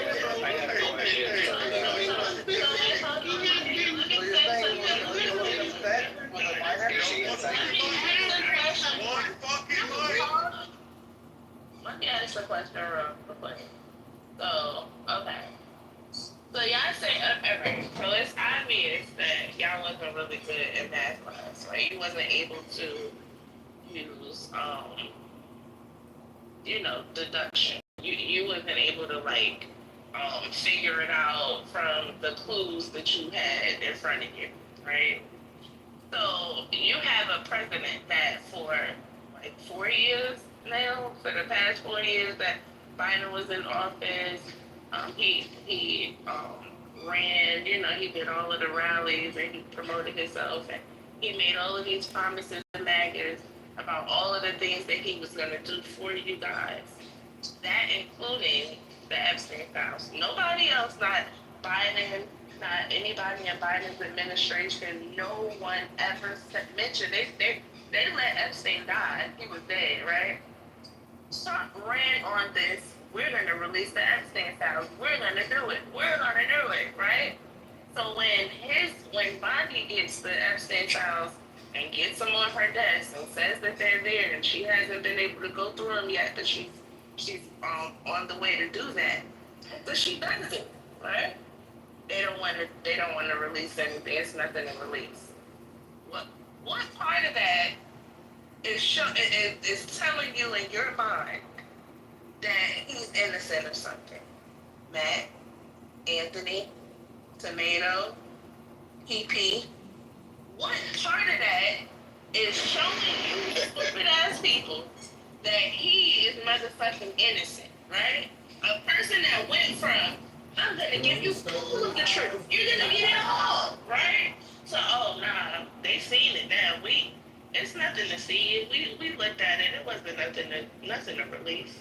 So are y'all that retarded that y'all don't understand what's going on behind closed doors? Just tell me. If you are that retarded, then we'll understand. I just need you to admit it. Okay, go ahead. One second. No. Hold on. To add the layer this, there is actual audio. Station, give me 5 minutes of Trump. Now, everybody who's been in the 420 know that we like to research stuff down to the red meat. Okay, so there is audio of him talking about going into a dressing room of a pageant with 15-year-olds. 15. One of the 15-year-olds has spoken out about it, that she was changing into her swimsuit. She was naked. And Trump walked in because he can do that, so he says. He walked in and he just walked and was just looking at everybody. So you're trying to say that anyone who walks through a dressing room, you know where you're going. This man, you guys, we play him as dumb, but he's also a criminal and he is a child molester. So he knows how to move. He walked into a dressing room, so you guys are okay with that. 10-year-old is in a pageant, and you're okay with them walking into the dressing room that is for girls and for probably their parents and mothers, and him walking through and eyeballing your daughter as she's changing naked out of a gown into a swimsuit. I'm hearing some crazy shit right now, and you guys, I know you support pedophiles in here, you people on the stage, but you're gonna get called out because there's gonna be clip after clip, tape after tape. No, you guys support pedophiles. You guys don't support support the hallway. We're trying to talk to you, okay? You are supporting. He just supported it. I'm here telling him that we have a clip of this man admitting that he walked into the dressing room where 15-year-old girls were changing their clothes for his fake-ass pageants, because that's why he's on these pageants. He don't give a fuck about beauty. He wants to be able to manipulate and go in and eyeball these girls and whatever, fill them up, whatever the case may be. That's what he's all about. And you, Pepe, seem to be totally 100% comfortable with this type of behavior. Peter Pan, I don't care what fuck his name is. you feel absolutely coming off the mic vigorously trying to cut me off so you can support a man who has pedophile tendencies. Go right ahead, sir. I would definitely play that clip for you and for the room. Play the Lisa, the Lindsay Lohan. It's probably good and bad. Play that clip. I have 10 minutes before I get and they don't care.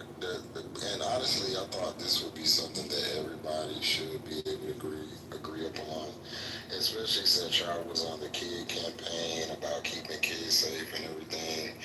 It shouldn't matter like who the person is. My nieces, nephews, little cousins can't go around nobody that's even associated, rumor. I'm sorry.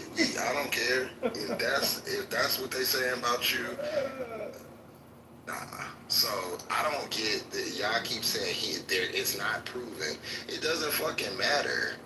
Yeah, I can name some other things where people have been associated with this and have come out to be. I mean, if we talking about Michael Jackson or somebody else, everybody threw the book at him. But now when it's for Trump, it's it's all these benefits of the doubt. He said we heard the thing that Lisa's talking about before he got in office the first time. Y'all heard that. Y'all heard him say he likes his daughter. Him and his daughter have sex in common. If he didn't, if he wasn't his father, if he wasn't his daughter's father, they would be dating. He's waiting to see if his daughter gets nice titties like his mama. Like, y'all heard this stuff. Y'all are okay with it. And this is what makes y'all weird. And beyond just like some crazy zany, y'all just, like a different person. This is what makes y'all weird and untrustworthy and bad for the country. This is the differentiation here. I would add that if I felt like somebody was saying something that was that negative about me, I would be trying to clear my name. Exactly. I'd be putting out effort. That would be a top priority because I got to do business with other countries. I got to do all these different things. I don't want people thinking that's okay about me or that's a possibility. And not that I got to scream about it, but no, that's not true. Let me tell you why it's not true.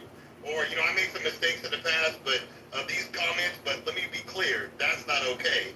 But this dude is sick. And anyone who follows him and who tries to pretend like, well, it's okay, I'd rather you at least be like, I don't give a fuck. He's doing what I want him to do. At least be like that. Instead of trying to cover up for it. Well, I mean, if I saw him in the room, okay, now if I saw him in the room with the child, okay, if I knew the child, it's like you guys keep trying to move the goalposts so you won't admit that you guys like this sick motherfucker. Exactly, Brian. Exactly. Instead of getting in front of it and being like, hey, I mean, we all know he's a megalomaniac, loves, has an insatiable thirst for attention and media. Look at me. Here you go, everybody. We're the files. Nothing to see here. And humiliate the Dems again. Instead, they choose to deflect. Like Anthony or any others who are still in this weird Messiah haze that cannot see what's happening in front of you. What do you think it's just pure coincidence that instead of doing what Brian suggested and just getting in front of it and be like, hey, I'm good, Trump chooses to put out the MLK files. He chooses to go as far as create as something that maybe a teenager influencer might try to put together, the Barack Obama AI video getting arrested by the FBI. Are y'all okay? What? Do you really think that's coincidence? Or perhaps could it possibly be the deflection?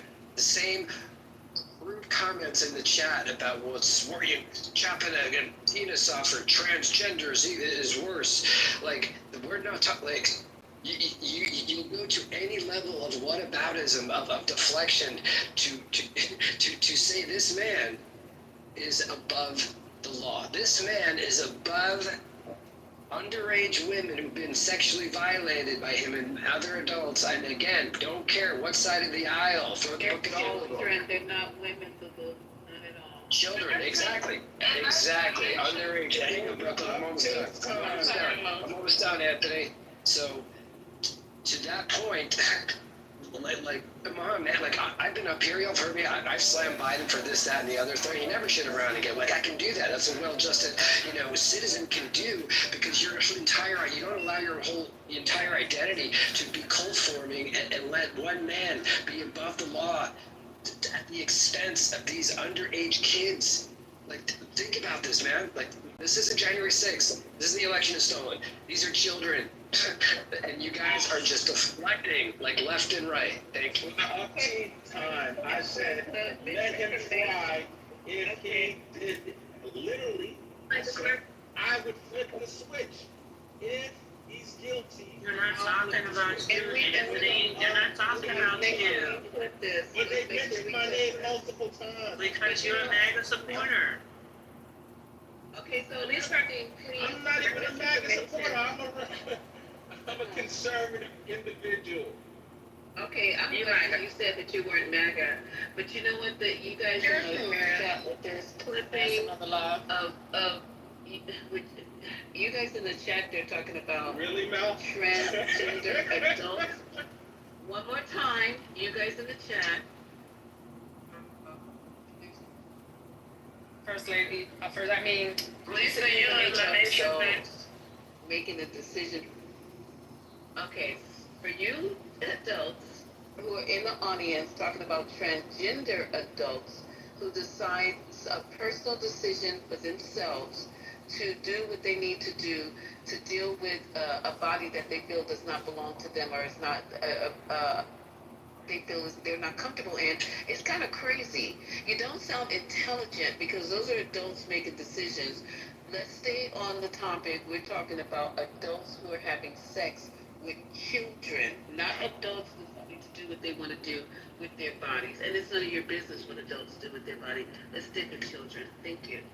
Right, Lisa. Heard the clip with Trump talking about Lindsay Lohan in 43 seconds. She was 17 at the time. He's talking about. Have you guys played that clip yet? No, you can play it if you. Yeah, he said women with freckles were best than that. Yeah, he did. And she's 17. I don't know why MAGA and the Trump supporters are deflected. I mean, there's so many evidence of him and his own work. Yeah, I put it in the chat. Okay, somebody, you guys have to play these clips, please. Thank you. Hey, Mr. Bond. 7 minutes. They don't see nothing wrong with it. Exactly. I mean, do the same shit. Yeah. Hey, back to talking about drag queens. It's like, what do drag queens have to do with this? I just really, the deflection is. Hey, y'all want to know what's crazy? Here's the crazy part. We all know in this country that billionaires can get away with everything. It's clear as day that this man's money is the only reason he's getting away with this shit. And I guarantee you, in any other situation, you can talk to these MAGA nut jobs in this room, and they'll tell you that money will get you out of this shit. But in this situation, they have to wait for him to be proven fucking guilty. They'll ignore everything. They'll ignore the clear evidence, him with the pictures with all these fucking kids, him being friends with this fucking asshole for how long. They'll ignore all that shit because you know what? He has to be found fucking guilty, even though clear as day he's using his money and power to avoid it. They don't give a shit. So as long as you can use your money and power to avoid shit, you can go ahead and be a pedophile in this country. Because look at these idiots that support that shit. And he has to be broke, and then they have an issue with him. Don't forget the white man too. That too. You know what, Haitian, and you know what was really also very telling is that just to say, let's for 1 second, and only 1 second, let's just say we put Trump aside. He was friends with Epstein for 15 motherfucking years. They went out together, they partied together, they traveled together, they were in 4 different states together. He knew what this bitch-ass nigga was doing anyway. So just the fact that he stayed with him for 15 years, supported him for 15 years, hid whatever he was hiding, about knowing that this motherfucker is, just say he ain't doing it, let's just say, raping girls that could be his motherfucking daughter, that shows what kind of piece of fucking animal waste he is by even doing that. So if you want to just keep on cha-chaing and ball dipping for him, that's fine. Let's just talk about the fact that he stayed with somebody that is a known fucking pedophile, took his motherfucking life. He was convicted. Epstein was convicted. He was convicted. And got some stupid ass sentence where you go to jail. Only a white man with money can get, after being found guilty of sleeping and molesting children, can go to jail in the morning and play checkers and then check his motherfucking ugly ass out at night and go home and sleep in a fucking king size posturepedic. So you guys are full of fucking shit. You should be ashamed of yourself, but I ain't gotta worry because you guys are gonna burn in motherfucking hell. So I ain't worried. Keep on talking. Lisa, don't forget. Go ahead, Haitian. I was to say real quick, let's not forget, a lot of these MAGA, they wanted to lower the age of consent in the first damn place. Ding, ding, ding, ding. And who was the lawyer? Who was the lawyer? Alan Dershowitz.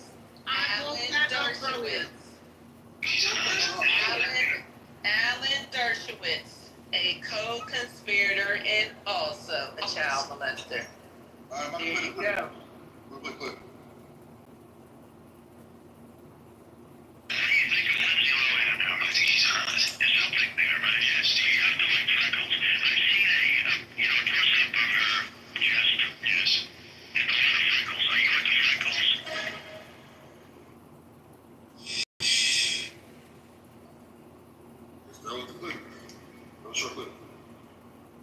Oh, that's not it. That's a long one. Yeah, that's not it. We gotta play the whole thing, Haitian. I think you just got a small clip. Nah, that's what was in the chat, or whatever you want me to play in the chat. Okay, no, let me find it, because that's half the clip. No. 1 second. That's the ones the Republicans use. Yeah, it's so crazy how fast the MAGA manosphere is. Like, you have hoteps that are MAGA. It's a nigga named I in the chat. I am. And he spells I-M-E-Y-E. Hotep. You got racist, Matt, Tool, PP. You got, I don't even know what the fuck category Anthony would be in.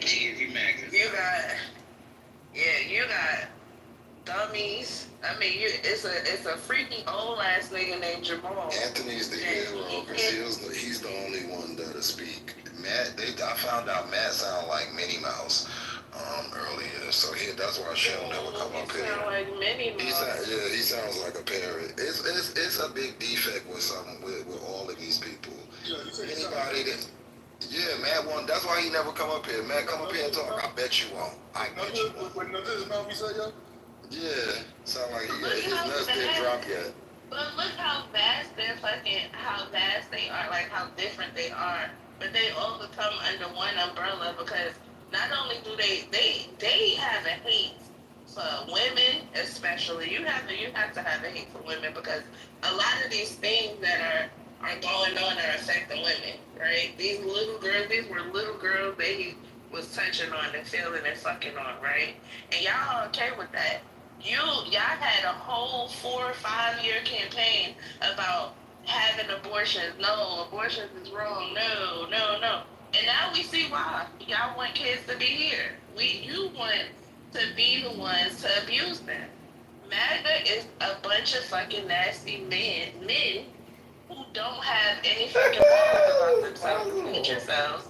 You hate women. You probably hate your own daughter. And that's that. They also hide behind the church. And they would never come up here. Behind the church when they teaching kids. Come up here, Beaver. Beaver, I didn't even know Beaver was a cracker. All y'all come up here. Like I didn't know you was a cracker. Y'all so chatty. I know y'all fingers hurt. This all y'all do is come in the room and type in the chat. Like, what type of ballsy men are y'all? All y'all do is type in the chat. Oh my God, Justin claims he's the masculine gay guy. No, bitch, you claim I'm the masculine gay guy. Yeah. That's what you see, bitch. I ain't never said that. I'm as gay as they come, bitch. Matt puts in the chat, Matt quotes out of that coming up here, so we can all hear his lovely, slow voice, puts in the chat, Agent, you always sound like you're sniffing something. Like, I think he was removed from a room for actually taking that even one further, saying somebody, accused somebody up here of sniffing children. Like, this is funny to them. Like, they're showing themselves. That's a... We literally have a White House right now that's fighting with fucking South Park. A cartoon. And look at Mo. None of y'all black. None of them will come up. All y'all can't say anything. I'm gay. I'm this. I'm not scared to talk. I can speak.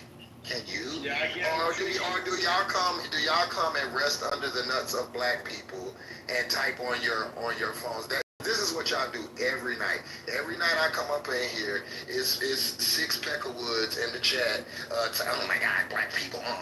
Y'all are disgruntled and mad and stinking. Ain't took no shower, ain't washed your feet or legs, just typing. Come up here and talk, express your musty selves. Like, stop you sitting over there with your thumbs in your butt. Come up here and talk. I bet y'all won't. Bet you won't. I will bet you any amount of money that none of you pussies will come up here and say a word. Not to me. Even racist pee comes up. Hey, tell them we're gonna put a bounty. I'll put some money on someone's cash app if they come up and have an actual debate. What up, bro? What's going on? Alright, fine. Yo, hey, Justice Kitover, gay guy. Yeah, like y'all, like I should be the least of y'all's worry. Y'all won't even come up and then y'all just keep talking shit. Listen, y'all's typing things that y'all say don't matter to me. I'll beat all y'all up in real life, all of y'all. So like anything y'all say in the chat doesn't matter. I cuss bitch ass niggas like you, like y'all out on the road every day, like on the way to work. So none of that matters. Just come up and talk, express yourself. Like, I know y'all make $20K a year, and y'all, so express why you're upset, why you're disgruntled. Being mad at me ain't gonna, I'm always going to have more money than you. I'm always gonna look better than you. I'm always gonna be smarter than you. So being mad at me is futile. That'll be no matter what the administration. But just come up and express why you're upset. They're not gonna do that because they want to. Hold on, let's get back on topic. Let's get back. Let me reset, y'all. Okay, so, okay, thank you, Haitian. I'm 2 minutes out. So, welcome to 420, you guys. What we're talking about is gasoline. Gasoline, a convicted child molester, rapist. She also was having sex with these children. She would have sex with them at the same time with Jeffrey Epstein. And she also was a madam, and then she also was a groomer. She was everybody's fucking worst nightmare. So what happened was, it started yesterday. Trump sent his own ex-personal lawyer, what a conflict of interest, to go and talk to Gasoline and make sure she wasn't going to give up Trump, and maybe they could possibly lie to her and think that she's gonna get immunity. So what happened is she was granted limited immunity while talking to DOJ, and she named 100. That was just 1%. 100 different people that are linked to Epstein. So she is singing like a canary. He's saying that she's telling everything. Now, what everything is, I don't know. Because Trump's lawyer knows that his name is all over that list.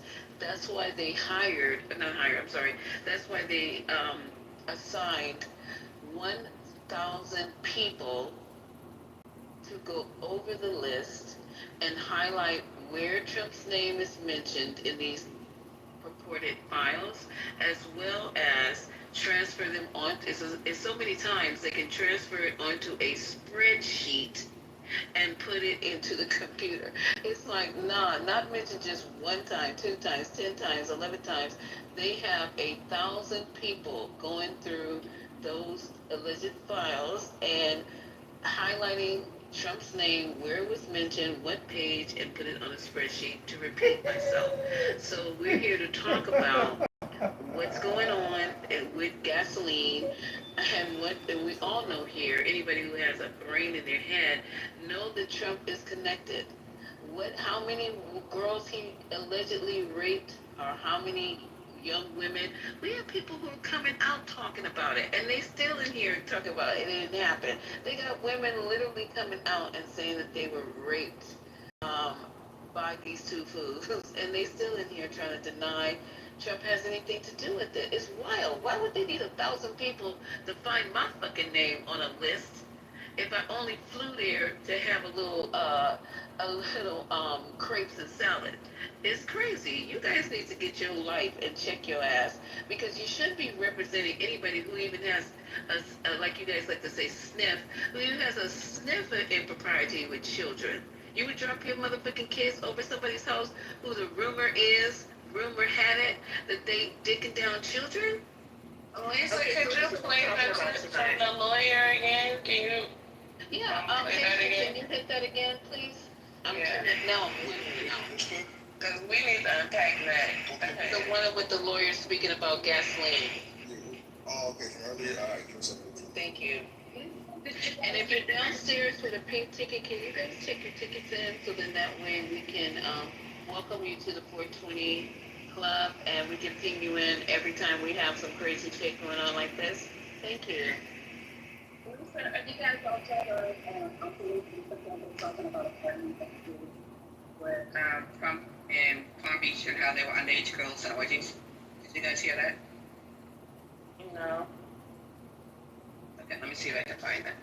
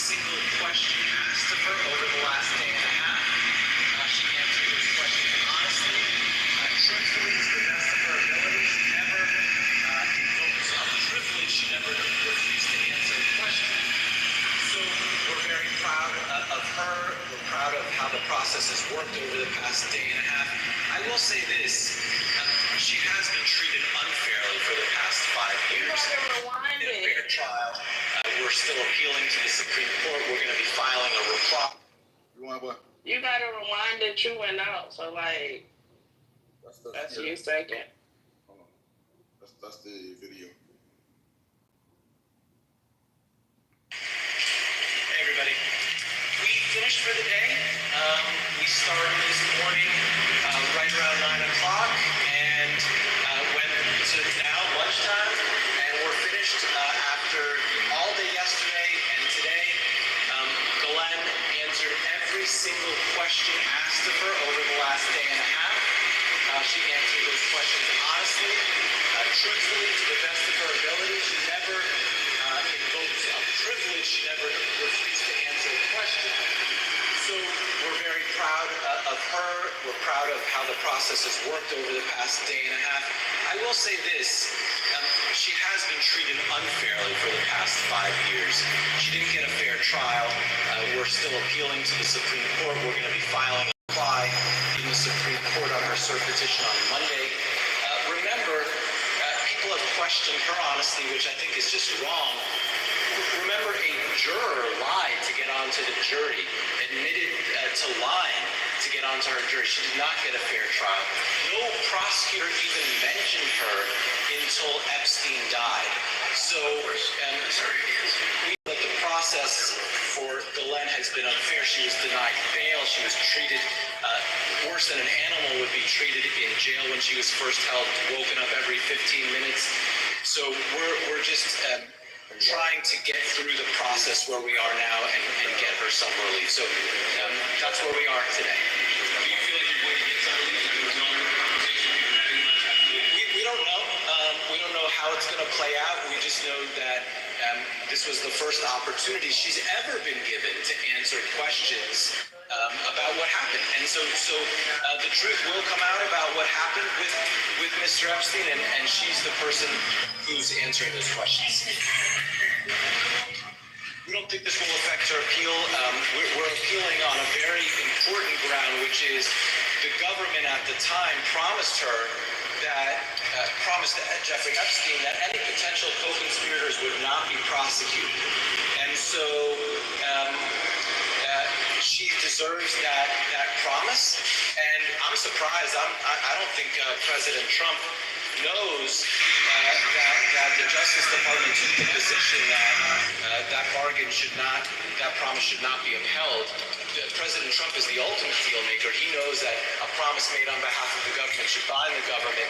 And so we're hoping the Supreme Court agrees with us that when the U.S. Attorney's Office in the Southern District of Florida promised that no potential co-conspirators would be prosecuted, that bound the Southern District of New York as well.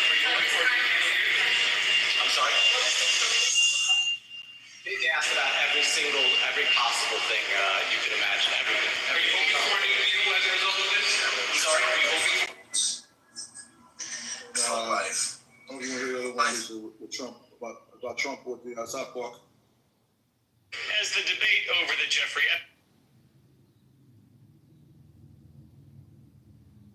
You went out again. Nah, there was a clip on the whole South Park thing. I don't know if you want to hear it or not. What's the South Park thing about? He's mad. The White House is mad. South Park. Yeah, you're mad about the episode from last night. Let me can I jump in on that real quick? Yeah, can we unpack the first Mike. one first, and then we can go to the Right, next one. and then too, I want Mike to talk about the case with because he can explain it. He's very, very eloquent in explaining this case about the young girl. He has all the information, and I do not because I'm driving. But Mike, when you do your submission, Michael, as well, can you tell everybody about that case? That'd be very, very helpful. Thank you, sweetheart. So, Haitian, are you gonna play something, or Brooklyn? No, go ahead. Yeah, when you were talking about the South Park thing, so I'd seen clips last night of the cartoon portion where they used like Trump's picture and just had his sort of head moving and he was in bed with Satan. Has anybody seen the PSA? I think they closed the show with it. It's a deep fake of Trump. It's a video. Has anybody seen that video? No. So you need to go to X or go wherever you need to go to see that, and then we can discuss it. Trey Parker and Matt Stone like huge balls, and it's like if they're not in some kind of like censorship prison by the end of the year, I don't know what. It's a sitting U.S. president. They show his dick on this thing. So he gets naked. He's in the desert. It's like sort of a play on Jesus being in the wilderness and Trump being Jesus. And so he strips his clothes off. It's hot. He falls out and he's on his back and looks down, and they literally show like this micro penis that has. You got to see this shit. It's like it's amazing that a U.S. president literally. It's because with deep fakes, this shit looks just like Donald Trump. It's the craziest shit I've ever seen. Like in my life. Well, let me not say the craziest shit I've ever seen in my life, but it's the craziest shit I've seen in 2025, definitely. Yeah, I saw it, Michael. The White House gave her a statement that it's a two-bit show that nobody checks for, but those clips went viral. Listen, he woke up the beast. He messed with Stephen Colbert and all of his colleagues and peers. They recognized what Trump did, and now he's getting the payback. And that's exactly what that did, and that's brutal. They had him in bed with the devil too, with his little small penis. They had him in the desert. Business messing with the rock. Shit, that's good. Yeah, it's. Yeah, I mean, and think of where we've fallen. This position, America, we are the preeminent superpower, right? So it's like, so the fact that we have fallen to this point to where we have respect. So over 249 years in this country, all this respect has been built up. I mean, we've done some crazy shit, but it's like we still garnered respect around the world. For this position being what it was, even with George Bush II, who was called the dumbest president, but George Bush II can run a victory lap now because Trump has made him like,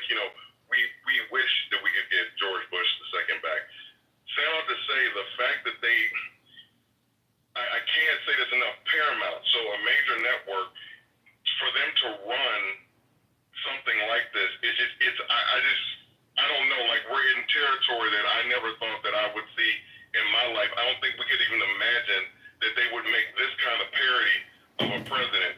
The imitation that they do, this guy that does Trump on SNL, great stuff. Shane Gillis does a great Trump. And it's more playful, it's fun, it's making fun of him, but it's not like going overboard.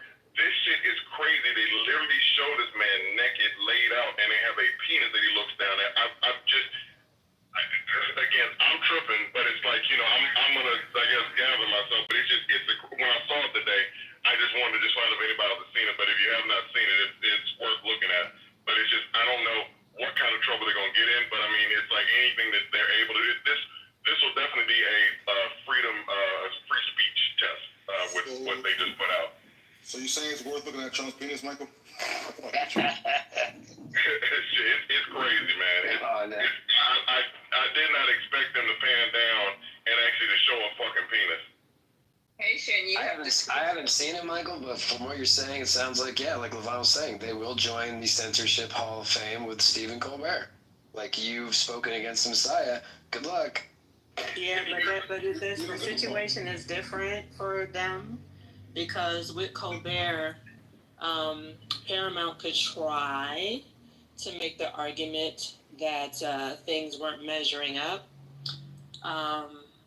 But with South Park, first of all, Matt and Trey are filthy rich, but also that they just renewed their contract 4 days ago now. So unlike in the Stephen Colbert situation, they can't try to argue, you know what I mean, that South Park, violated anything. So the case about Stephen Colbert is still, that's still bubbling in Congress and stuff. You see all these representatives asking, is this free speech, et cetera, et cetera. But with South Park, it's not going to be the same. And also, I mean, they have enough money. I mean, it just depends. But they have enough money, even if they were fired, to just keep going. But everybody should know that about South Park. Go ahead. No, Doc. I'm just sorry. I just want to add on to what you were saying. So the contract they bring the $250 million for 10 episodes. I think 2 seasons, 20 episodes basically. So 10 episode seasons, but they just got paid $250 million. And like to Dr. Goddess's point, South Park, they haven't had. I think they've been 2 years without seasons, but they're a moneymaker. It's just because even with this contract they signed, I can't think of it as Netflix. One of the streaming services, also they sold off rights to stream, they're the syndicated, some of the old episodes. So it's a very interesting battle because they have the gravitas and the money to kind of like to do battle. But y'all just gotta go see this. This deep fake shit is crazy. Deep fakes are crazy as it is, but when you look at this is literally Donald Trump walking through a desert, gets naked. Shit is crazy. He would be wise not to say anything to them because it's just going to go more about. Oh, the White House already pushed back. Yeah, they came up with a statement, but and the guy, one of them apologized, but he had like a wink, wink, wink. It was like a fake apology. Yeah, they were laughing when they were doing it. I literally subscribed to Paramount just so that I could watch that episode last night, and then I unsubscribed. Wait, can y'all hear T? Yes, I could hear whoever just said that they subscribed to us. Well, Trump is now calling Bill Clinton. He was saying that they need to focus on Bill Clinton because he went to the island 28 times. So that's a lie. He's on the flight logs 26 times to Asia and Africa, but not on the island. But now you see Trump calling names. I think he's scared. Projected and deflected. Exactly. And Elon Musk knew what he was talking about. I think Cash Patel leaked that to him. I think a lot of the reporters are invested now. They smell blood. There's nothing worse than reporters who smell blood because they're going to be digging. You got 1,000 people combing through looking for his name. You think one of the 1,000 maybe not going to be a whistleblower or leak some. It's so much people now invested in chasing this story. So, like I said, even if he gets a pardon, MAGA isn't going to move, but the independents and moderates have already started to move. Great, but that's like saying. I was about to say, Gallup just came out with the poll, and his approval rating is down to 37%. Gallup was the one he trusted supposedly a few months ago, so now he's going to call Gallup fake news. But he's also down to 29% with independents, and they said this is his lowest percentage since January 6th. I just want to add. Yeah, I posted it earlier, but yeah, independents, he's cratering. He's down 17% with 29. Independents is single digits, the Democrats, single digits, and MAGA is, overall, he's 37%. That's his score. So the independents are peeling away. They don't like his wishy-washy on Ukraine. They don't like his policy on tariffs. They don't like the inflation and Epstein stuff there. And he needs independence to win. Did y'all see the shaman having a breakdown? Y'all know who I'm talking about? The man from January 6th who had What kind of breakdown he had? Can you post that link? Oh, he's going ballistic. He said Trump. Now keep in mind, Trump pardoned his ass. He is one of the leaders in January 6th. And he was like, fuck Trump, fucking weirdo fraud.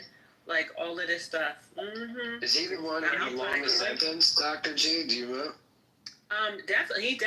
He was the one of the longest sentences. No, yes. He didn't have a long sentence. He had a couple of years. He was maybe like 2-3 years. He wasn't that long. But the rest of them, there was only a handful of people that had sentences like that. Well, I'm saying the dude I personally know got 17 years. That was in my unit. Yeah. I hear you on that. But still, it was only a handful of people that got like long sentences. But he is the symbol of January 6th. You know what I mean? And it's just so funny that even he turned. It's just like, oh my God. So I didn't. But apparently, the people, the MAGAs in the room that didn't leave. And let me address something, y'all. The MAGAs, they do this.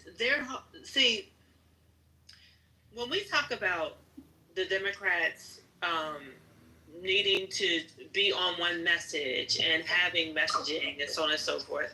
First of all, we do have some messaging, but these MAGAs, they come in here and they spout all the MAGA bullshit all at once. You see how we were bombarded? It was just like comment after comment, trying to deflect to Biden, trying to say Trump was innocent, like all these things.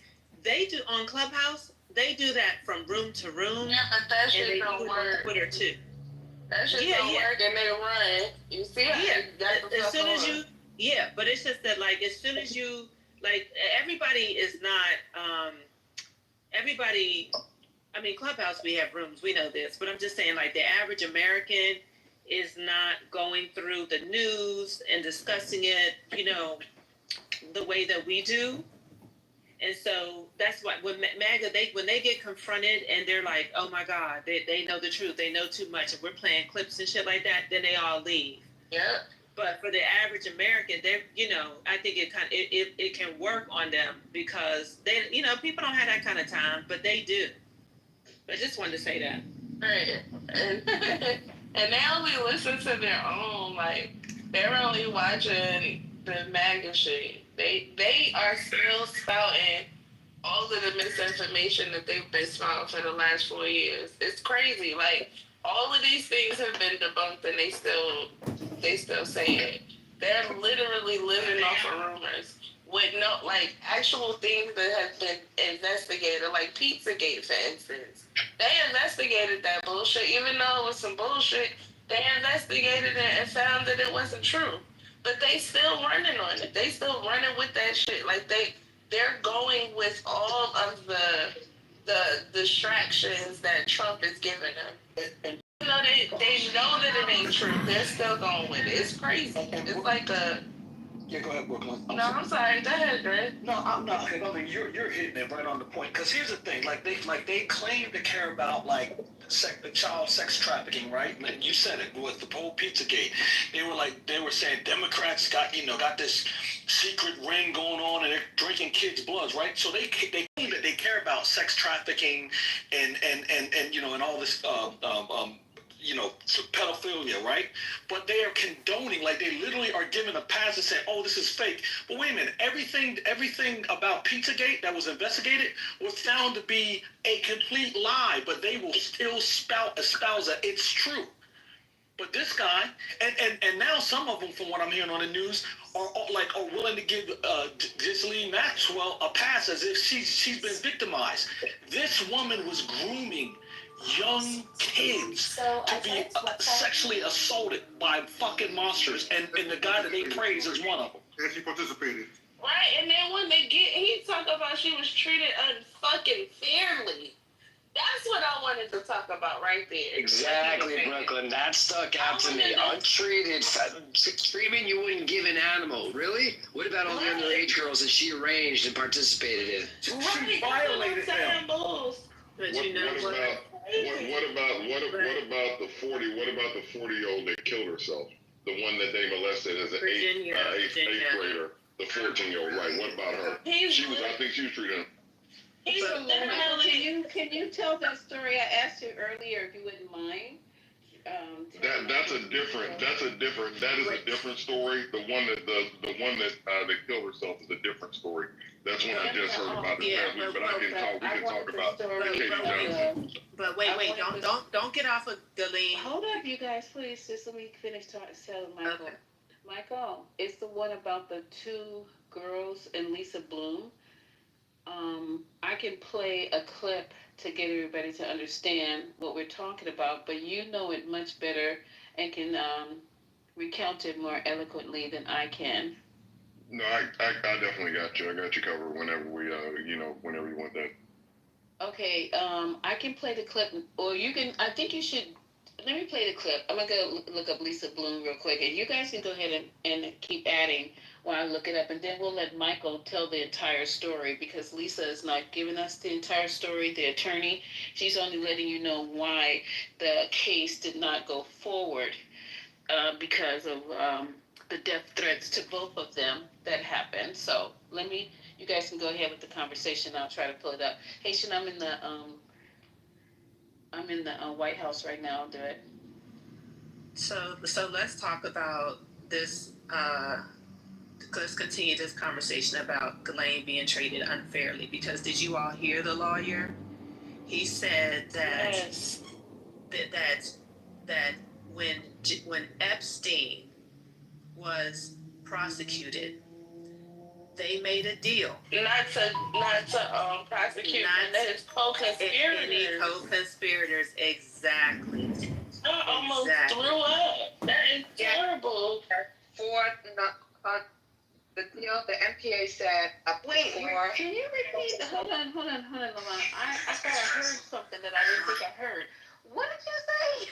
That's why I was stopping you, Lisa, because I was like, we skipping over this. Right, I was trying to unpack it too, Dr. Goddard. So what the lawyer said in the clip was they made a promise to not to prosecute none of his co-conspirators, right? So for that reason, he's saying that Ghislaine was treated unfairly and she should be, she should be let out, basically. Did he make this deal when he hadn't even made it to trial yet? That's true.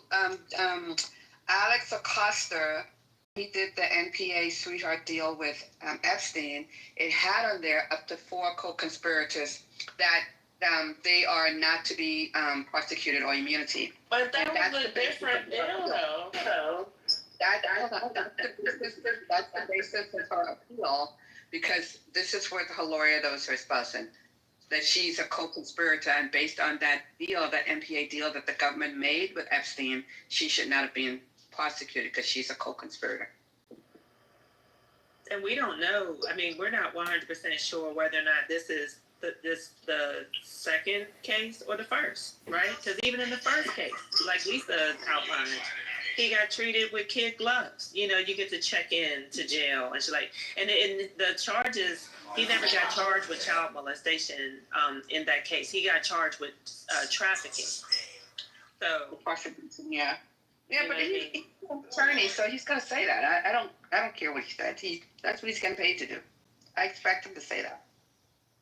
Yeah, but if there was a deal not to prosecute any co-conspirators, maybe there's some paperwork with that. But if not, all they're doing is just setting up the lien to be freed. I mean, we already know that based on his comments today.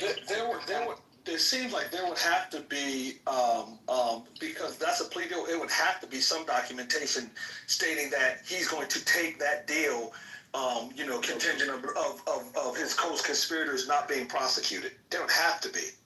That's in the deal, just that the co-conspirators are not named. Go pull up, you'll see it referring to the case in Florida. It's the case in Florida. I just want to say something to somebody in the audience that probably won't have the balls to come on the stage, but Neo DiCaprio, you fucking stupid, nasty, dirty dog, the nerve of you to sit, you are so obsessed with a cracker that wouldn't spit on you if you was on fire, to say that Obama was ordering boys through his email. You nasty, dirty, dickhead ass nigga. You don't even have.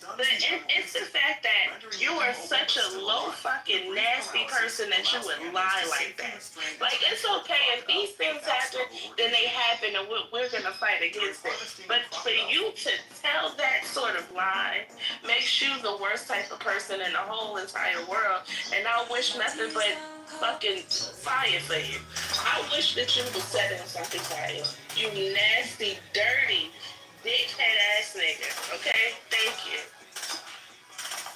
Yeah, Neo, I sent you an invite to come up and speak. Stand on your truth, Neo. Don't be Atlanta Brave in the chat. Come on, stay. You could burn on the cross with Matt cracker ass. You know how them fucking KKK niggas like the motherfucking burn crosses in front of people's houses? Matt gonna be on it, and you could be humping his ass on it too. You nasty bitch, nasty, dirty bitch ass nigga. They just gonna stay in the chat, do vagina monologuing. I mean, And Trent, watch your fucking mouth on some real shit. Don't play with me, Trent. Because if you heard what he said, you can get off of mic. Don't say nothing about me being ignorant. And what he said was more ignorant than what the fuck I said. I said it to combat that bullshit ass lie that he just sat on his thumbs and told Trent. So mind your fucking business, Trent. Trent, I already told you your proximity to coonery, Trent. So the fact that you sitting on here, you sitting on here caping for motherfuckers or lying is crazy. And that's how you operate. You operate in the most bitch-made way, man. Like you really, you like one of the most bitch-made individuals I've ever encountered. He's talking about me. Yeah, my mom is sitting here. My mom was so just real quick. I don't care. Yeah, I know. I'm sure you don't. My mom was sitting here listening. No, she raised the poem. Hold up, you guys. Yeah, my mom knows what. Hold on. There is in the room. Let's not disrespect people's mother. Go ahead. Yeah, she's sitting here listening to you, and she's like, it's very ignorant. There's a way we can all talk this conversation ain't for your mother. Yeah. And if she would have read what I just read, I don't know how she would have reacted, but it's not for her to tell me how to do anything, okay? It was ignorant for you to put that in the chat on behalf of her. Yeah. Okay? Thank you. Yeah, Trent. That's ignorant for you to even involve your mom on the app. That's not even cool. Facts. And here's the thing, because I don't. And here's the thing. Wait, hold on, Trent. Trent. One second, y'all. Trent, read to your mother. 1 second, y'all. Trent, read to your mother. Oh my God, what's going on? Lisa's room, she's trying to speak. No, she's speaking. Go ahead. I'm reading Trent's stuff. She's been trying to speak. Go ahead, Doc. Yeah, Yeah. Oh, I didn't hear. No, go ahead. I'm reading what Trent wrote in the chat. Go ahead. Yeah, no, I just want Trent to read to your mother what Neo wrote about Obama. We couldn't see that. Man, Do you want me to read it? Go ahead and read what you wrote, because I can't find it. Go ahead. Trey, what I want you to do is tell your mom your alias, bro. Johnny. My alias? Yeah, Johnny. I think she'd be more concerned about Johnny. Yeah. Johnny? Who are you talking about? You don't know. No, I don't know what you're talking about. What are you talking about? Okay, all right. What are you talking about? This conversation was decided. Do you want to add to the conversation? Go ahead. My mother had been listening to you guys for about 15 minutes. We've been riding the car. She was gonna add to the conversation. Oh, I appreciate it. I appreciate it. Yeah. Thank you. So let me read the what you didn't see, Trent. Okay. Well, I think his mother wanted to ask. I know. I want her to hear it. I want her to hear it. So what Neo wrote was, glad you know that, because Obama was ordering little boys in his emails. And that's Did he why. put those in the chat? Did he put the emails in the chat? No, so he's why would responding. you lie like that? That is disgusting. Well, that's what Brooklyn was responding to when somebody tried to correct how Brooklyn was responding. That was disgusting. And I'm gonna say it again. I get that's an ignorant statement, but there is a way for us to respond in a. That's the way I'm trying to respond. Stop trying to tell people how to respond. What I'm doing right now. Don't talk about not fucking drinking a bottle of fucking Johnny Walker. Yeah, you can't. Trent, does your mom know that you kindly to ignorance. Nobody has to respond kindly to buffoonery. Nobody. Trent, would your mother say that a rapist or whatever gasoline is was treated unfairly? You up in the chat taking up for it? What you saying? You fucking drunk at 2 o'clock in the afternoon during the week? Trent, like, come on, you being phony. Word, does your mom know you work in proximity of coonery every fucking time you on this app? Like, you should tell her about that. You be caping for these coons out here, man. It's disgusting. Go ahead, tell me. Your mom know that This is what happens when you bring your mama to the app. Leave your mother on this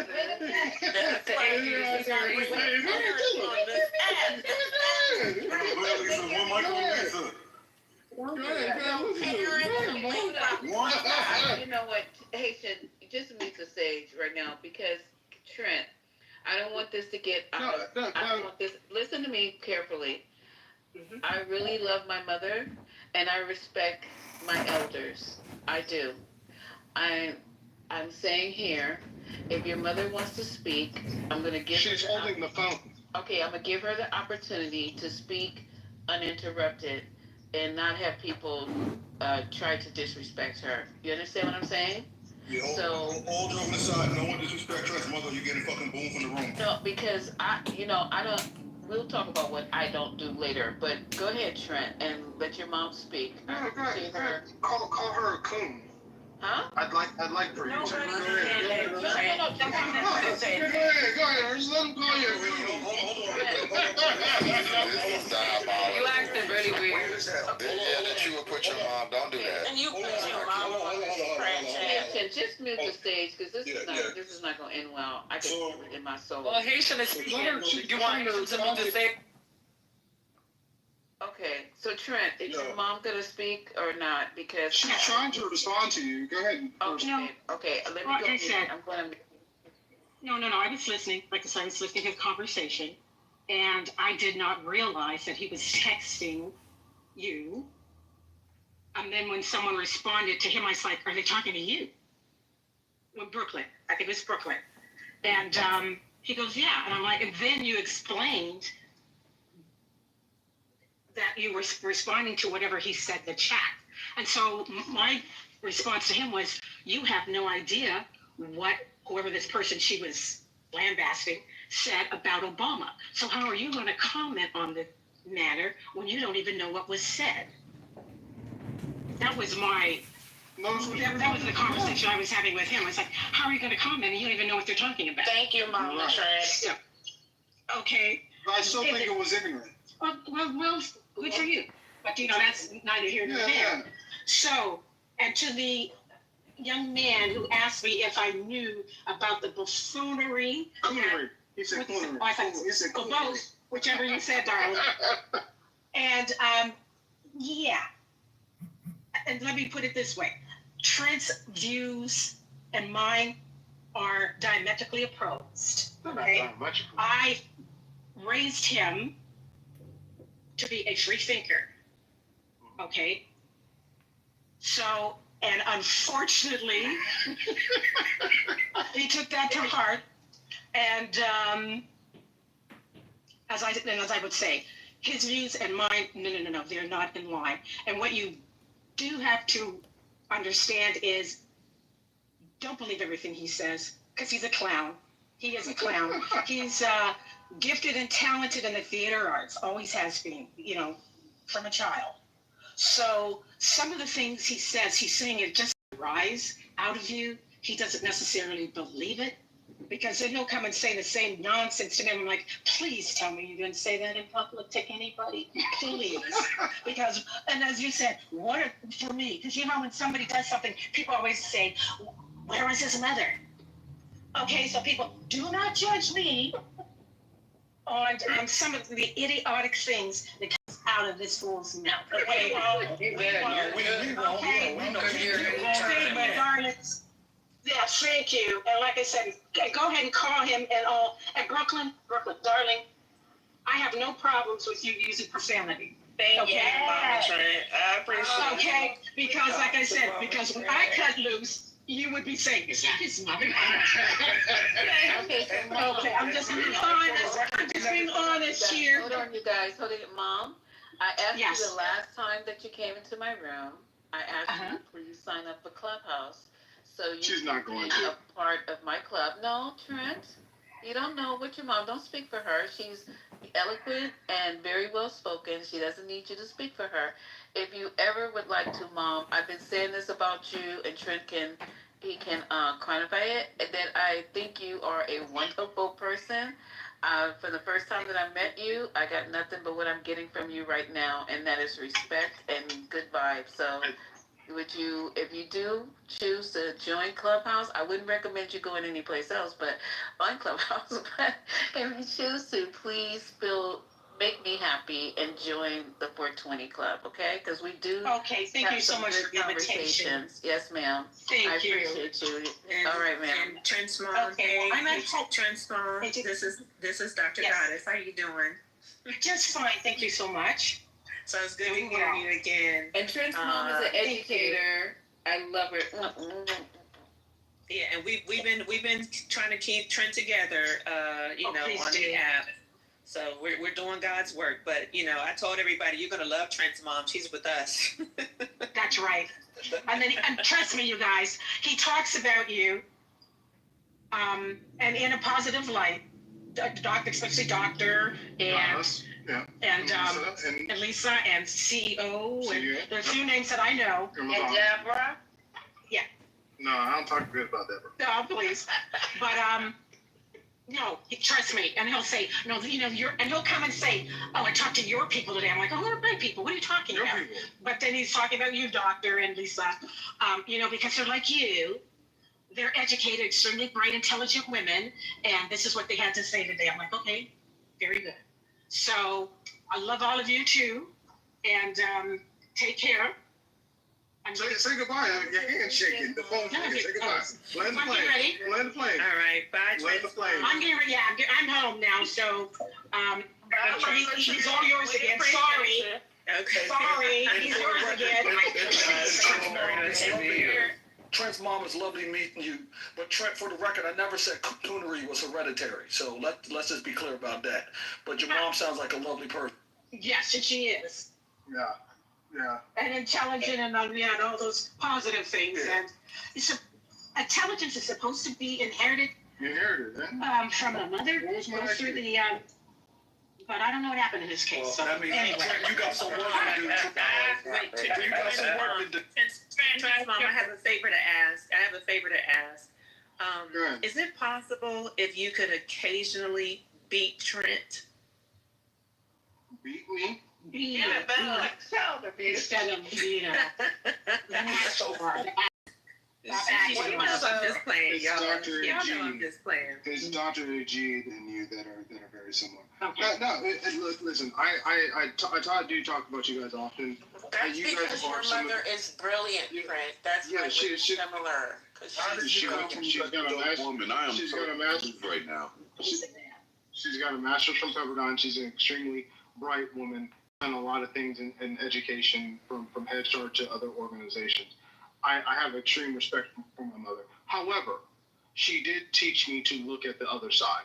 And so I have a lot of friends on the other side that are diametrically opposed. I'm not diametrically opposed to a lot of your views. So if you think I am, my friends wouldn't even listen to some of your submissions, right? Am I right, Ursula? Oh, no, yeah, that's right. You're right? Okay. So I understand both sides, but I also understand when I'm talking to far right and to far left, and I wouldn't call all of you far left, but when I'm talking to far left, I hear the same arguments about corporate profits, about corporatization of the economy, and so I try to level set and give an independent minded thought. I understand that doesn't conform to a lot of your views, but that's what I'm here for. Anyway, I'll land. Your mom, I'm really she's refreshing. Your mother is a very dope woman. I gotta go now, so ciao. Okay. Bye, Mama. All right. Have a good weekend, Mom. But honestly, I think that's why we can tolerate Trent. Okay? That's why we tolerate him, because he has a little bit of teeny tiny bit. It's like those horrible people that have like a sweet husband or wife, and it's like, damn, how are you cool with your wife or her husband is so terrible? Well, I have a little bit of update, you guys. We're gonna get back on it because we have clips to play. We got Michael who's gonna tell us about the court case with the two young girls, the one who disappeared. Disappeared. It wasn't like she didn't know this girl and didn't know this girl's family. This girl literally disappeared from Jeffrey Epstein's mansion on the east side. So, just updated. Everybody's talking about this story, you guys. Welcome to 420 from Radar Online. And I got clips because I want you guys to listen to this clip carefully of what Gasoline is doing. I didn't know they took her out the prison to wherever she went for this meeting. They couldn't even go to the rec room or to the visiting room. They literally took her out of jail. Okay, if you guys didn't know that, because they're people, of course, they got drones taking pictures of her, running around the track, drones watching the door for her to go in and out, and Trump's people to go in and out. Yeah, they stand on top of this. So from Radar Online, Gasoline, and we've already discussed the proper pronunciation of her French name, and I know how to pronounce it, but I'm doing Gasoline because she's pouring gasoline on all this shit. Say it once for us. I'm sorry? Say her name once. It's Ghislaine. Ghislaine. I'll try to get later. Oh, shut up. So Ghislaine Maxwell's bombshell confession, Epstein's former lover, insists the truth will come out and offers evidence on 100 different people during jailhouse meeting. And it's not jailhouse because I'm gonna play this clip and you'll see that she actually left. And 100 people is 1% of actually the amount of people that we're trying to identify. It says Gasoline spilled the tea on nearly 100 different people who could be connected to sex offender Jeffrey Epstein during her 2-day meeting with the Justice Department. She is looking to secure a deal that could reduce her 20-year prison sentence for helping her former lover. And that's another thing, because they said that her and Epstein were not lovers. But she assisted in raping those children, though. While he was having sex with them, she would join in. After her exhaustive interview, attorney David Oscar Marcus says she answered questions about nearly 100 different people. Now that's interesting. I wonder if he if she answered questions about 100 different people, did she bring the people up, or did Trump's lawyer bring the 100 people up, and then she collaborated or denied these people were involved? The lawyer, I can assure you. Yeah, because this don't sound right the way they worded it, but I don't know if they know because they weren't in there. But anywho, we'll rock with it. She never invoked their privilege. She never refused to answer the question. So we're very proud of her. Marcus told reporters it's unclear what she may have told prosecutors during their time together. Marcus would only say she was asked about every possible thing you could imagine. No possible deal was announced on Friday, which is today, but Marcus is confident prosecutors want to hear what she has to say. They goes on to say again, the truth will come out about what happened with Mr. Epstein, he said, and she's the person who's answering those questions. End of, wait, I think that's the end of article. The rest of it is just going backwards, talking about what happened with the Justice Department. Okay. And Mike, do you want to talk about the case, or do you want me to pull the clip first? All right, probably, if you want to pull the clip first, I'm headed to my car, so so that'll work out if you want to do the clip first. And can we mention something about Ghislaine real quick? Sure. So remember, there's a documentary where one of the victims, I think it was Virginia, who was one of them. And, they went to the mansion and stuff like that. And Virginia said that she basically, because, she was involved with Ghislaine and all that. She said that they would be riding in the car, and that if they passed like a school or playground, literally. And she said Ghislaine would see girls, and she would be like, pull over, saying that utility bills, and then get out and go talk to the girl. To even to wake up in basically a way, tell her that, hey, you're so beautiful, we want you to model type thing. That was always the hook. So just the fact that she would be going by schools and playgrounds is really, really sick. So just the fact that they're saying she's been treated unfairly and so on and so forth. I mean, she's definitely going to be pardoned, and we already kind of know, her testimony is going to be a wash for Trump. And maybe that will be enough for the Trump supporters. I mean, because they want to be in denial anyway. So, that's all. And it's so crazy that you said that, though, Dr. Goddess, because it seems like the lawyer is saying all of these things to set it up so that when she is pardoned, it'll kind of soften the blow. Exactly. It's like she was treated unfairly. They promised to indict none of the co-conspirators. First of all, what the fuck do the government be doing? Not prosecuting co-conspirators to a sex ring is crazy. That is beyond insane. Y'all are really okay with people being able to testify against someone else, get away with the crime that person committed. So that is something this shit gotta stop. I don't agree that's what, I know that's what they are trying to do. Mm-hmm. But I'm not convinced that that's gonna happen. It might not happen, but if it does, though, it's the softening of the blow. You know what I mean? If she does get out, they're going to basically say, well, she wasn't supposed to be in there anyway. You heard what the lawyer said. They said that, they treated her unfairly. They said that they wasn't going to prosecute none of his co-conspirators. They said all of that. Even though we seen the documentaries and all of that, they still going to try to do it to soften the blow. If she get out, that should be, cause for concern. But I don't know if MAGA's going to take it like that. She's not telling them nothing that she didn't know before she got convicted, and she wouldn't tell it before. So now to tell it for a deal, I don't know. I mean, she got 20 years. I mean, she's... Okay. No, that's okay. They asked Trump today if he's going to pardon her, and he said, I'm allowed to, but I haven't thought about it. He literally said, I'm allowed to. You know what I'm saying? I'm allowed to? That's probably why they were asking the question. I thought They didn't ask if you weren't allowed to. Wow. Freudian slip? If you're against child trafficking, but you're going to pardon one of the most infamous child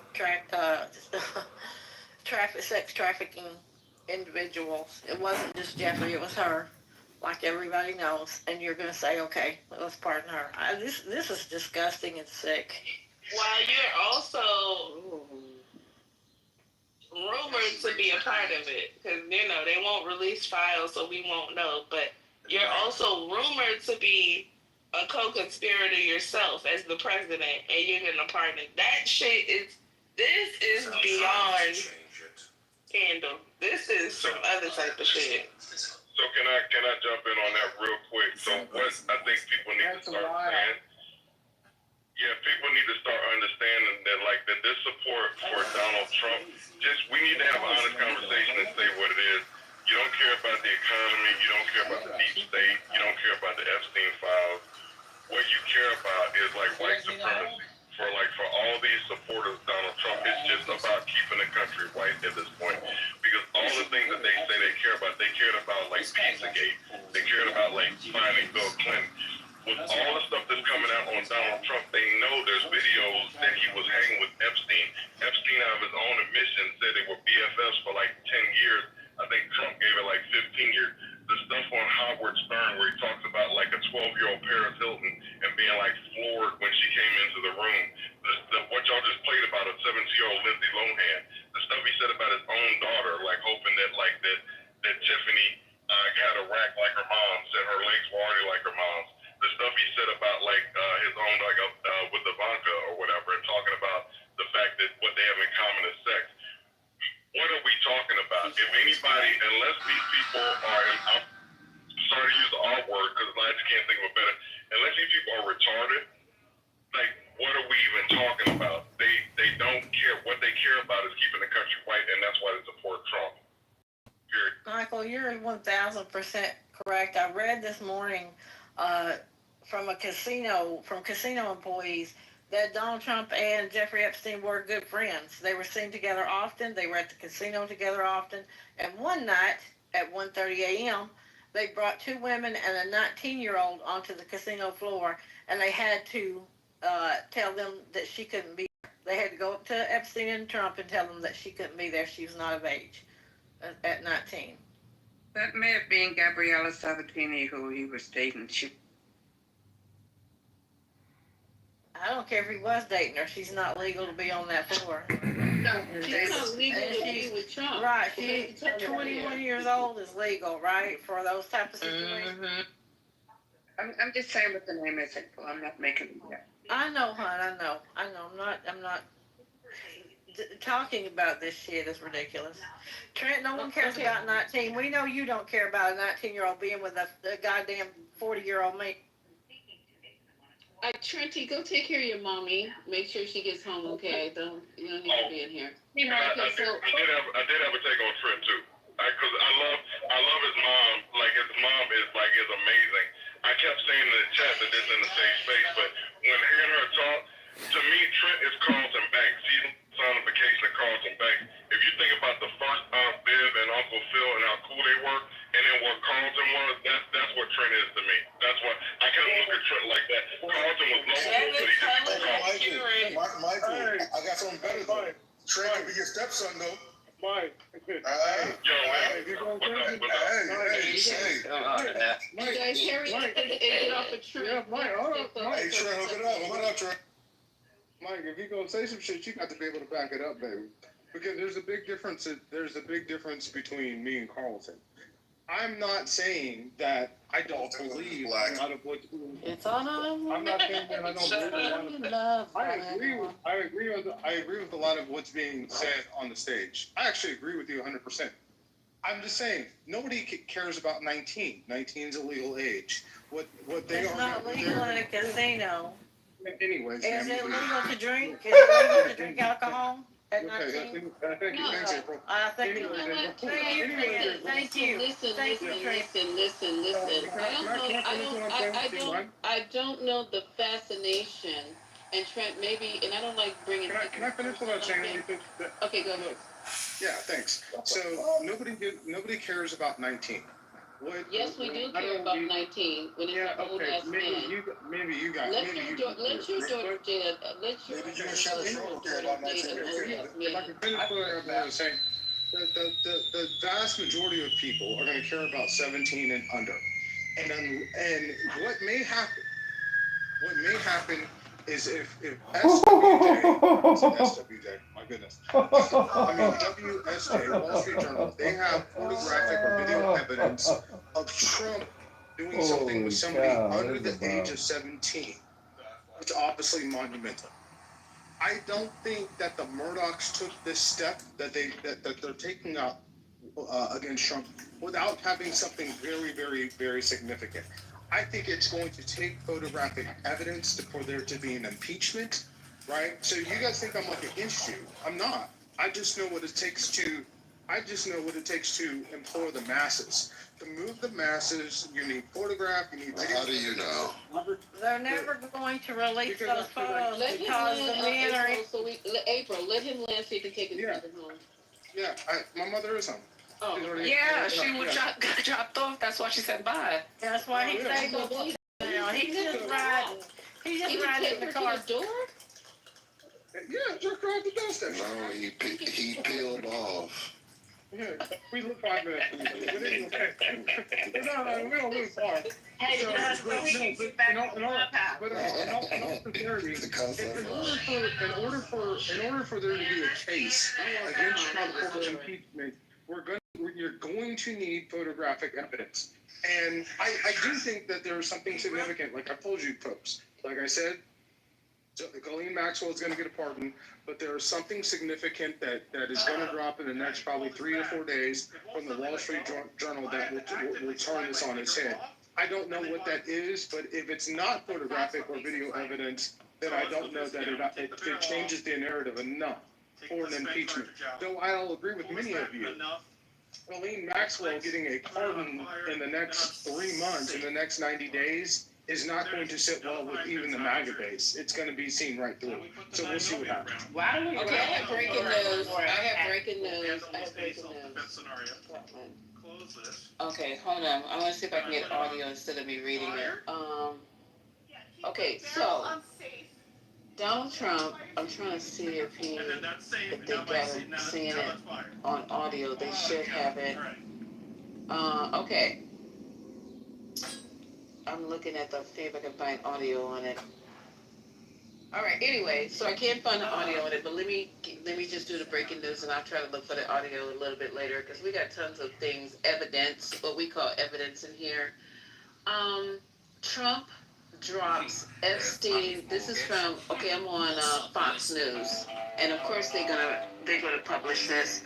But as of 12:53 Eastern Standard Time. Trump drops Epstein leaked names that media ought to be speaking about amid firestorm. And the article goes on to say, President Donald Trump said that those asking about the late financier Jeffrey Epstein's sex trafficking case should direct their attention to former President Bill Clinton and former Treasury Secretary Larry Summers. Trump's remark came a day after U.S. Deputy Attorney General Todd Blanche met with Gasoline in Florida amid heightened scrutiny about the case after Trump's administration announced it would not unseal investigative material concerning Epstein. Quote, you ought to be speaking about Larry Summers. You ought to be speaking about some of his friends that are hedge fund guys, Trump told reporters Friday while departing for Scotland. They're all over the place. You ought to be speaking about Bill Clinton. Trump then accused Clinton, listen to this, we got to talk about the hedge fund guys because you guys talked to me off a clip yesterday about the hedge fund people. Y'all know who you are. Trump then accused Clinton of visiting Epstein's private island the financier used as a home base for his sex trafficking operations. Trump said, I never visited the island before. Meanwhile, quote, Clinton has also said he has never visited the island either. In his new memoir, Citizens, released 2024, Clinton said he'd never gone to the island and that he wished he'd never met Epstein in the first place. Spokespersons for Summers and Clinton did not immediately respond to the request for comment. Summers previously served as Treasury Secretary for Clinton, as well as the Director of National Economic Council for former President Barack Obama. And let the games begin. Yes, that's exactly true. And just real loud, I'm gonna land right here. Larry Summers and the hedge funds will end up being the story. And this is why there are a lot of people on the conservative right that will be implicated in this, because that is who your hedge funds managers are, which is why they don't want this 100 names. He gave 100 names of people that will be, whatever she says, this is what I don't want you guys to know. It doesn't matter what happens thereafter. Whatever she says in front of Congress, and these 100 names that are released, is going to be the gospel for 60 to 70% of the United States. I recognize that what she says will leave out Trump, but what she says will end up being the gospel truth, and then you have to figure out how do you combat that. I agree. If they're gonna just, he said they haven't decided yet. They're trying to decide whether they're gonna go to Congress or if he's gonna plead the fifth. Who Lavon? Ghislaine, her attorney. He said they. Oh, well, that's because her pardon hasn't been secured yet. When she gets that guarantee, that's a wrap. Yeah, because if she goes up there and her stuff doesn't make sense, they can get it for perjury. You can't get it for perjury. Lavon, I've already talked to someone about this. I find it funny how the Trumpers are here ahead of us trying to make it nothing. It can't be called perjury. You missed it. We had a room full of Girl, Trumpers and it was listen, they make me tired with this shit. April, it was so bad, Patty left. I would have left with her because I'm sick and tired of hearing this apologist bullshit. And this is how it's going to be viewed, and this is what's going to happen, and blah blah. Like it's fucking nothing. Like this woman didn't go and take young girls off the goddamn street and deliver them to monsters. And it's like, yeah, it'd be like that. Wait, this is sick. This is the sickest shit I have heard in a long goddamn time. And if she gets a pardon, that'll be obvious. If she gets a pardon, it's gonna be obvious. Not for MAGA, it won't be obvious. Yeah, I mean, to MAGA, no. I mean, you guys accept a bunch of crap that no other party will accept. I mean, come on, dude. You know, I'm not gonna say you, but the party accepts. Young women. That's a thing. And the pardons are done, and the Republicans are done.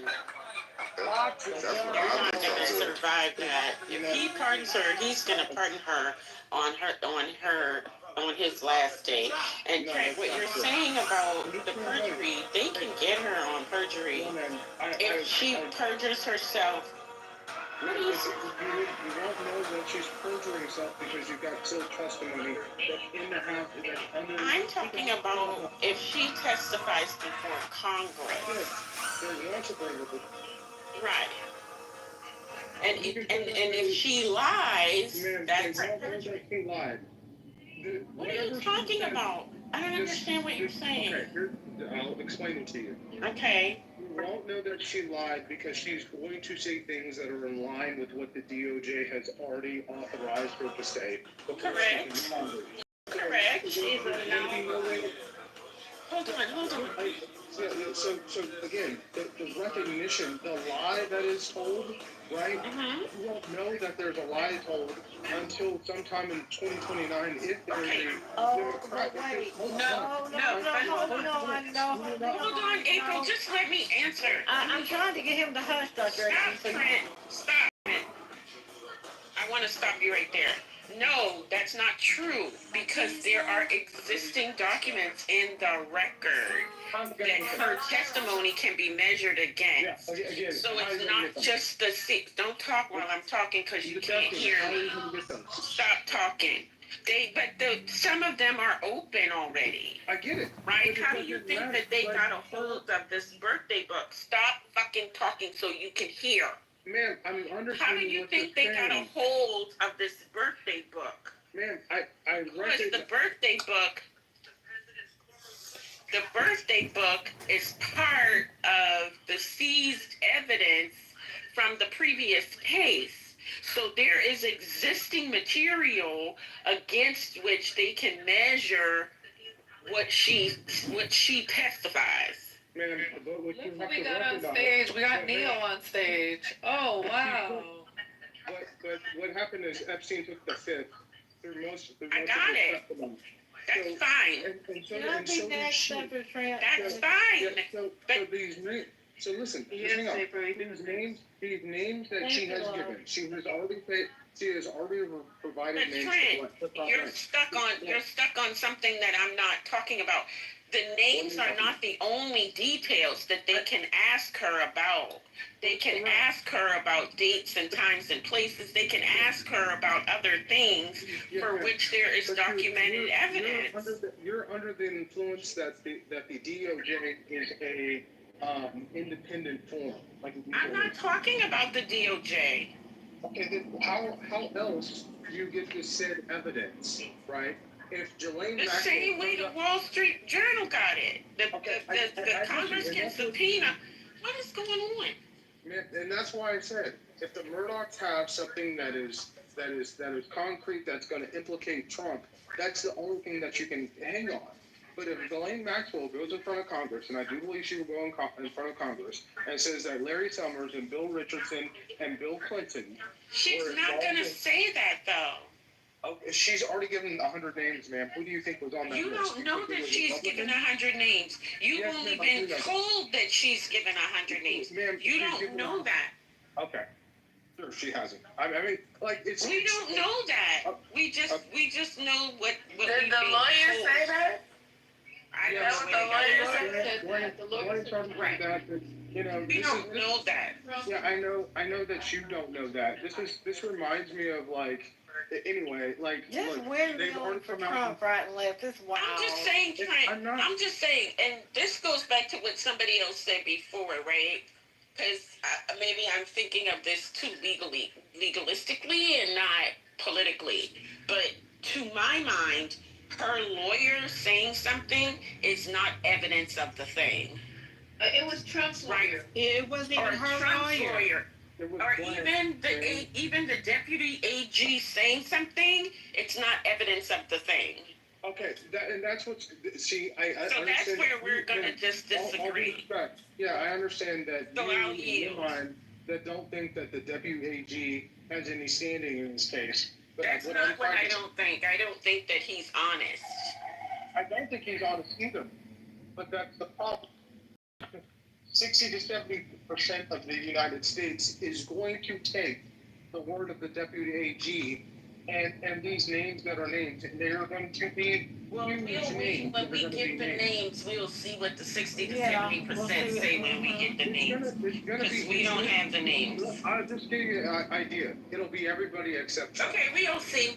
The AG, I mean, he's not counting on the thing that he's not counting on is that if she lies about certain situations and things that happened, there are people who were assaulted and essayed in these pictures who are now adults.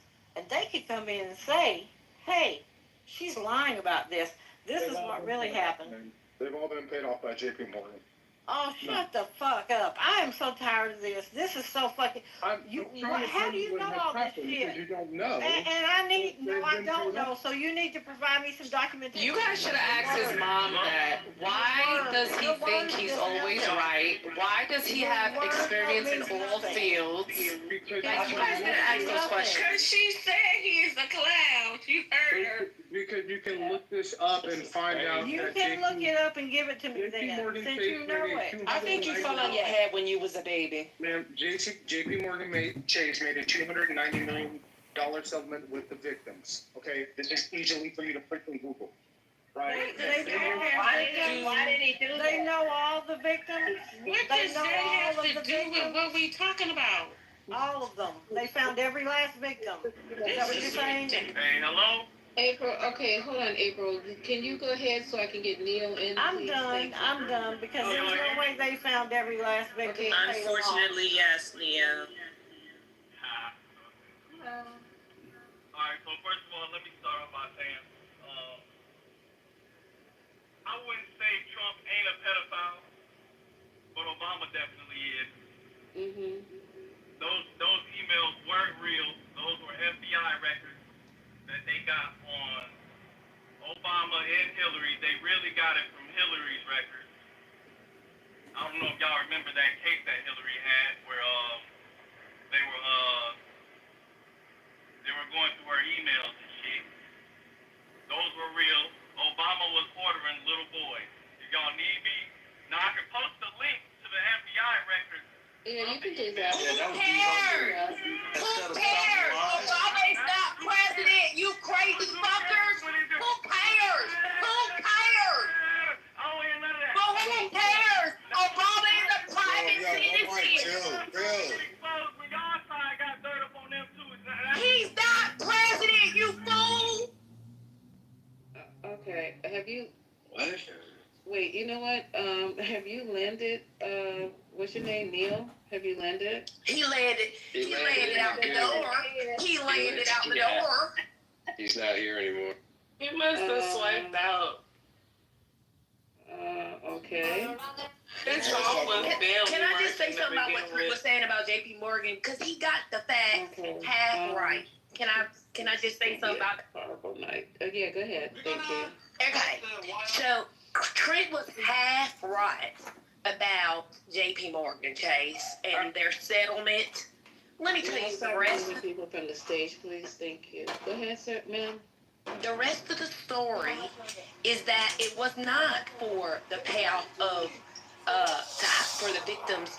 It was because they allowed for the money transactions to be done from his bank, where he banked with JP Morgan, and they settled because, well, one of the arguments was that the settlement that they should have been able to catch the large transfer of money from his bank account.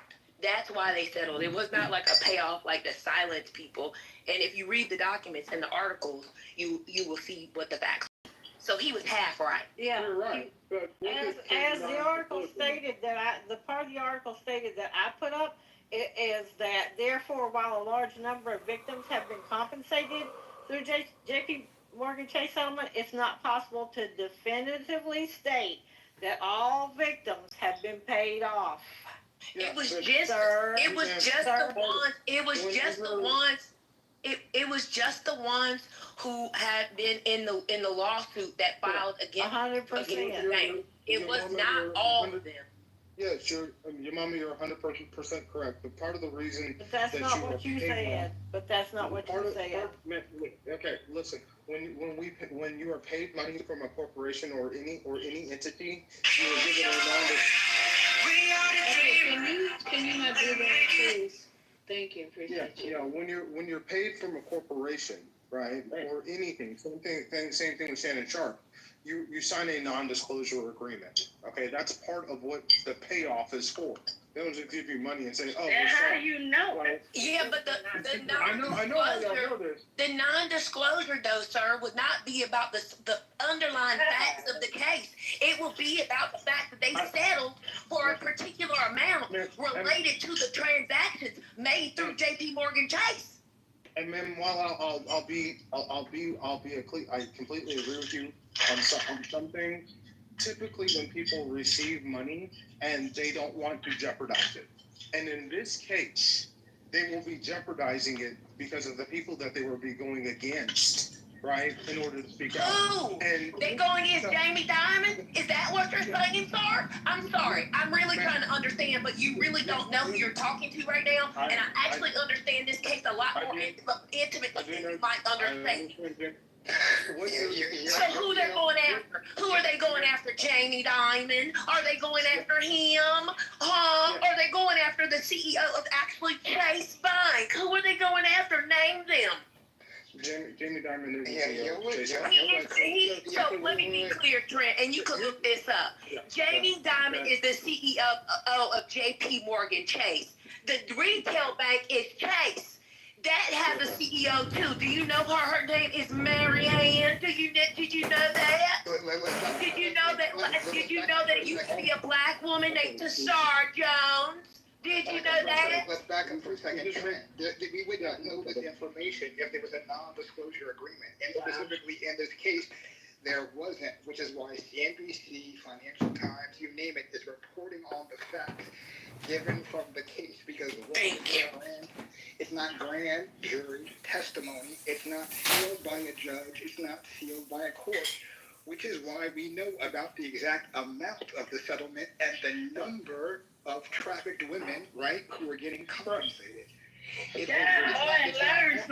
Right, it's not all of them. It's a select number, as Yo said. If the case was grand jury, we wouldn't know any of this. If there was a non-disclosure agreement, people wouldn't be able to talk to the media. Go ahead. So this is the irony is, he said, Chase, the irony of Trent is foolishness, is that he said the CEO of Chase was Jamie Dimon. But when Google, and the fact is that Chase, the retail bank, the place where you go in and you actually go to a teller and you ask them for money, the CEO of that is named Mary Ann Lake. It used to be Mary Ann Lake and Jen Pizzak, but you don't know that though, but you know everything else. Okay, so it's fine. The problem is, Eagle, what you're looking at is... these women are giving Trent an ass whooping. God damn, Trent, pick your ass up off the ground. Here's the reality of the situation. He's in here trying to cover Trump, that's all. As you Let me tell you something. If I were Trent Cannon, I would cash my Donald Trump check right now and sit down somewhere, because his ass be just pulling shit out of his ass left and right. Here's the reality of the situation. Trump is not running again. So you've got a 2-year... He is running against Trent. What are you talking about? We don't have to vote no more. Don't you listen to Steve Bannon? He has told us in the summer of this year, they're going to tell us about our plan. We don't have to vote no more. Go listen to your leader, Steve Bannon. Okay, that's fine. He's running for a third term. Here's the reality. You've got a 2-year window, basically, in which you can bring a second claim. All I'm saying from a public perspective, if Ghislaine Maxwell, which I do believe, I think it was Dr. Goddard or whoever said, I do believe they're going to put her before Congress because you're going to get the most visibility that way. That lady is in jail. What are they going to do? Grant her access to the outside? She has a 20-year sentence. You know what she's trying to do? Trent, just listen to me 1 second. Just listen. Calm down. Go on mute for just 1 second and let me listen to me. Listen to your mama, okay? Because you literally don't listen to nobody else. Listen to your mama. You think that lady wants to jeopardize her ability to see freedom? She is actually petitioning right now to have a new trial because she said she was treated unfairly. Do you think she would jeopardize all of that for Donald John Trump? Do you really? Follow your leader, boy. Follow your leader. Yeah, boy. Okay, I get it. You sound very intelligent. But I'm just trying to, again, trying to get... You're trying to come after me to say I'm not intelligent because of my accent. Let me tell you something, brother. You don't know who you're talking to. You don't know the information that I have. And every time you come on these stages, you sound a fucking mess. And you are a disgrace. You don't know nothing. I wish I could call one of your supervisors and tell them how you are sounding on this app because you don't read and you sure can't write.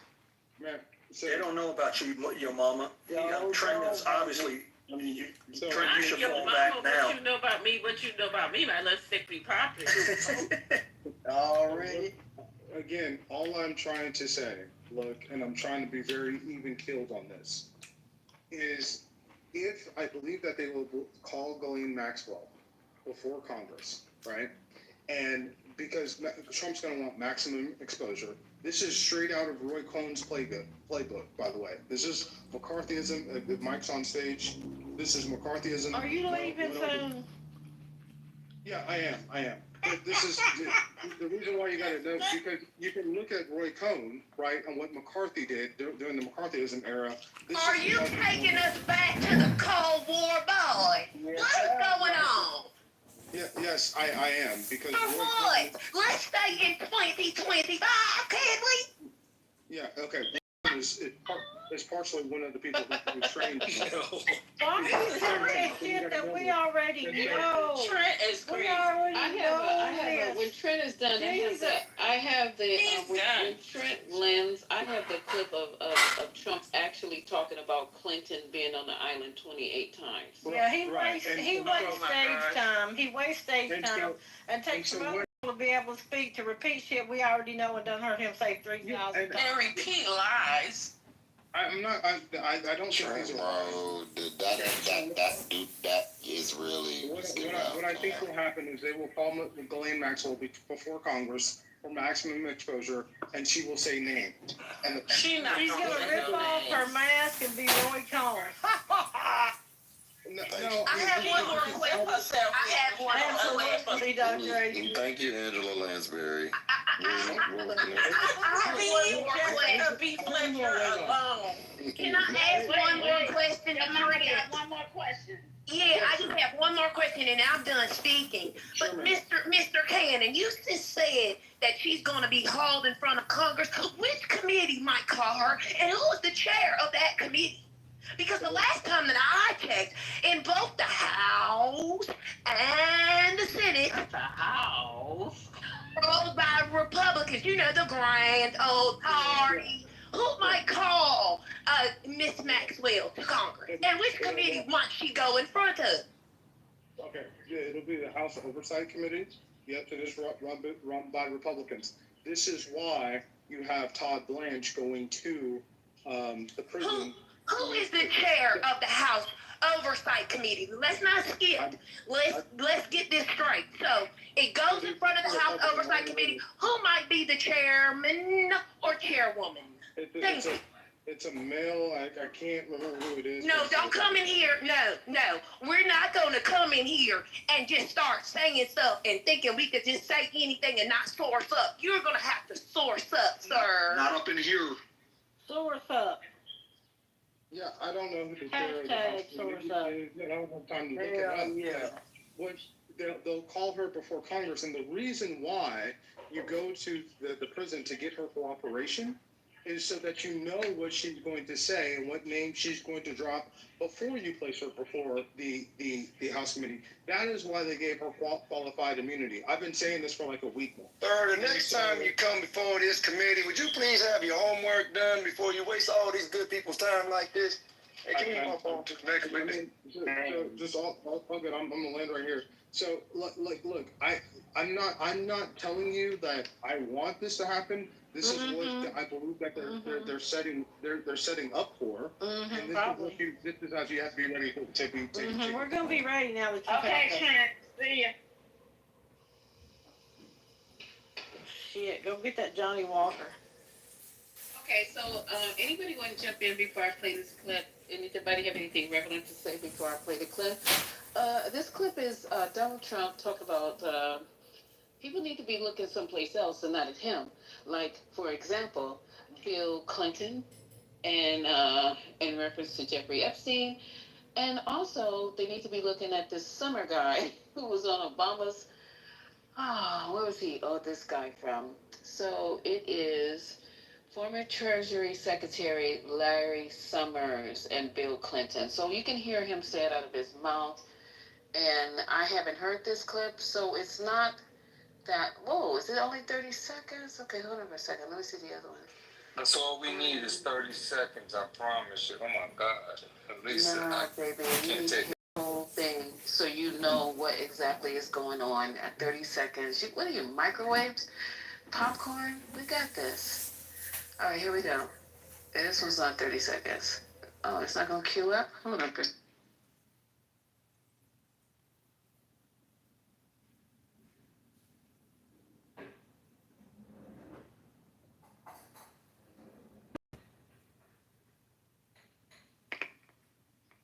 Focus on how well the country's doing, or they should focus on the fact that Barack Hussein Obama led a coup, or they should focus on the fact that Hold on, y'all. My computer just... Obama led a coup. It's crazy. Hold on for a minute. Okay, hold on. I don't know what just happened. Okay, here we go. Let me cue it up again and bypass the commercial.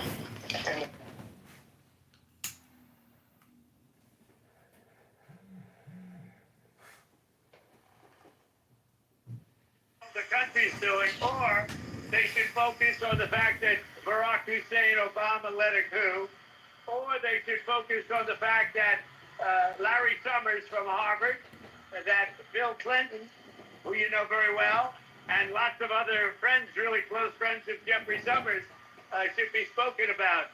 Because, you know, Jeffrey Epstein should be spoken about. And they should speak about them, because they don't talk about them. They talk about me. I have nothing to do with the guy. Are you considering these two okay? Yeah, I'm going to meet with the Prime Minister right now. We're going to be over there in about 6 hours. We're meeting with the Prime Minister tonight. We're going to be talking about the trade deal that we made and maybe even improve it. Are you considering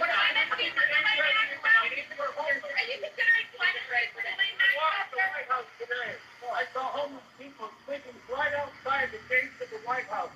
Are you concerned about that? I think it's terrible, and we'll have them removed immediately. We do remove it. We've got to get the mayor to run this city properly.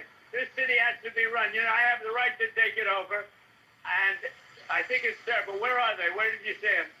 Right outside on Pennsylvania, near the Treasury. Right across the Have you heard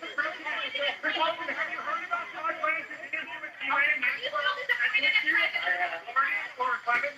Well, I don't want to talk about that. What I do want to say is that Todd is a great attorney, but you ought to be speaking about Larry Summers. You ought to be speaking about some of his friends that are hedge fund guys. They're all over the place. You ought to be speaking about Bill Clinton, who went to the island 28 times. I never went to the island. Pants on fire. That's the end of that. 28 times he said he never went to the island. So take that as you want.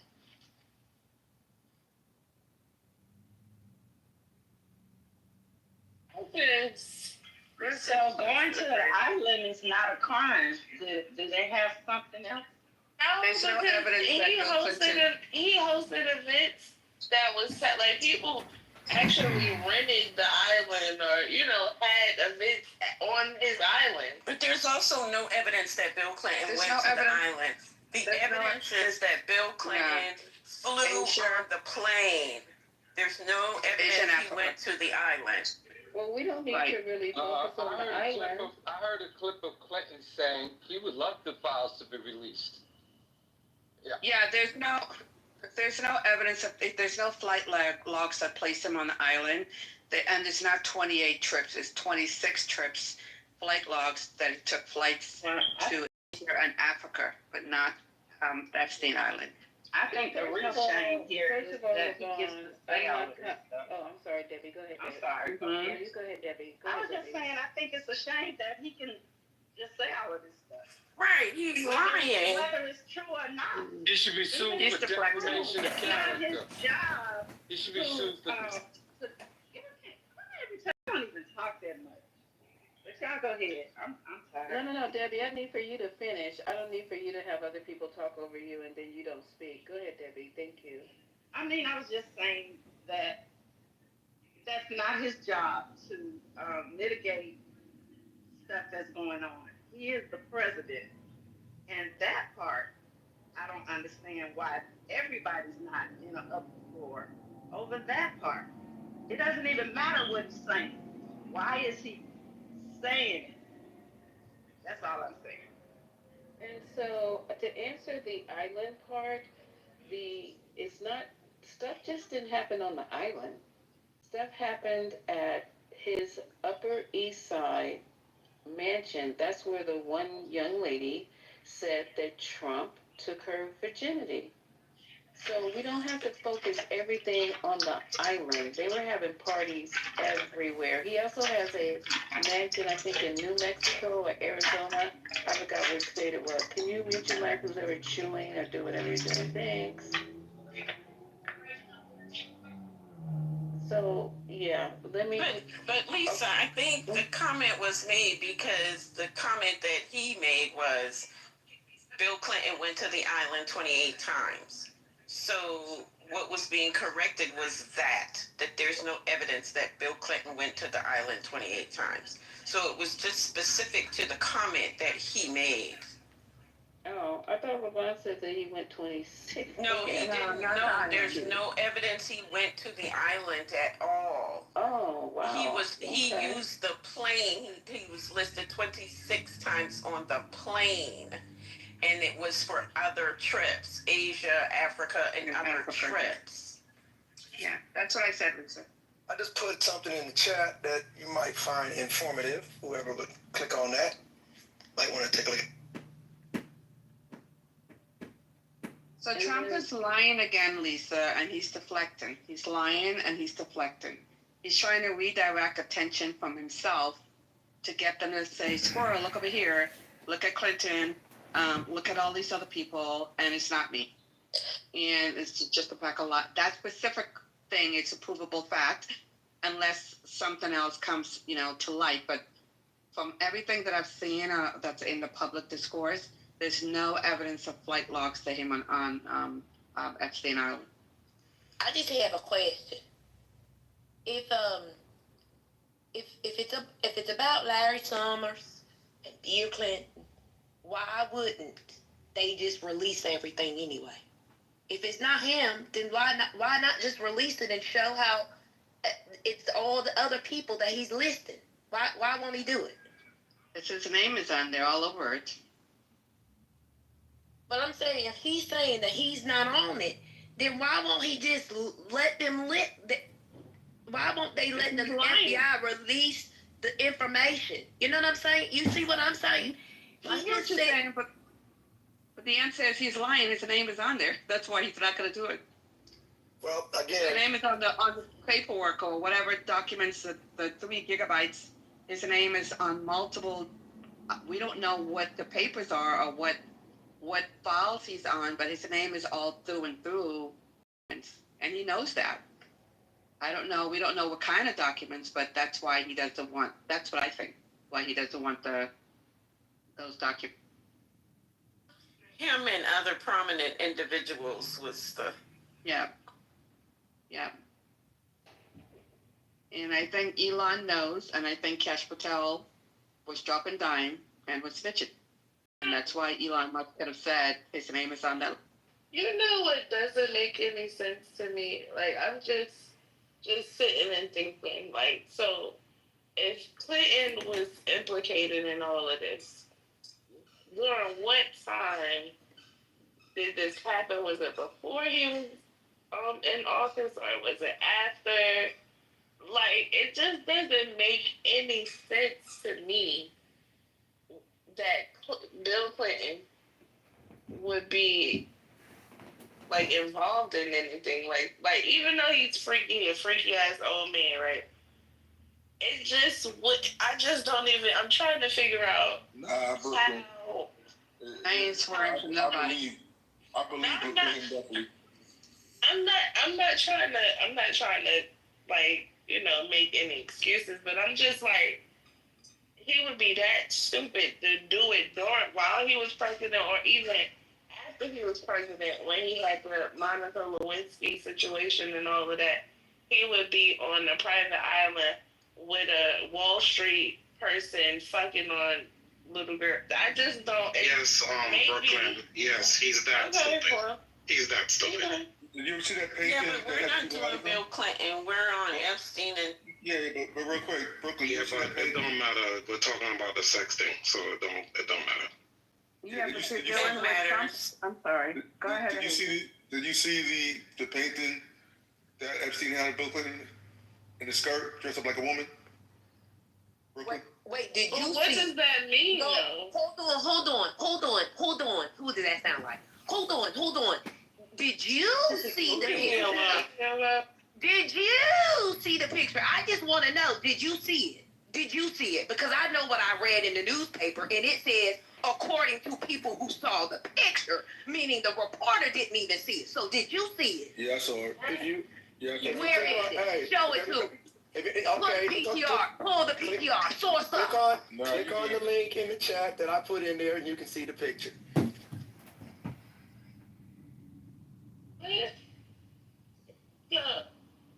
Okay, so did Bill Clinton take the picture? No. Epstein acquired. Right? Who the fuck doing Epstein?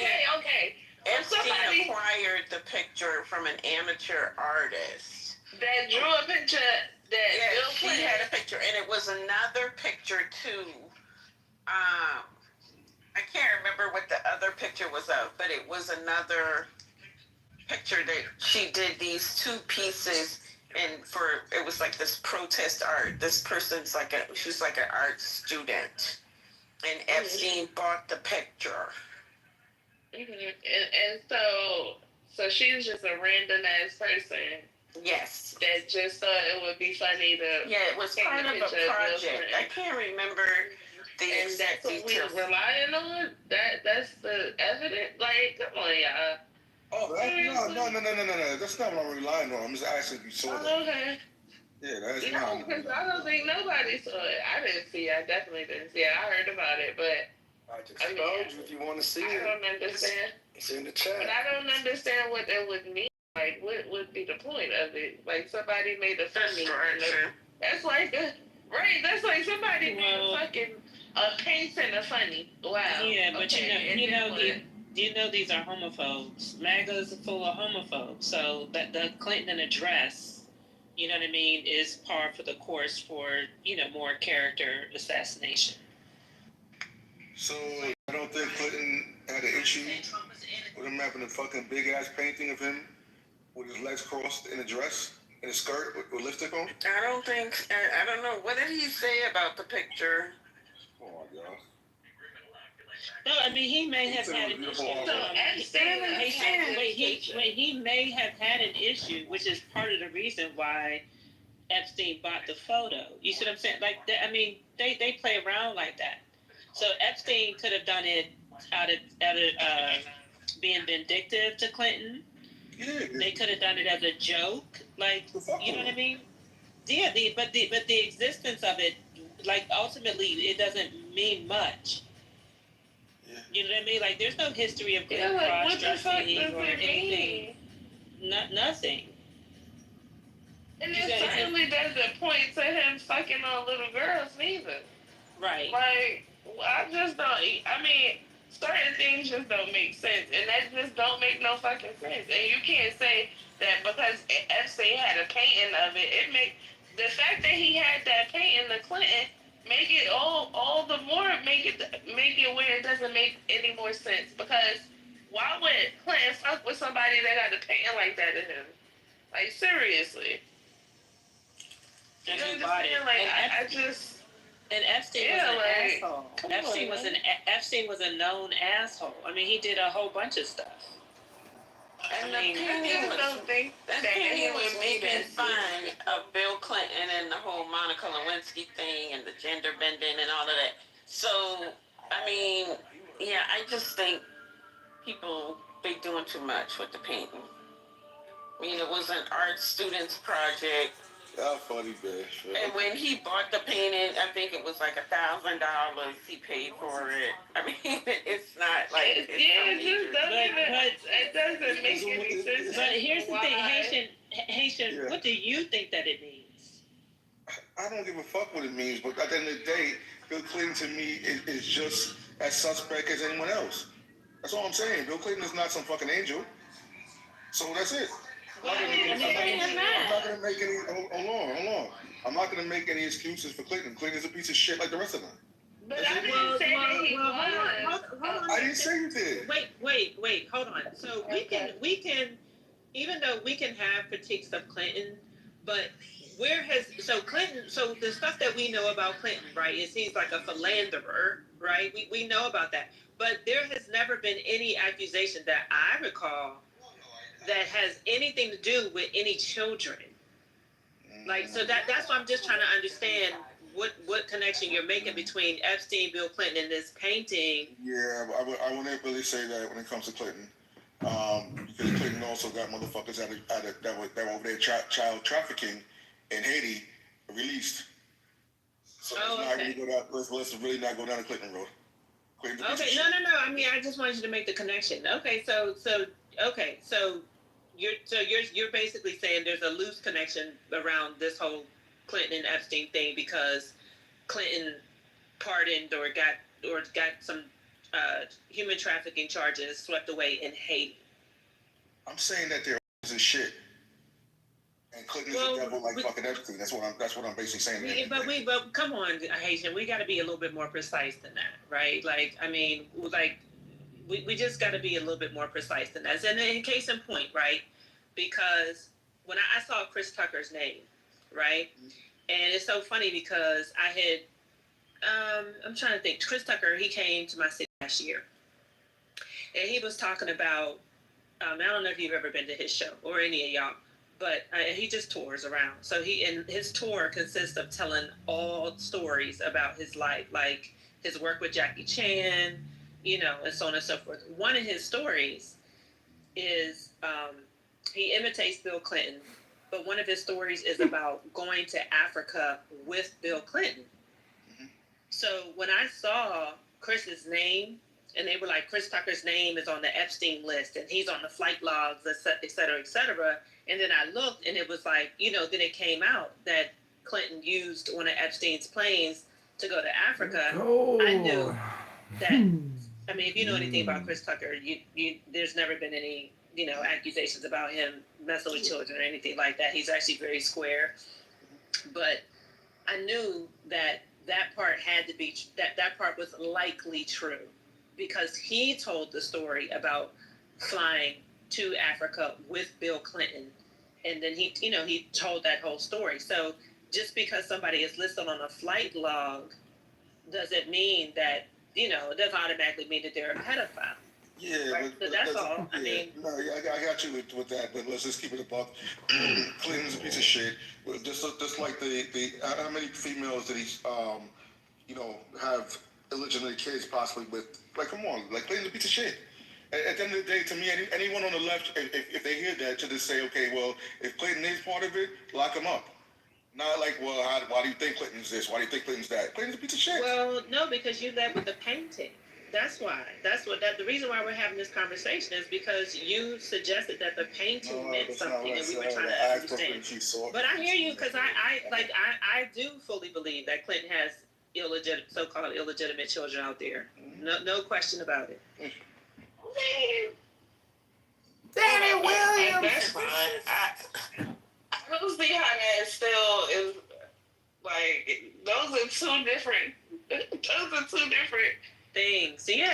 They're so far away from each other on the spectrum that I don't see how you can just take whatever you know about him and then match it up with what Trump's saying. Because it don't make no sense. It don't. Like, yes, they said that Clinton also wrote him a birthday letter, but it was so boring. It wasn't really nothing to write home about. But what Trump wrote him was very interesting with the picture that he drew.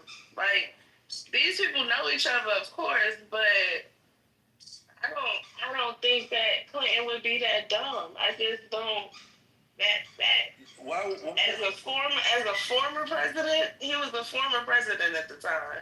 With him already being involved in a scandal as such, if he does anything, I'm sure that he would be way more careful to do it with a nigga like Jeffrey Epstein. I'm just saying, like, I don't see it, but it's possible. I'm not saying that it's not, but it doesn't make sense to me. But whatever.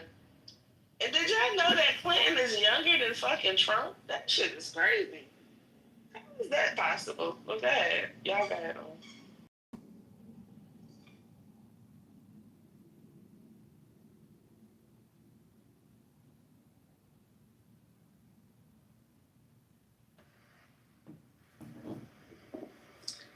Yeah, I mean, the MAGAs, they're going to do everything they can to deflect, to lie, to make it about Clinton, Obama. I mean,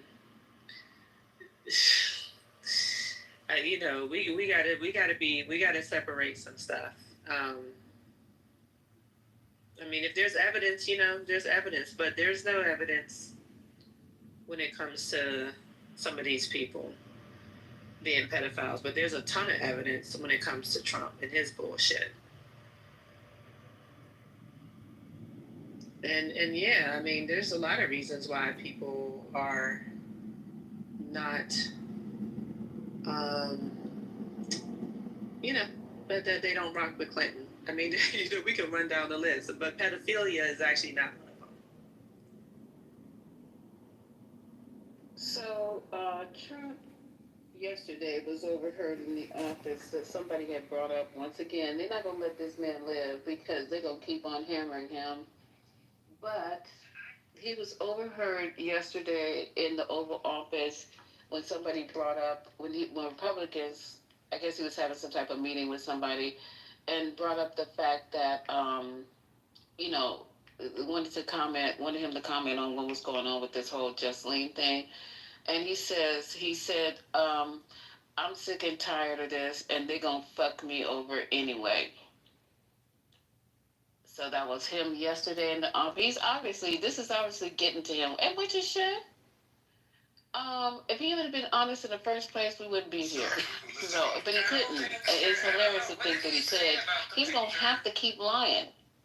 And then he says he wasn't there. Okay, oh my God, there was an article.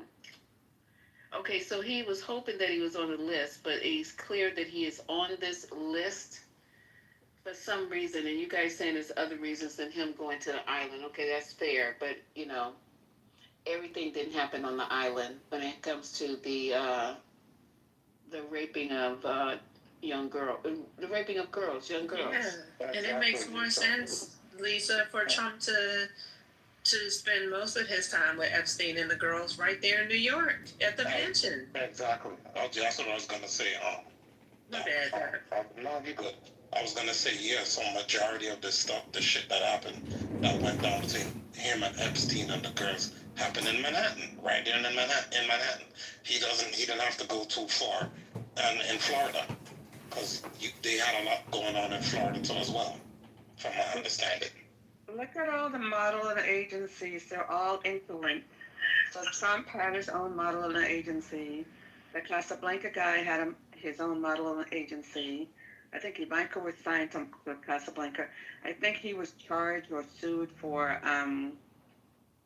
either was inappropriate or or something. I know the Casablanca guy was charged. And then another one of their pals who had a spinoff agency, he took his own life in prison. He was charged, and he did suicide as well. So Trump was all caught up with all of those. All of his buddies all had these modeling agencies, and all of them either had allegations or were charged with either sexual abuse in women or trafficking, or all of them. So I just say where there's smoke, there's fire. There's lots of video with him yucking it up with Epstein. He was at his wedding.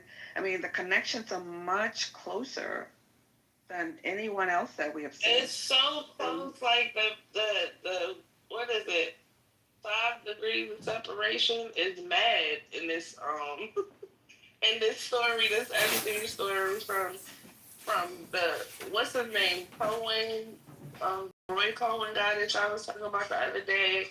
somebody that was on his former administration said his lawyers, like, they are so connected. Like, it's ridiculous. And if one did it and they all kind of do the same thing, like Trump was a beauty pageant, he invested in beauty pageants. That is a sex trafficking fucking dream. What are we talking about? But even the model agency. It's a young girl sex trafficking, the young girl beauty pageant. Why would you be interested in having a beauty pageant for teenagers, which really caught me on guard? Right. And back taking a personal tour while they changing their clothes, and from the gown to the swimsuits. 15-year-old girl, so he came back there and repeat this again. Came back there. I'm gonna try to find her clip. Came back to the back, and she was changing into her bathing suit. And here comes Trump going through this teen pageant with these girls back there naked. So yeah, he's a great guy. One day, Lisa, do a deep dive on the modeling agencies. That's how they got a lot of these girls. They came to New York with a promise of wanting to be a model, or they promised them that they can get them gigs or what have you. And then they would have them go to these parties or whatever. And they were young, 14, 15, 13. Hey, Jim, when you have time, Lisa, you gotta listen to that clip with Uncle Luke from Two Live Crew. And he did that interview years ago, before any of the stuff broke. So, I don't think he would lie. Yeah, I'll put it in there again. Okay. Very interesting. Let me see if I can put it in there again. What did he say, Lamar? Yeah, I knew that was you. Lamar, what did he say? He said Trump invited him to a party he was having at in Palm Beach. I think he said also Eddie Murphy and somebody else was there. Let me try to find it. It's in the chat. You might have to look up for my name, but let me see if I can put it again. He said he went there. They didn't have any music, no DJ. There were a lot of women and girls there. He said they seemed to be young. There was some drugs, but young girls peeking around. People were doing stuff, and he was like, "Let me get the F out of here because I don't want to be." He didn't use the word blackmail, but he said he didn't want to be getting caught up with anything like that and come back to him. Let me see if I can find it again. So Luther Campbell, that's from Two Live Crew. Uncle Luke is down there in Miami. I remember Two Live Crew. And he gave this interview He was out in my yard, by the way. What's that? He's from my country, by the way. Oh, Luther Campbell? Yeah. Oh. So you not pop that coochie? Nah, he's not Jamaican, Dad. He's Bahamian. He Bahamian, yeah. So that was like, no. He's a yardie. Pop that thing, baby. Pop that thing, baby. Pop that thing, baby. Pop that thing, baby. I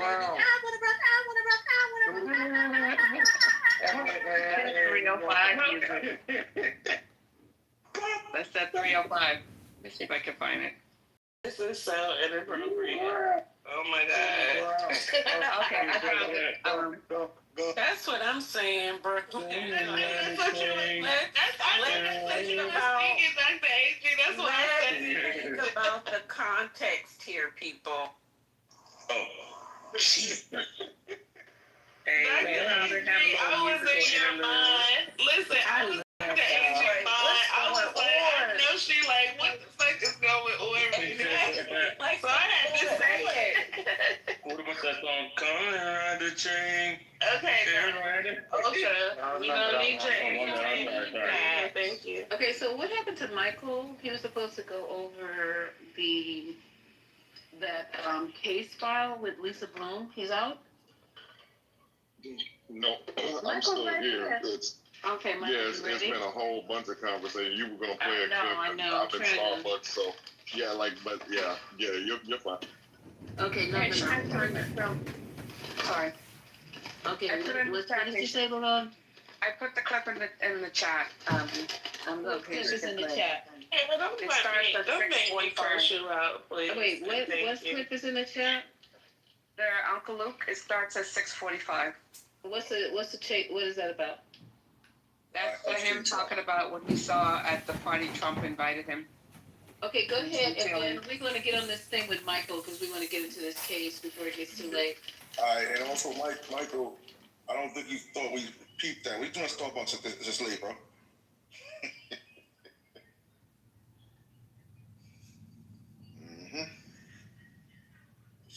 Michael's studying. Donald Trump.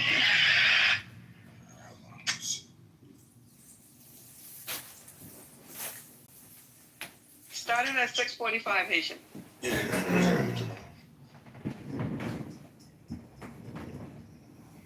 All right, y'all, welcome to the show. I hope everybody's having a Rob and Kyle. We went there to, oh boy, have what I think is a bunch of bacon. And they were able to dig up this old interview with a celebrity, with a well-known rapper, who talks about going to a Trump party in the early 90s. And what happens from there is absolutely astonishing. This story should not just be on Midas Touch. This shit should be all over MSNBC. It should be all over CNN. If Fox News had even a thread of a conscience, it should be over there. Of course, it won't be. But this is wild what you're about to hear. Listen to this. An old interview with someone who attended a Donald Trump party in the early 1990s has emerged. One of Donald Trump's celebrity friends at that time, his name is Luther Campbell. You may know him as the rap moniker Uncle Luke. He was part of the band 2 Live Crew. And he did an interview with SiriusXM about 10 years ago on a show called Make It Plain with Mark Thompson. And during this interview, Luther Campbell, aka Uncle Luke, talks about how in the early 1990s, he was at Donald Trump's house in Palm Beach, and he left this party when he saw people there who he thought were underage girls. He described the scene as looking like it was from Eyes Wide Shut with Tom Cruise and Nicole Campbell. He said he saw drug use and he had to just get out. Let's take a look at this interview. Here's Uncle Luke in his own words on Make It Plain. Let's play the clip. If the man took us around the house, okay, he said, look, I got all these women. I got these women from the pageant. They're going to be there. So we went. He was like, hey, man, I got a pageant down here. I'm hosting these women at the house. Okay, up in Palm Beach. They sent some cars to pick us up. We get in the cars. We drive up there. Me, Mike, Eddie Murphy, we all in our own individual cars. Car service drove us up there. We got there. He showed us around the house. Told us about this mansion and the history behind it and all that. Just the golf course. It was dark. We couldn't see the golf course and things like that. And then, before you know it, hey, man, y'all enjoy yourself. We got cocktails and everything. And before you know it, the rooms and everything start popping. There wasn't no DJ. It was more of hey, get in when you fit in. Whatever room you're going to go in, you go into that room. So you say no DJ? There was no music? What the music?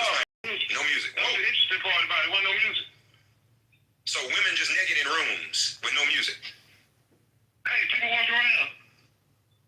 It wasn't, listen, it wasn't nothing wrong with that. I was happy to be at that party, but then at the end of the day, when I started looking at some of these girls' faces, I was like, man, these girls don't look like they know enough. So do you understand what they're saying here? He's saying, I went to this Trump party, and after a pageant, he had a lot of these girls go to this party. They were underage. There was sex.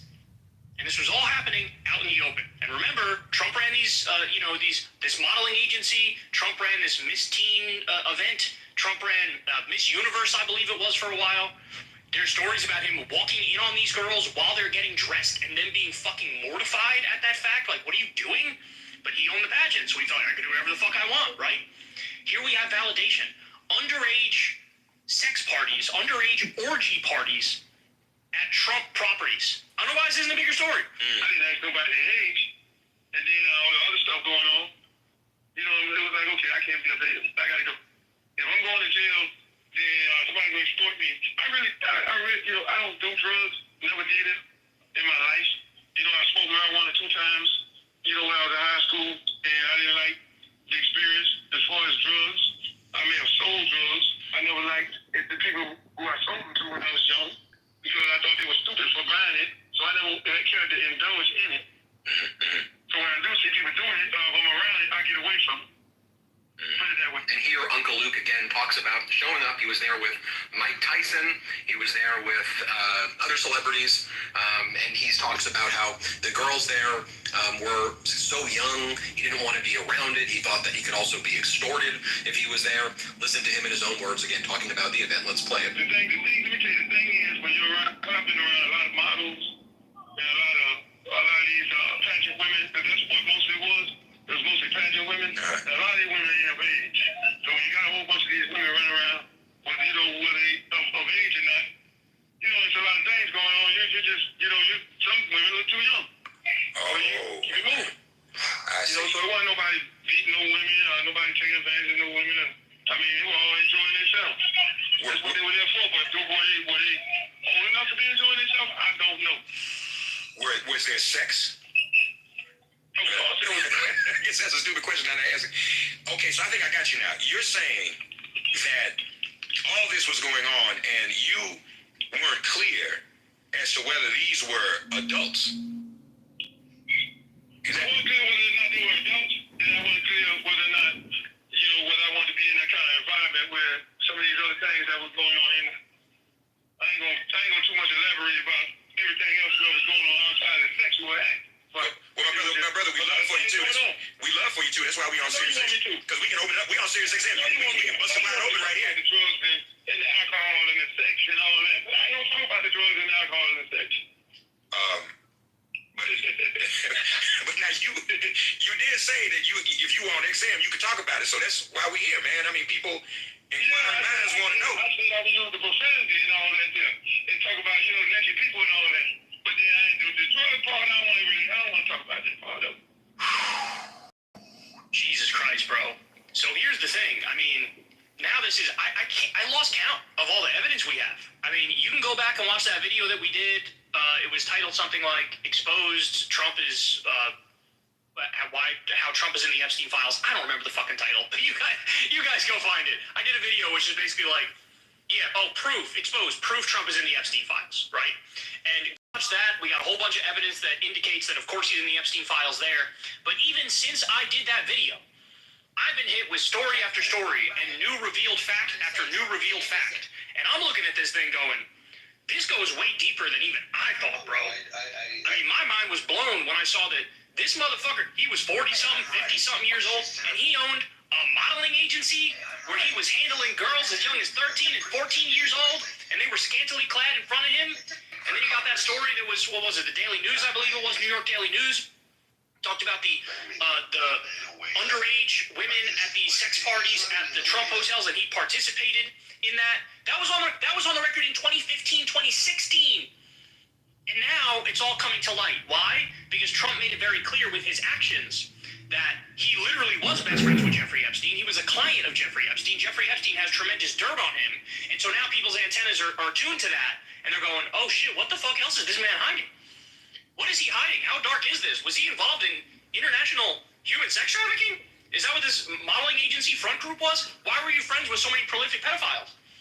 Right? Like, what is this? And here's a super important point. I really hope the conservatives are listening to this because this is really important. You guys told us for so fucking long, particularly when it comes to Hollywood. Hollywood is they're satanic elites who think that they play by different rules and they get away with all these criminal things because they view themselves as above the rest of us. This is what you guys tell us. This is what you've been saying for a hot minute. Well, now we have a story. Well, here it is. Here it is. Donald Trump owning these pageants, underage sex parties, casually inviting other celebrities to it, playing by different rules, getting away with. There's 27 different accusations of sexual harassment and sexual assault against this man, and a lot of the women have shockingly similar stories. Shocking. He had to pay out millions of dollars over one of the cases, the E. Jean Carroll case, for example. Here it is, the thing that you said you were worried about, the satanic Hollywood elites who play by different rules and think they can get away with it and think that they're special, think they're God's gift to this earth, but they're not. And they're unholy and they're unchristian. Is there anybody less Christian on this planet than fucking Donald J. Trump? Here it is, it's right in front of you, and you guys got duped, and you fell for it, and you voted for him, and you supported him, and you sat back and you watched him cut healthcare for 17 million people like he did in the big bullshit bill that just passed. And what do you have to say about it now? Nothing.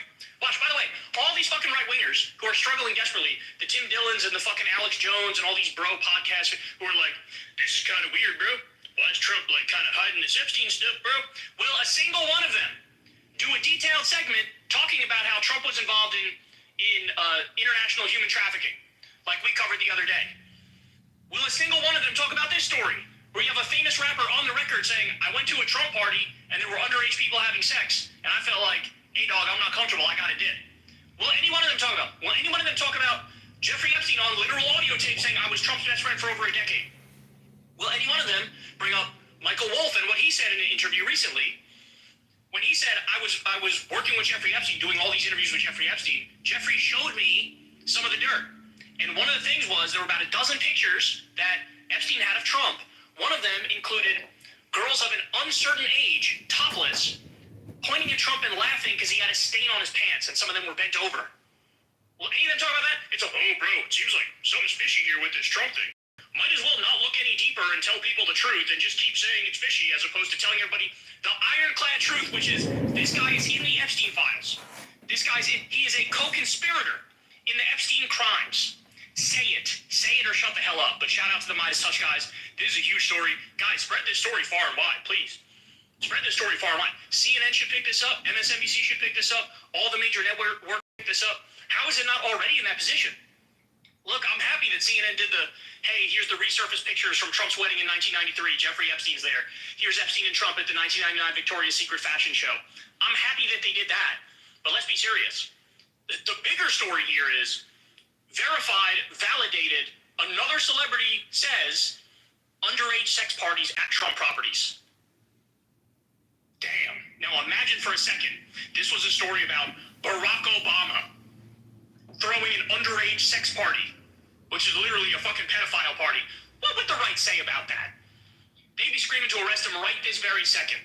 So get the word out there, spread it far and wide, y'all. Hey, y'all, do me a favor and like and subscribe. It helps out big time in the algorithm. Click the bell as well for notifications when videos drop. And watch that video on screen right now. You want to. That's over 10 years ago, before all of this boo-hoo-ha arose again. Do y'all think Luther is telling the truth, or is he embellished, or what do you guys think about this?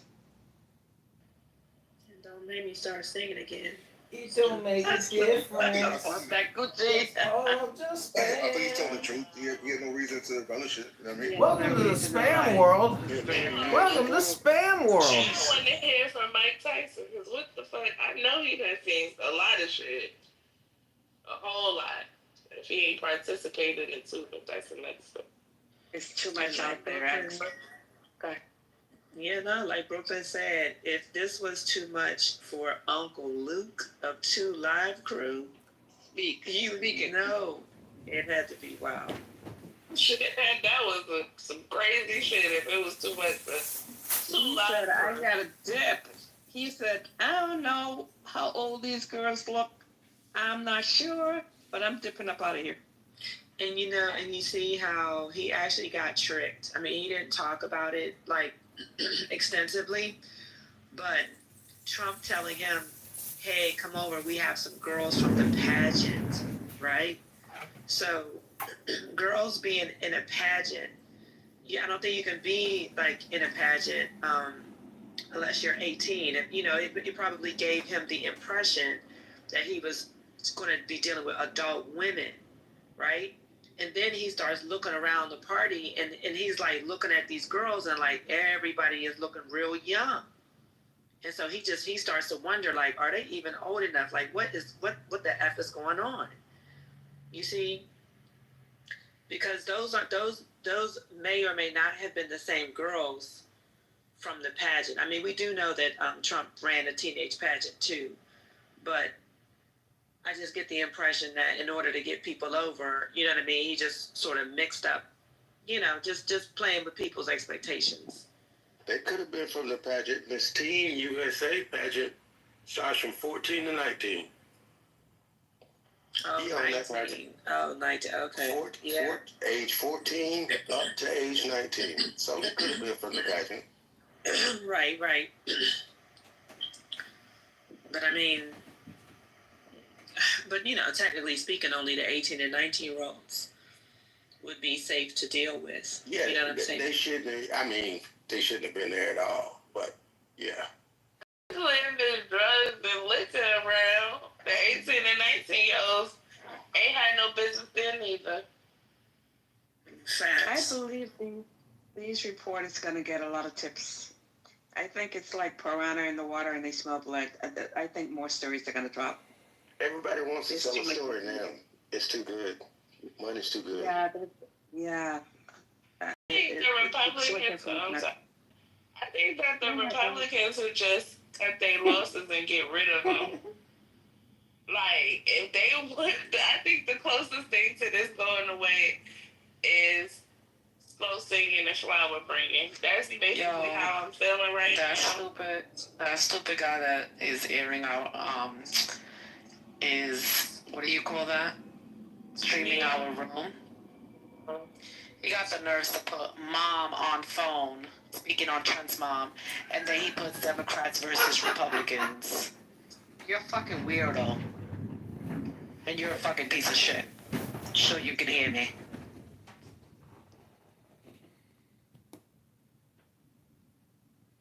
So the room is being streamed again? Of course, he streams your room every night. Are you serious? You know, you're pathetic. You don't have Y'all gotta play music in between. Well, y'all can play music then, because this is getting ridiculous, because somebody was just in my back channel telling me that they ran across this room on YouTube as well. So you're pathetic that you don't have enough wherewithal to create your own content. You have to steal, rooms that you're not even associated with, that you haven't talk to the curator and say, hey, is it cool? I'd like to stream your room and, be in alliance with them.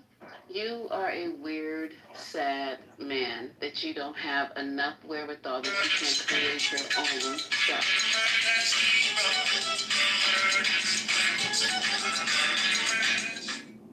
Ooh, madam. Let's see what else there is.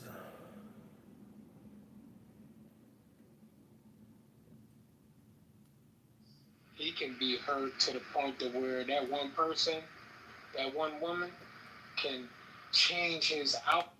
See, on the 7th of October, a group of Hamas fighters who had enough, right, and who wanted to act revenge because of all the starvation and all the stuff that you've been doing over the past years, walked into your country. Some of your soldiers ran away,